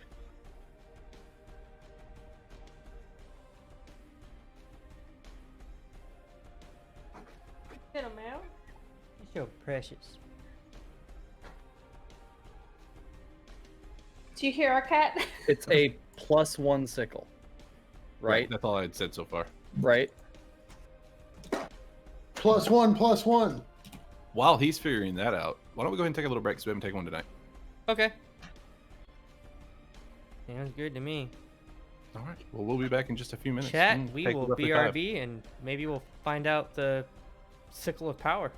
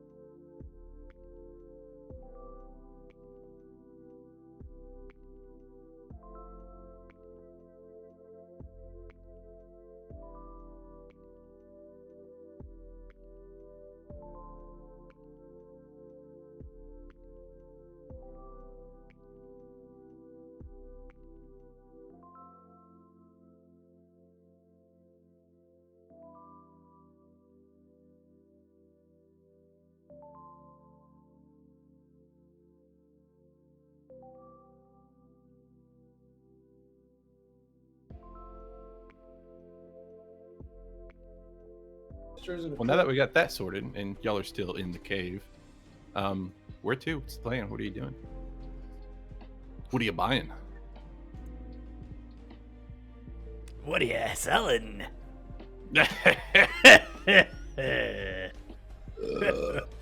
He knows. All right, I'm gonna move forward with Keiser. Aw. Keister. Keiser. I'm gonna look that up. Like that might be true about oysters. I mean, but technically, I don't know. I feel like you could be getting a gray. If anything, I'd say it'd be vegetarian. If anything, not so vegan. Yes and no. Debatable. See what I'm saying? We could talk about it. Very close to an egg, but I feel like it's more than an egg because the egg has a chance to develop into Right. something with a face. Had some sexy time occurred between a chicken and a hen. Yeah, A you know, rooster. there's a chance. Yeah. So yeah, up ahead in this current cave, you see along the walls, along the edges, you see different alcoves that have been carved in. They're about on both sides as you're walking through. There's some old equipment that's kind of rotted out, different old weapons and armors and everything, but it doesn't look to. It looks like it wouldn't be worth even picking up. Okay, so nothing usable. It's just like almost like little shrines to different people over the years. Is there anything down this alcove, or is that what you were talking about that we saw? They kind of just line it the whole way around as it Okay. comes back up. All right, so it's not. There's no point in basically going south to see if there's anything there.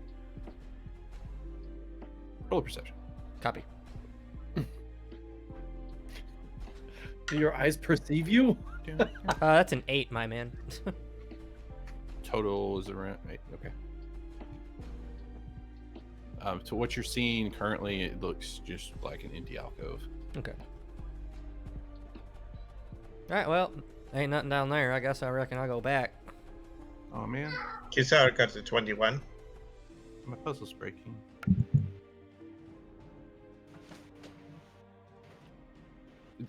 It just looks like an alcove. Moving forth, I guess. Congratulations with the wall. Oh, I'm sorry. Let me. Oh, I'm already next to you. I shoot him. I get scared. Oh shit! Roll damage with sneak. All right, so you know what? I'll just go ahead and up to the next little big area. There we go.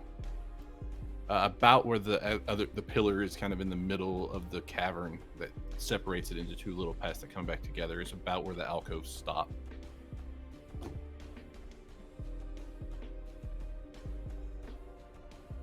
All right, so I'm going up here and peeking around the corner. Okay.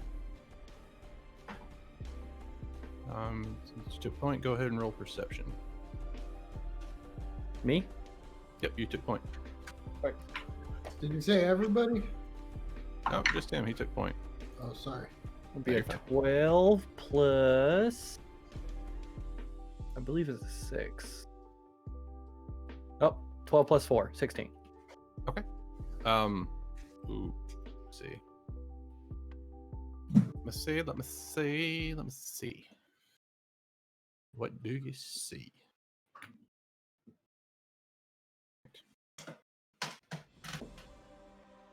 You see more cave. I mean, yes, you do.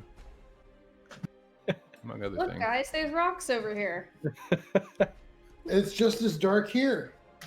Oh, hi. I found a weird looking spider. Kill it with fire. That's the threat button. I don't know spiders that fly, but all right. She picks up a bat by the wings. This is a weird looking spider. It's Why a is that not spider. doing what I want it to do? I'm gonna have. Hang It's on, a let me look spider. something real quick. This is bothering me. I want to like snoop at the back of our group. Such Yes. a snooper. No. We're not snoop, but just like make sure no one's following us. Okay. House rules. See if okay, let me see if I can find this setting because this is bothering me. I don't know what's going on over there. He doesn't know what's going on. What? There's some noises. Oh, there it is. There it is. Random. Thank people you. talking. Finally found it. All right. Oh, Let me try this once again. Wait, it's it just sounds like noises to me. just people talking. From Sorry. me, it sounds like It wasn't working the way I wanted it to work. That's Lucita. Now we're working right. All right. All right. I'll work you right. And yes, they are promises I can keep. Whoa. As long as you're paying for travel. Oh. I'll pay travel and you. Yeah. All right. Coming from over this way. I'm kind of excited about those Howlite dice. Really Yeah. intrigued on what they're going to look like. Me too. I just hope they're not yellowed. Yeah. They shouldn't be. They look. I don't think they will be. No. All right. You see this up around the corner. What is that? the dead guy. Ah. There you go. And I leave it up to y'all if y'all would like to re-roll initiative or keep initiative, but it will be the whole group. Um, You can keep the whole group can keep what I had last time, or the whole group can re-roll initiative. If you're okay with it, I would like to re-roll my 2. If not, that's fine. I could go either way. I don't think I rolled. Currently, you are third in the combat tracker. Are we re-rolling or no? It's up to y'all. Yeah, we Flynn, can re-roll. Okay, Yeah. we're gonna re-roll. Okay. Let me clear these. Hiya! Oops. We're rolling initiation. Oh, I don't even have to clear them. You're good. Yeah, you're rolling initiative. Don't even have to clear them. It just updates it. That's nice. Nice. Healer It's the going only thing first. I'll roll on this board ever. That's what you always want, is the healer to go first before anybody takes damage. Oh yeah, totally. That's the way you want it to be for sure. It's like the little Hey! Whoa. 20 plus 2. 22 for Hutch. 22. So that's 22. actually, I'm still going to consider that a bad roll for Flame. we got 3 22s on the board.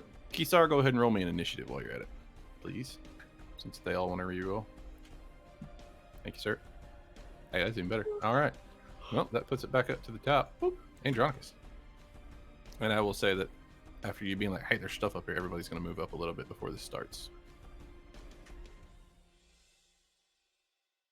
So you'll start around this, around there.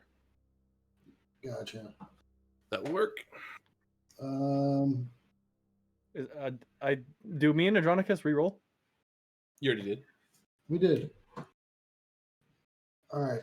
We had that, Sadie. Exact one though. You had a 22. He had a 22. Carson had a 22. Clove had a 20, and Kisar had a 17. Oh. So I'm gonna jump Oh, around no. this side here, and I'm going to take shots at Zombie 8. Okay.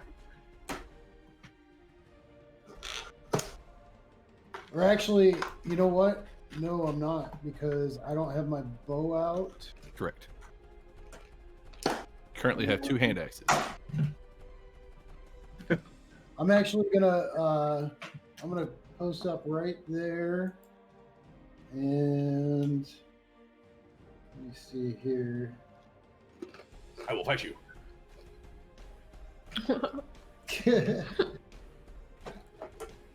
Everybody left you.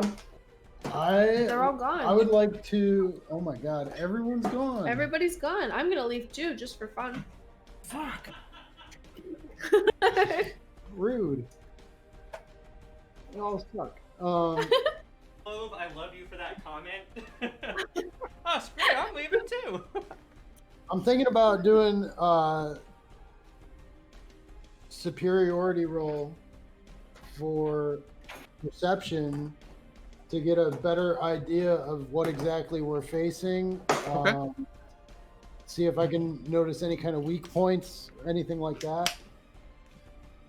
So let me see here. Yeah, you actually haven't used your superiority rolls yet. No. How many do you have right now? Is it 2? 4. 4? Oh my god. Yeah. So I the don't- where are they? D8s. Combat superiority scout. Yes, show me that. Top ramen and beer for the win. Gotta love it. You have 4 Alright. superiority dice, which are D8s. All right, so yeah, and they restock at a short or long rest. So anyways, would I roll perception and then roll a D8? Let's see. So I would let you roll a nature or survival to be able to identify kind of what these things are more specifically. And see what kind of thing you know on it. So you would roll one of those plus a D8.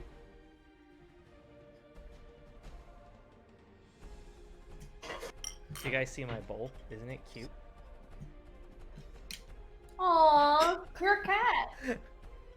You're a star.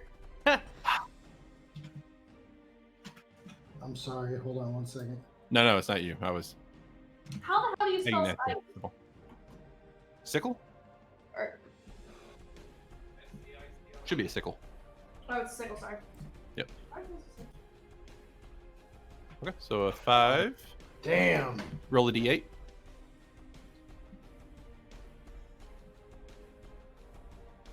From what you can see, they look like 2 zombies and a zombie wrapped up in bandages. Oh, mommy. All right. Well, then, from where I am currently at, let me ask a question. If I were to throw my axes, because they are handheld Yep. Yes. and throwable, can I retrieve them after combat? Yes. Yeah. Dope. Then, And when you throw If them, I'm- they do their base damage too. gotcha. Yep. So if I'm within range of Zombie 8, I'd like to go ahead and attack his ass. What would that be? Hey, look here. That is 55 feet, so you would roll at disadvantage. Got it. Might as So well. really long throw. Before, Fran, before you throw your axe, why don't you just use your bow? It'll be better at this point. Because he'd have to pull it out and stow both of his axes. Well, Or he can go chunk, chunk, instead of just going stow, yeah. pull. You have top ramen? Let me see here. Is it vegan top ramen? Mm-hmm. All right. So would I throw these? Would this be one roll or 2 rolls? It'd be a roll for each. Okay. Now, in my weapons over here, in my little player profile, there's one with a bomb next to it and one with a short sword. The bomb is the throne. Yeah. So you do that one twice, and then we just take your. Oh, you don't have to. Uh-oh. Yeah, don't click disadvantage because we do disadvantage differently. Oh, So you actually. It doesn't show me which one rolled first. Well, here, do you Just wanna do it again? just roll a d20 minus 2, and then plus your 4. So whatever the total is from your normal attack roll minus 2. It says it dropped 19. Right, but I don't know which one was first. Oh, okay. There you go, another 19. So it's a 21 total. So that hits, and if you would want to throw your second one, you can do that as well. That'd be a 9 to hit. That also hits. So you can roll damage twice. So it'd be d6 plus 2. And then do that again, and we'll take 2 off of it. All right, so you deal 7 damage total by throwing both your axes Dope. to the zombie on the right. So you said we Oh, have we're 322s up on the board, right? Yes. And that means, JD, do you play where if we tie, do we get to decide between us who can go first? If we all tie the rolls? Who would have the? Well, JD decided because there was 322s and I went first. Let me Right, look at it real quick. but if that's the case, though, I would say we need to put our healer after me. It goes in order of the highest dex. So Andronicus has the highest dex, and then Flynn has the next highest dex, and then you have the lowest dex out of those 3.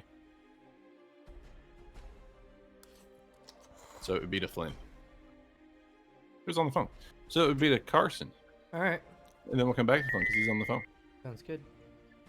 I'll leave There's this. great reception in this cave. It's really good. Nice.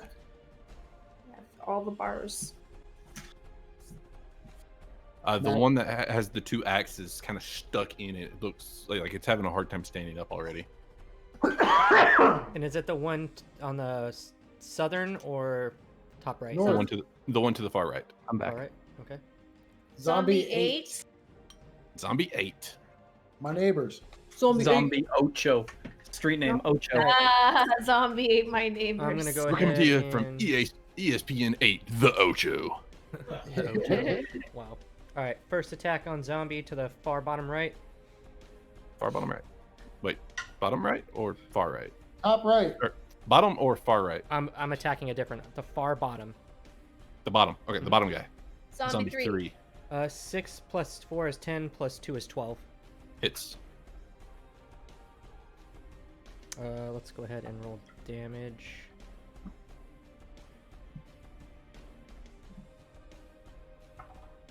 That's going to be a total of 9. Also hits. Oh, that was the damage. I didn't roll the Oh, second damage. attack yet. Okay, thank you. 9 damage. This is the second attack. Okay. 3 plus 4 is 7. Plus 2 is 9. Also hits. Where's the 2 coming from? Total of 2 plus 4 is 6. 6 damage plus 1 for magic. So it add plus 2 to whatever it was because I didn't add the plus 1 magical damage to the last attack. So it's I'll do the math real quick. 4, 5, 6, 7, 8. Just do 8 from where I'm at right now, and it'll balance out. 8 from where you're at right now. Yeah, Okay. it'll balance out. It also looks very injured.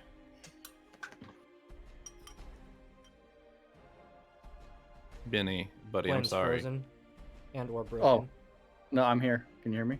Oh, he's Alright. back. You're good. Anything else you'd like to do on your turn, even though that's your movement, your action, and your bonus action? Touch is good to go.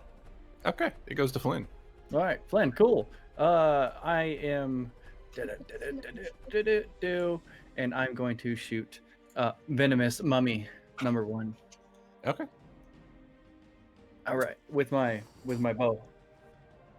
And where's my dice keep going? What is this? Sorry.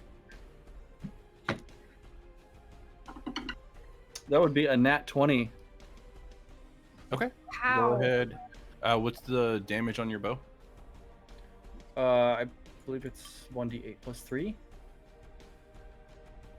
So yeah, 1d8 plus 3 piercing. Okay, go ahead and roll that, and then add 8 to it.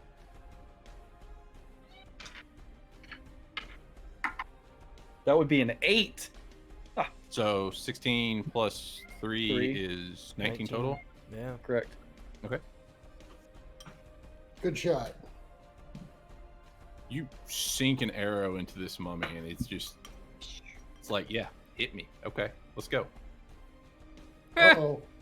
Oh, he's just all pissed off now. Like he like it just looks at like it looks down at the arrow, and it looks back up like directly at you. Bam said, "Kiss my crits." All right, and then I hide behind a hutch. Be like, "Hey, man." like you see that mummy I just shot? It's pretty pissed. Anything else you'd like to do? Wish I brought my lion with me. No, everybody's still healed. I don't have anything as a passive, and I'm gonna do backflip. Do you have healing through touch? I can take some hit points if you want to use it. Oh, I show you still green. Yeah, I have healing through touch. I'm down 5. Oh, I From didn't what? even know that. I wish there was like a ticker on the side that showed From it. what? You shoot From what? yourself? What happened? When I got hit by that thingy that came through. Or I'm down 4, I'm sorry. I got hit once. Yeah, you did. I got hit once. That does sound right. I just didn't track it for some Yeah, reason. I got hit once for Remember. 4. I missed it. I missed on the track. Yep, it's my Okay, bad. so cure wounds, and I'll drop that in for you. There it is. Ah. Cure Roll wounds. it. I reach out and touch faith, so it's a number of hit points equal to 1d8 plus my spell casting ability modifier. Just So, roll your that- d8. It's gonna heal me most He likely. can't do that though. That's a full action. oh, He already shot. Never mind. well, I don't. Maybe Nope, next I time can't. though. Healing Word. word is a bonus action. Healing It's a word bonus is a too. bonus action. How many times can I use it? How many spell slots you got? And have you been tracking how many times you spend them? I've used 2. I've used Then you're probably tapped out at this point. Is it cure 3? wounds and inflict wounds, or healing words and inflict wounds. You used inflict wounds and a healing word, and you currently I have 3. Then don't use it. If you've got one Yep, left, you don't have use it. 3 total, and you have 1 left, and Don't you have to use it. take a long rest to even get them back. Don't use it. I will not use it. Also, please keep track of your spells. That's It's tracking it. That's the end of my turn. Okay. I just start rubbing Hutch's shoulders, but like, man, I can't use my spells right now. Goes to Clove.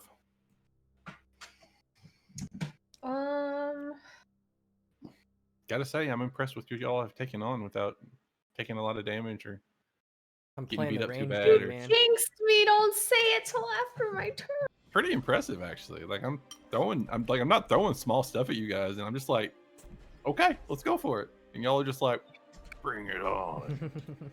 That's the fun of this game. Roll, roll, It roll. really I love is. the rolls. I live for the rolls.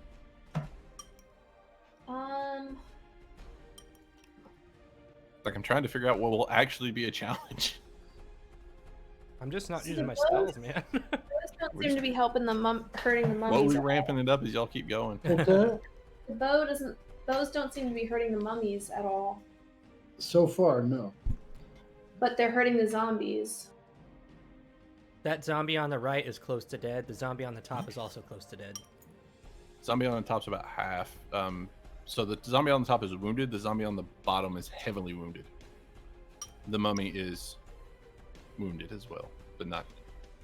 What's Doesn't- more helpful for me, friends? Should I go after that middle one with my sickle and Were see if the you- magic? Were you hidden before or no?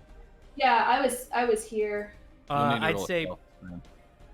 so. I would say if I was in your shoes as a rogue, I would. Was she hidden or no?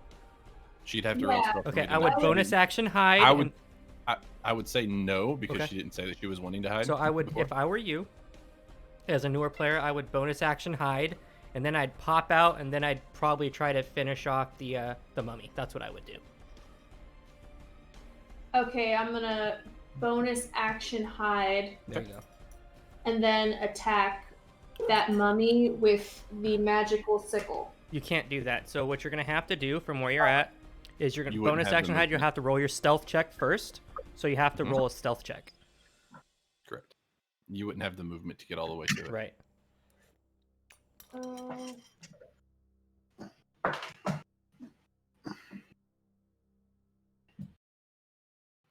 Keeps doing this thing. Try to scroll up if it doesn't show up. It usually fixes it. Okay. 25. Super Nice. stealthy. Nice. Nice. Sneaky. Now, basically pop out and shoot that sumbitch with the bow.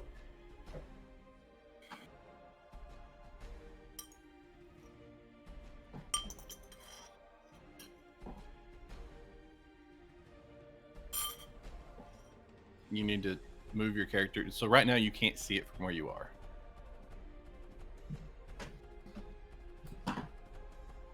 I'm sorry, there's this screen. I can't get it out of the way. Come on. There we go. Keep in mind that also you're so small you can hide behind regular sized people. That would be about that's about the right range. Go ahead and roll an attack.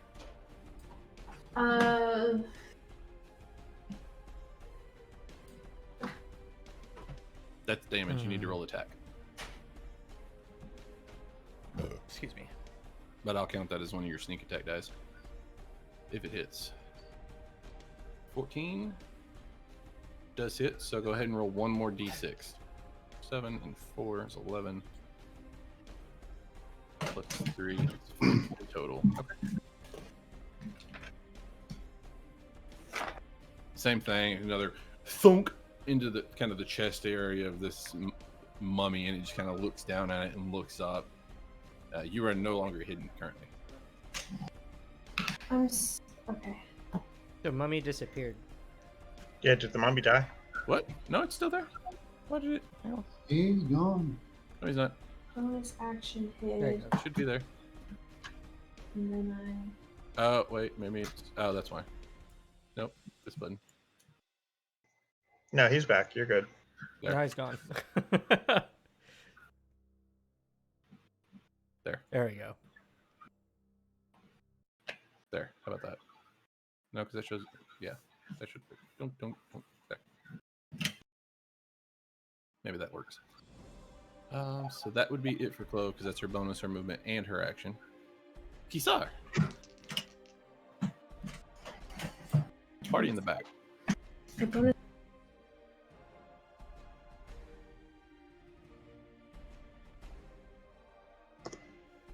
Kisa will shoot the venomous mummy with his hand crossbow.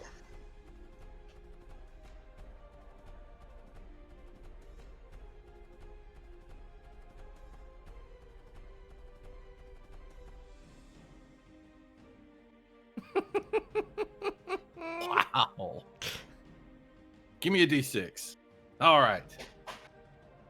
Huh. Actually, there's nobody even around you that would work for.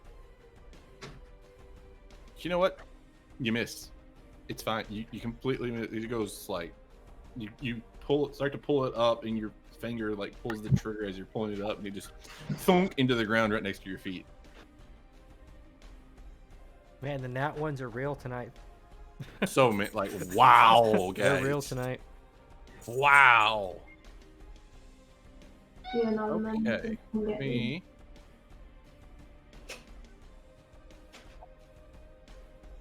That's that. What's this? Okay. So this guy gonna walk all the way up here into the middle. And takes a swipe at Clove. Naturally. That damn mummy. And I don't have a bonus action then. I might end up winning him. Hey. Oh. He failed. Swing and a miss. That was lucky. So it fails, and then when it fails, it kind of turns around. It's like, ah. This dude moves up. You can take an opportunity attack against him if you would like to. Clove. Attack? And I'll even give one to Kisari when this dude moves up. Wait, do I have two of them on me? No, just kind of. But you can opportunity attack against the zombie. So if you would like to, roll a d20 with your melee weapon. Okay. That's my melee weapon. Okay, that hits. Yeah. Yeah. Can I use Psychic Blades on this Yeah, melee attack? absolutely. Absolutely. What is going on? Wow. And Andy farted. This is the Gross. worst time Even ever. better. I was like, Yeah, you see him coming. Like you turn I'm and look at the mummy. all around. You notice him motioning. You turn and look, and you see the zombie coming. You just reach out and thunk. This zombie, the psychic damage starts to creep across it, and it crumbles as well. So That was quick. We're gonna get you. Oh crap. Clove doesn't hit, and I'm just gonna. She misses. There's too many critical fails. Like this is just wow. Okay. I like trip over my shoelaces that are untied and like face plant into a wall. Did she roll a 1? Oh, she Yeah. did. Yeah, Okay. like, it's just wow. And Andy farted. Oh no, that's a double I feel fail. like that's painful punishment enough. Yeah, that's painful enough. All right, Clove is I've been also eating getting hit by cheese this and guy. meats all night too. Oh, gross, bro. Okay, so Clove takes. Oh shit. It's a 8 humble damage. beef jerky and aerosol cheese over at Andy's house right now. So yes, Clove, you've taken 8 damage from the other zombie that came up. Yikes. 8? Yep. Yeah. Or- A critted on her. Yeah. The rolls are not with us tonight. Mm-mm. It's a bad night. Yeah. And I I'll got check 4 this. dice in jail right now, guys. Okay, so you do. Okay, so we're good there. Did I? I didn't write that down. Did I not write that down? Give me just a second. I need to rewrite these notes. I've got things spread over too many different places. It's like front and back, and Okay, so now you- this and this. Oh man. Oh wait, I need to do that one more. And No, that's this. right. So you didn't. I'm checking something. I have so many notes going right now. I'm sorry. It's all the nat ones, man. It's fine. Well, there's a lot of stuff that's going on mechanically that just not something I want to show yet. Like other things going on elsewhere and stuff, and it's like, okay, well, this is a lot. yeah, I understand. Plus, Okay, plus so we're good. mummies are kind of mean. Yeah, Okay, they're so kind of so cursed. rude. It's kind of a big deal. They're rude. okay, so nobody has yet. They're really Okay. rude. Okay, wait. No, you. I gotta do yours again.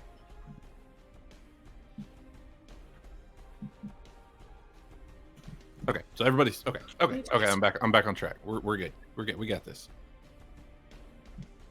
I got faith. Uh-oh. All right. JD's rolling dice. That means people are getting sick in the cave. Back to Andronicus.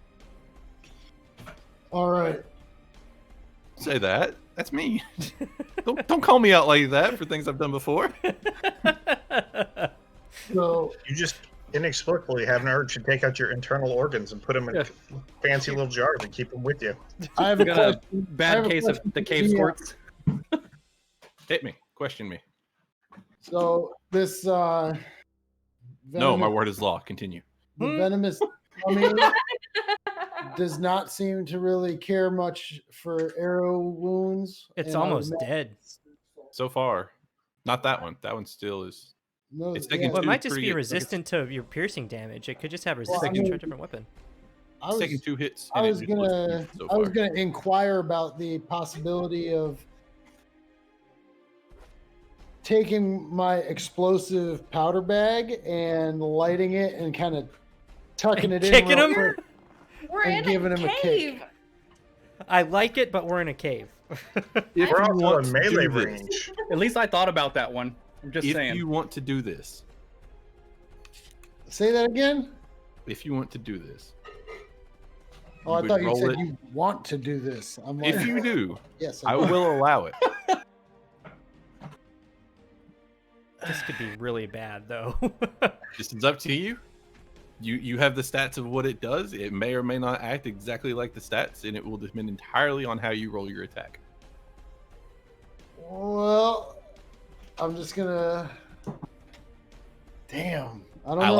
like the creativity. I'm gonna I say like that. the That's all- that's- creativity, but not in a confined space. Me and Kisar, you see me and Kisar like this?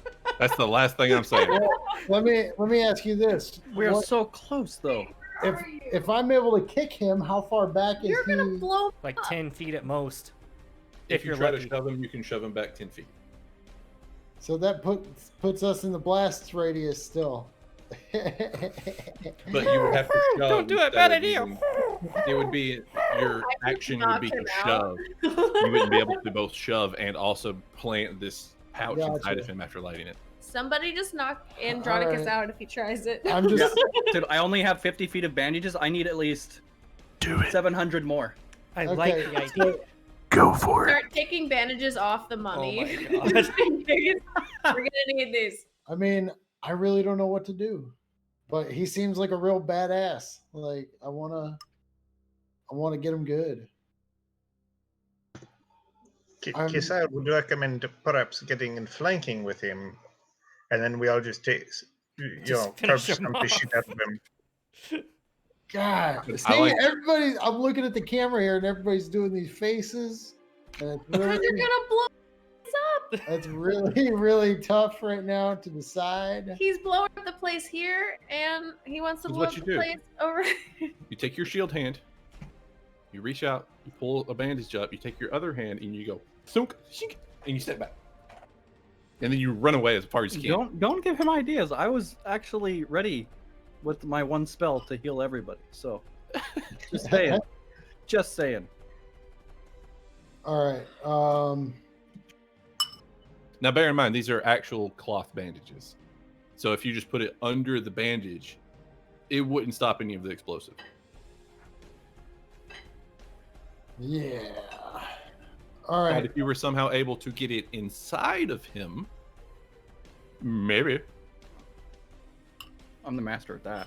I mean, would I have enough force in my punch to punch through his body, perhaps? Yeah, Falcon see. punch that motherfucker right now. We'll see. Shade. If you want to try it. If you want Damn to try it. I want you to try wanna- it so bad. If you want to Okay. try it, instead of rolling an attack, it would be a strength check. Really? Just a pure strength holding this thing to punch it into its stomach. And grab his spine and break him like this. No, just to punch it through the bandages, through the skin, into the stomach. Let go of it and pull your hand out. All right, Andronicus. What's the call, baby? What's the call? What you doing? So wait, is there anything else I need to roll after that strength check? Unless see. I hit. Oh fuck. Oh man. Because the idea of explosives going off in a confined space around a small group of people is definitely a good idea. What? I think it's a wonderful idea. Are we allowed to react with our shields? TPK. Mm-mm. TPK. It's the first total party kill I've ever been a part of. Let's go. Your shield already counts toward your AC. I want to use mine like an umbrella. All right. All right, we're not gonna light it up just I yet. want to be like come on. a turtle. This Alright. thing's hurting. It's just not hurting as fast as you would think. It means it's probably resistant to whatever it is you've been using. Use a different weapon. I don't have different weapons, son. You have more than a bow, don't you? Yeah, I got a sword. Use it. Use That way your I have a better sword. range. Fine. I bring out the shield and the sword and I go. Throw to your town. bow, grab your shield, And sword. it's a And he nat misses with another one. That's I fucked told up. you. I told I'm you. being lenient right now. That's messed up. You miss. We're just you miss. Well, How hey, many at ones least is I that this just- game? Is this 7? At least I just More than missed with that. the sword and not the explosives. I like appreciate the miss. I'm grateful. It's like 10. We're sloppy. Now you have to protect me. All right, so One my back. brother's AFK again. Do you want me to go ahead and go second again? Go ahead, Hutch. He's running ahead, into Hutch. battle. First attack is a natural 20 on the fucking mummy guy. Mummy guy. Okay. Yep. One Yours is- attacks with a cereal bowl. I'm just and gonna roll my stuff. second attack anyway, just so I can get it out of the way. Wait, Second attack is That's not probably even gonna be a spelled. miss, most likely. It's a 3 What plus is it? 4 plus 2. 9. That's the attack, yeah. The 9's a that miss. one does miss. Okay, That all one right. does. So I'll go ahead and roll my crit damage on the. So roll your normal damage plus whatever your maximum damage would be. Plus my modifier. Yes. So it's your normal die 8 plus a plus max whatever die. plus modifier. Right. Got Right. it. Plus. I'm hitting him your for bonus. 7 plus 1. Okay, let me just. So 7 plus 1 magical is 8. Plus 4 for my modifier is 7, 8, 9, 10, 11. Plus another 8 on top of it for 19. Should be 20. Is it okay? Whatever it is. Sure, 20. Yeah. 7 plus 1 is 8. Plus 4 is 12. Plus 8 is 20. There you go. Pow. And that's magical damage. Magic. The one shot that you fire off your first shot, and I'm gonna flip these. It Sure. kind of sinks in, and it doesn't really seem to do anything. It's just like it hits it, and you kind of see the bullet kind of fall back out, and you fire off the second shot, and it's the exact same spot you drill it into, and it sinks in, and you see it go, and it's, instead of it falling out, you notice that it starts to do something, and then it goes, and it just hunches over, and it's kind of hunched over completely right now. Is it It looks heavily Injured. Heavily wounded. Okay. I'm gonna go ahead and with my movement. I'm gonna go ahead and go right there. Okay. Flynn, All right. what you doing? Nothing, chilling at the Holiday Inn. Whoa. Whoa. Did anybody take damage yet? Just attack the mummies. We're fine. Okay. There's been a little bit of damage taken. All right. I am coming over here, and I'm gonna take my staff as a bat. Ah! Roll an attack. Knock his bloody head off. A natural 1. I'm waiting on it. I'm not waiting on rolling in this thing anymore. I'm waiting on him to roll a 1. 1,000. 17 That 1,000. is. plus 4, whatever. Yeah, And that's what do I 1d8, 1d8 plus 2 bludgeoning, right? 1d8, 8, and that's a 7 plus 2 is 9. As you come around, Andronicus, you bring this back, and you, woof, and you connect with it. It's right in its, like right below its shoulder and its arm. It kind of bends just a little bit, but it's like hitting a brick wall, just thunk, and it stops completely. Sounds like somebody's resistant to bludgeoning. He attacked. He's like, and you're right. So that, how's that half damage feel, bro? My nose is itchy. I don't know How's what that you're half talking damage about. feel, my guy? Right there. All right. Well, Anything else? to grab him is another action, Action. right? Yes, it would be an action. Okay. All right. I'm going. Come on, grab this way. Okay. When you leave You're gonna combat, take an attack. he's actually going to take a swipe at you. Ah. Survey says. Natural yeah. 20. I'm just kidding. Natural 20. Oh my god! This is so backwards, man! Oh my god. Wow. Okay, so whatever this rolls plus. Oh my gosh. I think you're dead. What? I think you're dead. What did he hit? No. This plus also 12 bludgeoning plus also 18 necrotic. What? I'll catch you later, Chief. Oh my god. Time to go night-night. Jesus, you should have let me blow him up. So 25. You take 55 damage. What's your... No, he's unconscious for sure. There's nobody beyond that. He's unconscious. What's your max HP? 36. He's unconscious. He's not dead. He's unconscious. Wait, what's your health at currently? Oh, that's gnarly. 36. You're at 36 currently. He's just Okay, yeah, you're unconscious. He's You're not at 0. Yeah, No, it has to actually, be you're double at- his HP to kill him on one hit. No, it has to There's a be triple. Double hit what ze- you have. double what you have. If he was at 14 and then he took 14 plus 36, he's dead. I thought it was against your overall HP. No. It's if you take beyond 0 your total HP, you're dead instantly. Yeah. He's currently at 34, so he's unconscious, Right. but he's not dead. Oy. He's the one with the healing stuff thing. Okay. I didn't know it was gonna hit me that hard. That's ridiculous. Every time you But move, it is a problem, but Kisa can help. on top of that, I need you to make a con save. Me? Yep. All For right, the rolling. necrotic. I'm Rolling looking a at it 'cause 1d20. I want to make sure that we're And on that's the same 17. page. 17. Okay, you do save. Okay. So that's Flynn's turn. Goes to Forever. Clove.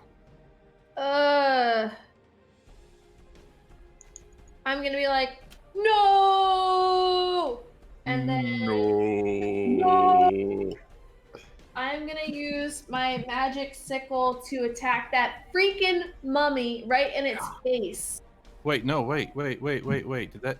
Nope, no, don't do that. I was wrong. It didn't What? show me the right map. No, it didn't show me that. That's a 36 plus another. Just 30. Okay. So that's 66 damage, and he was at 30. Okay, he's still unconscious. He's not dead.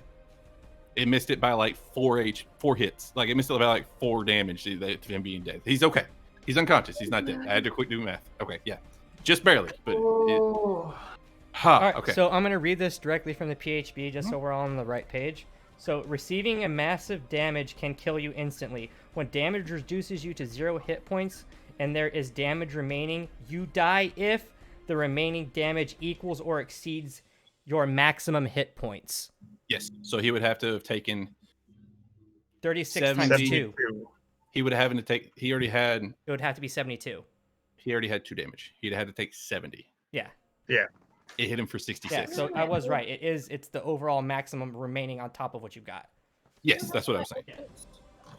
No. It's beyond 0. It has to equal your HP. Yeah. Yeah.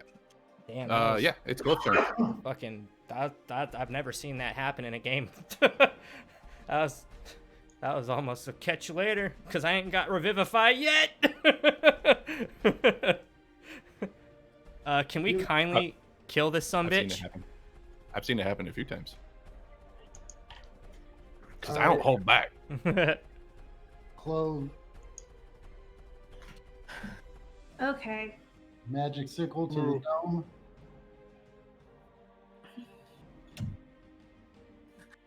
Well, if I bonus action hide, then I can try for Sneak attack. Sneak attack with the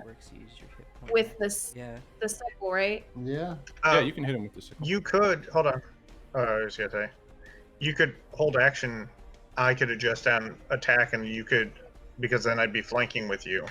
You both are considered flanking right now. You both have advantage. Yeah, it's Oh, so you don't need sneak attack. Maximum. It would have had to been 72. It would have had to been It would 72. have been 70. He already had taken 2 damage. But it says your hit point maximum.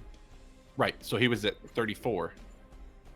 So he would But have his to take max HP, 70. not what. It doesn't say what he has left over. It says his maximum hit points. Right. If Okay. you go to 0 and then you take your max. Don't argue with the DM. You're never gonna win. I'm just reading a book, man. Right. The book says when you hit 0, if you then take a further amount of damage that Mhm. equals your match HP. So I would have had gone negative 36. Yes, he went Yes. negative 32 or Oh, negative 34. You're on the same page. We're literally coming from different angles. You and I are on the exact Yes. same page. Yes. So yeah, you survived by 4 hits or 4 hit points. Technically. So yeah, it's Clove's turn. You do have advantage, so you do not have to hide. You get your sneak attack damage. Yeah, I'm gonna sneak attack with that sickle. So I'm gonna do plus Roll it. 4 and Nope. then 2d4. Nope. You roll an attack first. You gotta roll with your attack over there. Yep. You have to roll to see if you. Should For she my just weapons. should she just use her rapier? Uh, and lose just a roll a second? d20. Okay. D20 plus your dex plus 1. So it'd be D20 plus 5. So 9. Plus 2 from being directly across from Kisar, so that does hit. Ooh. Oh, that's I don't like the ones that are in here tonight at all. That's all it's They're been. rough. That's all it's They're been. rough. Some days it's that way. Some days it's nothing but 20s. And the damage on that is what? 2d6 or 2d4? It'd be 2d4. 2d4. Just roll another d4 because you already rolled 1. I don't think it's a. What is going on with this thing? Yep, a d4 plus. Sorry, I keep trying and it's. Okay, being that's fine. feisty. So 1 and 1, so that's 7. Roll 2d6. Be my friend. See what it's doing here? Come on. 12. 15 total. Okay. You have cleaved off a giant, like you've cleaved it pretty much open all through its midsection. It's barely held together kind of by its spine only. It is very, very close to dead. Okay, and then.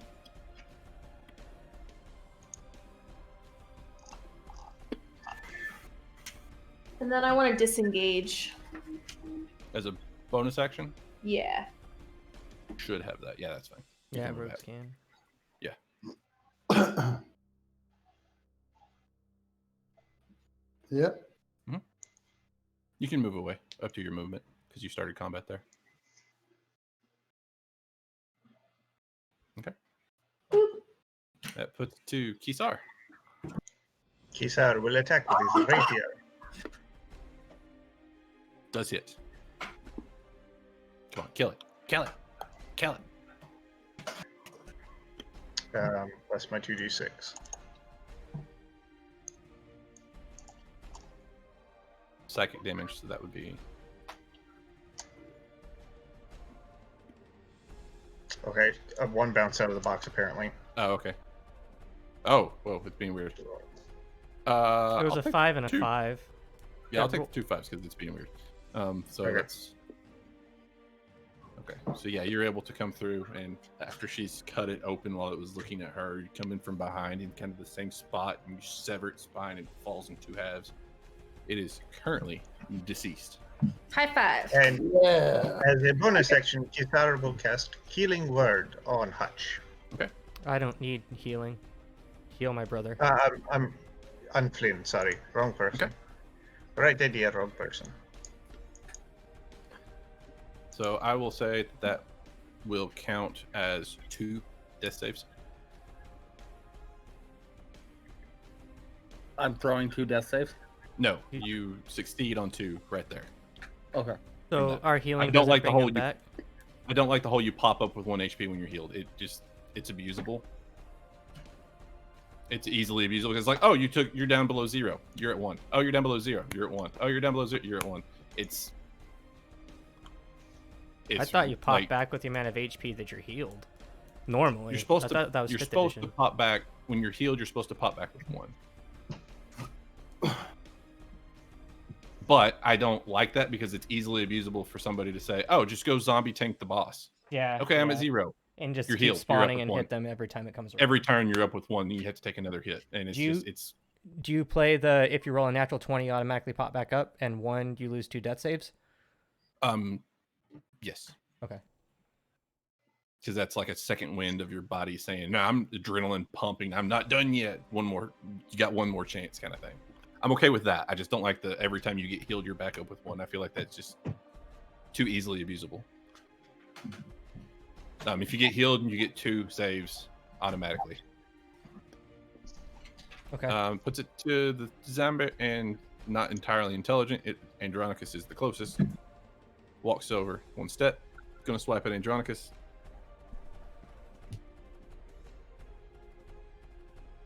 And Does it hit. hits. Wow. 1 away from a nat 20. See that? You take 2 damage from it hitting you. Ow, you son of a bitch. It doesn't Now- connect very well. Like he kind of hits you and you feel it kind of go through your armor a little bit, but it's like, and shrug it Right. off. It's not a big deal. Well, I'm going full force swing with the short sword to the neck. It would be, yeah, it's your turn. Why did that not roll? He said sword. Oh, it did. Sword. Okay. Whoa. So that does, yep. Okay, go ahead and roll an attack. That hits. Go ahead and roll damage.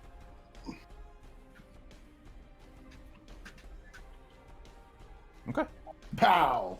That one also, just, like you come across up high, and it's shunk, thunk, and it's gone. Awesome. Real quick, before the end of my turn, I would like to go around and collect my weapons, my weaponry. Yeah, you can pick up your 2 hand axes, no problem. Sweet. And All right, guys. That's, yeah. Well done. So before it would, so that's your turn. It would be Hutch's turn. If Hutch has anything to try to heal Flynn. Hutch isn't here. Me. Hang on. No, but I can stabilize him. Okay. Go roll a medicine check. Nat 1, you kill yourself. Stabilized creature doesn't make saving throws. DC 10 wisdom. Mm-hmm. DC 10 medicine. If I can find my 10. There we go. And do I have any modifiers on this bad boy? Medicine, Let me see. wisdom. Oh, actually, I'm proficient in medicine. How about that? I'm getting a +2 right off the bat. It's a +4.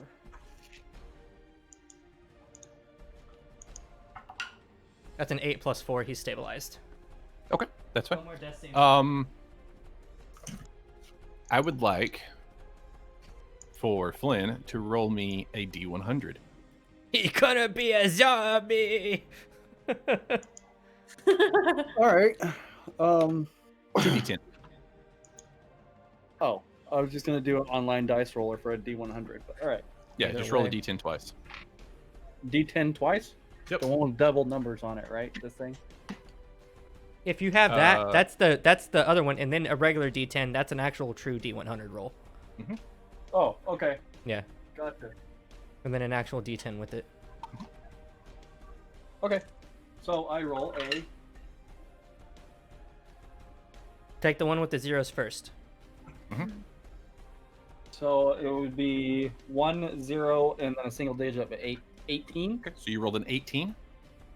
So from the wound, once you go over to look at him, It was a 0 and you're an at- 8. no, it was a 10 and an 8. 0 and an 8. Oh, It was a 10 and an 8, so it's 18. yeah. You go over to look at him.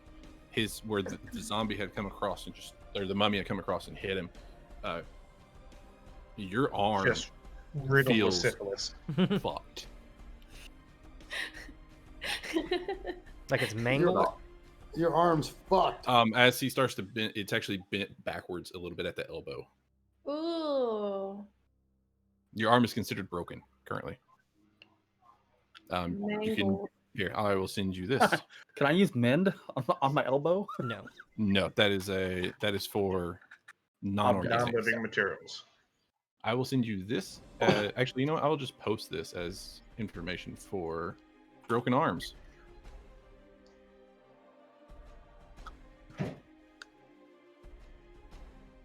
There you go. And I will also do this in here so everybody in the chat can see it.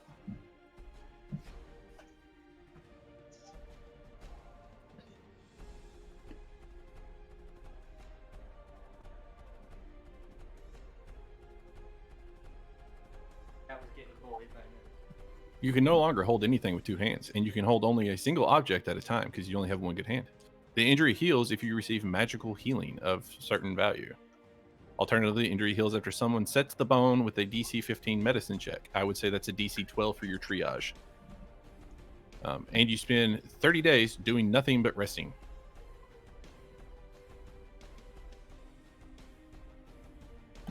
And I spend 30 days, so I technically can't do anything for the next what? So if you were to set it and have it takes a lot of extra. So I'm going to say it takes extra healing beyond your max HP to fix it, because you're trying to set the bone again with magic and trying to stitch around the bone again with magic. I asked Flynn to come over to me. If you were to triage it or medicine check it, you pop the bone back, you set it, you wrap it, and then you have to let that arm rest for 30 days. Well, that's fine. I don't do two-handed much anything anyways. I just use crossbow. And your staff. Crossbow is two-handed. Light crossbow is two-handed. Is it? Yep. I thought it was one-handed. It's Hand two-handed crossbow. reload. And crossbow, Hand one hand. crossbow is one-handed. Oh. Yep. Light crossbow is two-handed. I asked Flynn, I'm like, hey, Flynn, get over here.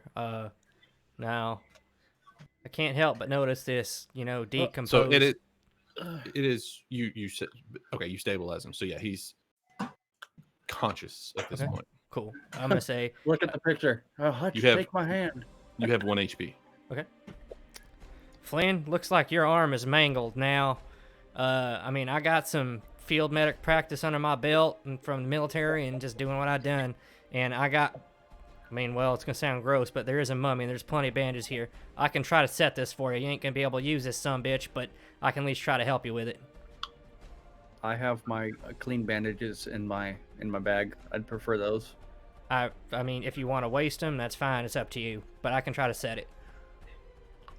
Sounds good. Kisara wonders if a healing word would help fix his arm. You would have to fix him first. He's currently at a neck. He's missing 35 He hit needs to points. go up beyond the 36 he's capable He has to of. go above okay. his max to be able to heal it. The same way that. Kisar is reasonably certain he cannot do. Yeah. Would my background in military help at all? Check your. I'm just It saying. would be a medicine check for you. Yeah, the only one that would have a special skill for it is actually Flynn himself, and that's the triage. Yep. Okay. Do you want me to try to go ahead and set this for you? Yeah, man. Let's do it. I pull out, like, I rip off a piece of my jacket and put it in his mouth and say, bite down on this. Yeah.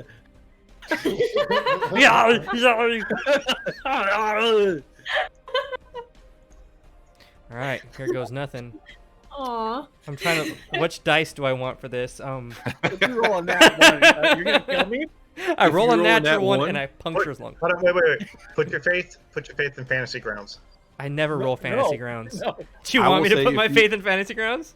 Do I will it. say if you Roll it, roll a one, it. there is a chance that you cause more damage. More damage. Roll it in fantasy ground. Dude, I never afraid. roll fantasy. Wait, leave it up to chat. Is anybody in chat? Should I roll dice or should I roll fantasy grounds? Oh See boy. if anybody replies. Because I got the dice hovered. I don't like it because I like my own dice. Nope. Here we go. Oh, pizza. Roll fantasy grounds. Here it goes. It's a fail. Close. It's a fail. 5. As you start to, like, you get him set and you're ready to pop it back towards the. Just for shits and giggles. Just for shits and giggles. Don't do that to yourself. I won't tell you what I rolled. You get it. Oh, you Gently can't. pull it back toward the front, and you get it kind of here. And as you're ready to set it back into the socket of the I'm elbow, running away. you start to push, and the second you start to put pressure on it, he just. So you just stop right there, and you're like, "Ugh, maybe I shouldn't." I mean, You could start I, doing it, he turns into a dolphin. could I attempt to use medicine to set the bone and then let Chambo do the rest? So fucked up, dude. I will leave that up to Flynn because Flynn's the one that actually has the medical training. Flynn, I'll leave it up to him to tell can you you what hear to me, do. buddy? Take the thing out of your mouth. I'm talking to you. It's okay. Listen to me. Just so I don't lose, You little bitch. just so I don't lose everything in a court of law, I need you to say it's okay for me to pop your arm back in. If Come not- on. Just take care of my arm. It hurts. Just do it. God. He Go for fucking it. failed too. Fuck. Hold on. It's At okay. this point, Hold it's just on, like this. Hold on. Kisar will do this. Put the thing back in your mouth. He fucking passed out. Just. With you, with Hutch bringing it back to the front and it already being ready, and it just being more of a shock of him just no, and it just starting to hurt. Andronicus comes over and is just like thunk and just sets it. Okay. So it worked. Hey. So it can be wrapped now. And For I the just walk record, when I away. rolled that You're dice welcome. outside of it, I rolled a 16 before my modifier. I just want you guys to know that. Kisar has a thought. He could play the Song of Rest, so you could try to heal, to help the healing energies flow through you. And then we could try burning a healing spell on top of that.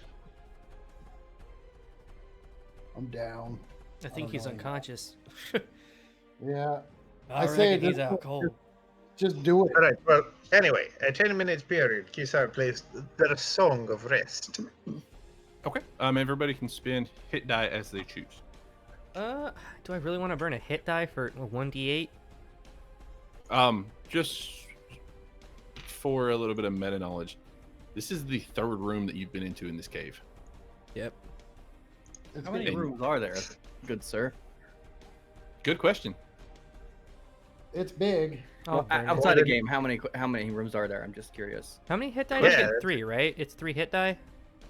Yeah, one per level. Yes, one per level. Okay. I'm just gonna roll. So Theoretically, That's enough for me. if you roll, What? if he rolls well, he could Just heal hit finder. himself here. Yeah. Yeah. Okay, so I rolled a 6, No. a 6, 7, a 7, that's and a 13. 5. That's not bad. That's 18 total. Okay. Plus your con. You add I con think to it's each one? +2. Wait, did you say we all? Should I roll my hit die since I'm negative? I'm 8 damage. Do you add your con to it each roll? I don't remember. No, normally when you roll with modifiers, it's only added at the far end because otherwise it would stack too much. Because otherwise, Okay, well, 6, Yeah, but the 7, question and is, 7 then. Does he even add it to ones? 'Cause- I'll look real quick. yeah. What was your question? If it's worth rolling my hit die for 8 damage. I just Oh. rolled How it many- for 4. Have you burned any hit die so far? By Mm. rules as written. I You think add I your did it con once to because each. we To had each? No play shit. the Song of Rest before and I rolled it. I think. I wouldn't Okay. stress it then. So 6 plus 2 Don't is stress it. 8, 7, That's what I was thinking. I don't know if I should use my 10, second one. 5, 7. So It was 18, Because you 18, only have so 2 24. left, and we still got a way to go. 25. That's insane. Right, so 6, 5, and 7 turns into 8, 10, and 7. I'm sorry, 6, 7, and 5 turns into 8, 10, and 7. Yeah. So it's What's your 18, con 25. modifier? 2. 2, 4, 6 on top of whatever you just did. It should be 24. You were 18 plus It was 7, 8, 6, and or 5, 18 right? plus 6. I'm so So it's 8, 12. 10, and 7 with the mods. No, it's 24 total. You were at 18 plus 6. That'd be the best way to do it. That's the easiest way to think about it. Wait, what? You were at 18. 2 times 3 because of our level, so that's an additional 6 on top of your 18. There's a lot of numbers being thrown around right That's now. why I don't know, man. Like I feel like that's weird to add the Well, No, con. it's I'm 19. So we're no It's help. 19. That's where you guys are off. Because my original roll was 6, 7, and 5. Right? 6, That's 7, and 19. 5. 7 plus 2 is 9. Plus It's 7 18. is 16. 16 plus 6. Plus 8 is 24. How is it plus 8? I thought it's only plus 2. 6 plus 2. 6 plus 2. You're right. Okay. 7 plus 2 is not 10. So There you go. Yep. That's right. Is anybody else spinning hit dice? That's so weird. No, That's weird. Kisar has no need to spend the hit dice. I used 1. You used one. What'd you get? I got my HP back. Like I was Get your only HP down back. 4 and I rolled a 5. That's right. all right, The only other one that would need to potentially is Clove. And I believe you used one before. So I then used is Where- So you have 2 left. And I'm down 8 right now. Yes. Your max that you can get back is 8 plus your con modifier. so then that means when we're like this is just for me because I didn't know this. That means when you roll your hit die, this is the only time you get to add your modifier multiple times in this that over multiple rolls consistently. Then Yes, because you roll each roll individually. and then You roll the whatever first it is, one, and then that's weird. You roll the Okay. first one, then you say, Um, "Do I want to take a second one?" You roll the second one. Do I want to I take a third mean, one? Yeah. you could potentially be full health again. But now my brother has no Hey. hit die until a long rest. And only Hey, have one Flynn, life. how close to full health are you? Clove is down 8 currently. Flynn is down 11 currently. I should probably roll it. Roll 1. That's what I did. Yeah. Because the only way you can use them is if Kisar uses his Song of Healing, or if you take a short rest. Okay. Yeah. Here I go. Oh. Plus your You get 3. Constitution modifier. That's Oh cool. yeah, plus your So- con. So Oh, ne- is there it a con automatically already did there? it. Yep. So now you're down 5 instead of 8.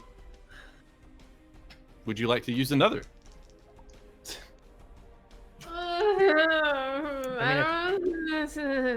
Let me ask you this: do you plan on using another short rest? I don't think so because we're probably I gonna have- finish this up. I mean, before you go leave the cave again, you take another short rest. I doubt. Can it. I use mending sinews and just heal the rest of everybody's Because hit points? we've already rested twice in a dangerous place. Then I would roll it again. Okay. Because the Thank only you time for you can use helping it is me on a short navigate rest. But keep in mind that Kisar can play the Song of Rest How as often? many times as you want. Hey! Really? I got a 6 I didn't know that. plus does 2. Is it a cantrip, Shady? It's So- just a bard ability. Oh, weird. Yeah, back so, yeah, it's to just like mending original- sinews is a feature of mine too. So So I'm back to original health. If the math No, is there, sorry, yeah. 8 that's- plus, yeah. During a short rest. You have to be doing a short rest for Kisar to do that. Then what's the point of the ability then? They're answering a different question. I'm Hold on, curious. hold on. I don't know bards. So you regain an extra 1d6 per hit Oh, die. I'm sorry. Yeah. Not you can spend hit die. So we just- so What's wrong? if we want to do this, we can roll it back a little bit, and we'll say that we're taking a short rest here, and then we Yeah, can my have bad. Flynn roll it back a little bit, and we'll add it up differently Oh, so it adds a d6 on top of our hit die, is what it does? on top of the hit die. Yes. Yeah. But that means that y'all would have to- I'm fine with my roll. It healed me on its own. But you would have to short rest here to do this. Otherwise, we reset and go back to our old HP. well, I can do mending sinews and it'll heal everybody for whatever my medic level is plus my wisdom modifier. And then your spell slots are gone. It's not considered a spell slot. That's a skill. That's an Ability? ability. Then you can use that Yeah. too. Okay, let me roll this back. Flynn was at 35. You were at 4 I down, was at 31. and Clove was 8 down. Okay. Yeah, I was 8. Go ahead, Flynn. Okay, so within 60 feet, so it's everybody within the 60 feet. That's everybody in the group. Right. Your battle medic level plus your wisdom modifier. So that would be battle is 3 plus wisdom is 4. So it gives everybody 6. So everybody gets healed by 6. I'm So that back to puts 35 you- again. Yep. Minus no hit die this time. I'm And- at 2. He's at minus 2. And Flynn is currently at 7 HP. Okay. Now, would you like Kisar to play the Song of Rest to do a short rest and give you a little top off? Yes. Play him a nice song. All right. So everyone else who is Play these nice broken and healthy, wings, man. everyone else be on guard, and Kisar plays the Song of Rest. See. All right. So what do we roll now for the Song of Rest? What is it? Your So hit die roll plus your- 6. Yep, your One? hit die plus a d6. So your hit die plus your con save, or your con modifier plus a d6. Mhm. Okay. So 1d8, right? Yep. Yep, a d8 So it's a 6, Plus 2. plus your con, Right? 7, 8. Plus 6. Okay. plus a d6. Do you want me to roll the d6, or do you want him He to? can roll it. It's fine. Okay. Unless you just want to for him. You don't. It would be a 6 with a line under it. So that'd do be the math. 14. Don't ask me to do that. So 8 you're, plus 6? 14. yeah, sorry. 14. So you're currently at a negative 15 to your hit points. You've taken 15 damage still. Okay. Would you like to roll another one because you still have 2 more? So how does this affect? My con modifier. What do you mean? Like you guys say you can't use it until a long rest again. What does that mean? Does that mean I can't attack anything? No, you don't get your hit dice back until you take a long rest. Okay, so I can't roll like this again for healing, Correct. right? Right, until you Okay. take a long rest. Yeah, that's fine. I'm gonna try to get myself all the way back up. Okay, go ahead and roll a d8 and a Alright. d6. D8 is a 5, and it's a 4 for the D6. 11. So you're missing 4 HP. Is that with his con? Yes. All right, and I'm gonna roll it one more. Okay. That's a 5 and a 5. 10 plus 2 is 12. 12. So that's okay.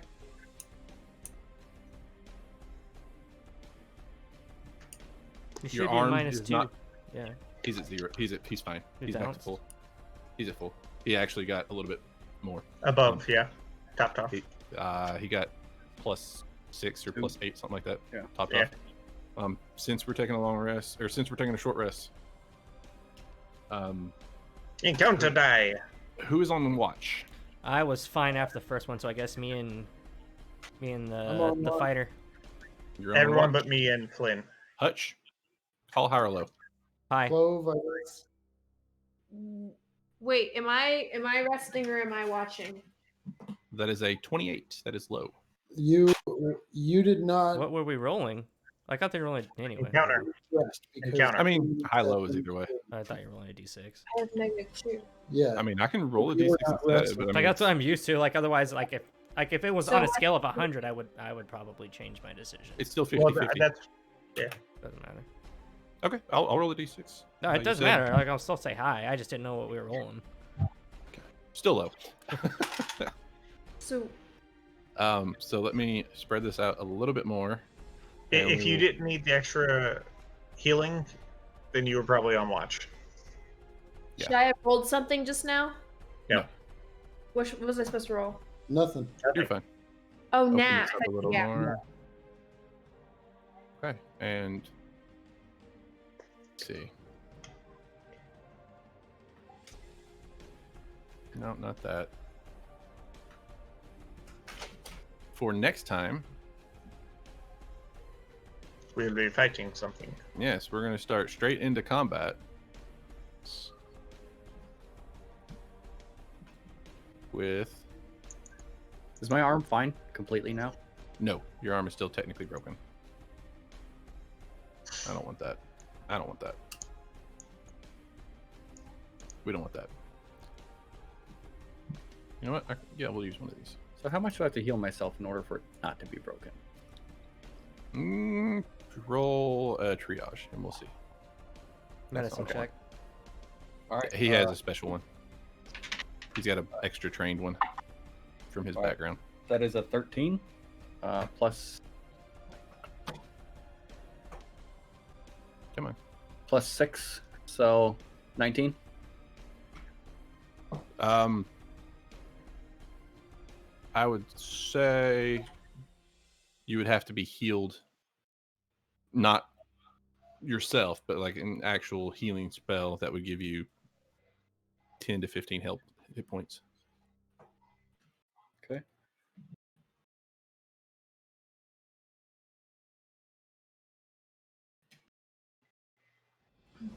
There we go. That's what I want. That's what I want. Oh, I didn't even know I was a plus 6 to survival. Crap. All I right. just I never scroll down. So is everybody awake right now? Yes. While There we go. everybody's standing there, I want to show everyone this spindle of red glass that I have, Mhm. and explain that I was told that if it was impaled into the flesh, that it would help me navigate and ask folks how they feel about trying to figure out which way to go from here, and if I should try this crystal. If anyone's ever heard of this crystal before. So you're just gonna stab it into yourself and hope it works? I know, it's kind of odd. I think that perhaps this is a fine idea when we're not half beat to shit by mummies and zombies. So maybe another time? And being set upon by 3 more shadows. Oh shit, I just saw this. Okay. Yeah. Luckily, you did have somebody on watch. So you had enough people on watch. You did see him coming. So Boss fight. Okay, we circle back around to this. We, as you navigator say, circumnavigate back to it later. all right, and that's where we'll pick up next time. Sounds good.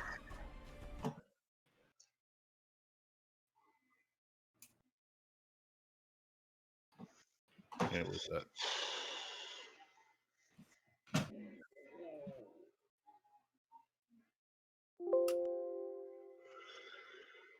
For being a healer, I feel that my spells could heal a little bit more. I'm It just will saying. later. You're literally a You're level really 3. low level. Or like a nobody at this point. Yeah. Oh, Once you Legit, get up closer if to you wanna, cap level, you'll just nobody will die around you ever again. and legit, if you want to be like the mega healer right off the bat, you have to be a cleric of life. He is cleric. No, but cleric of life, they get a +6 to every spell. He gets everything a cleric of life does. Oh, okay. Yeah, it's just a mundane. It's a non-religion Yeah. cleric. But yeah, that was fun. It was. Twitch. Wow. We'll see you next weekend. Wow. Doing so good till you had to disengage. The action was great.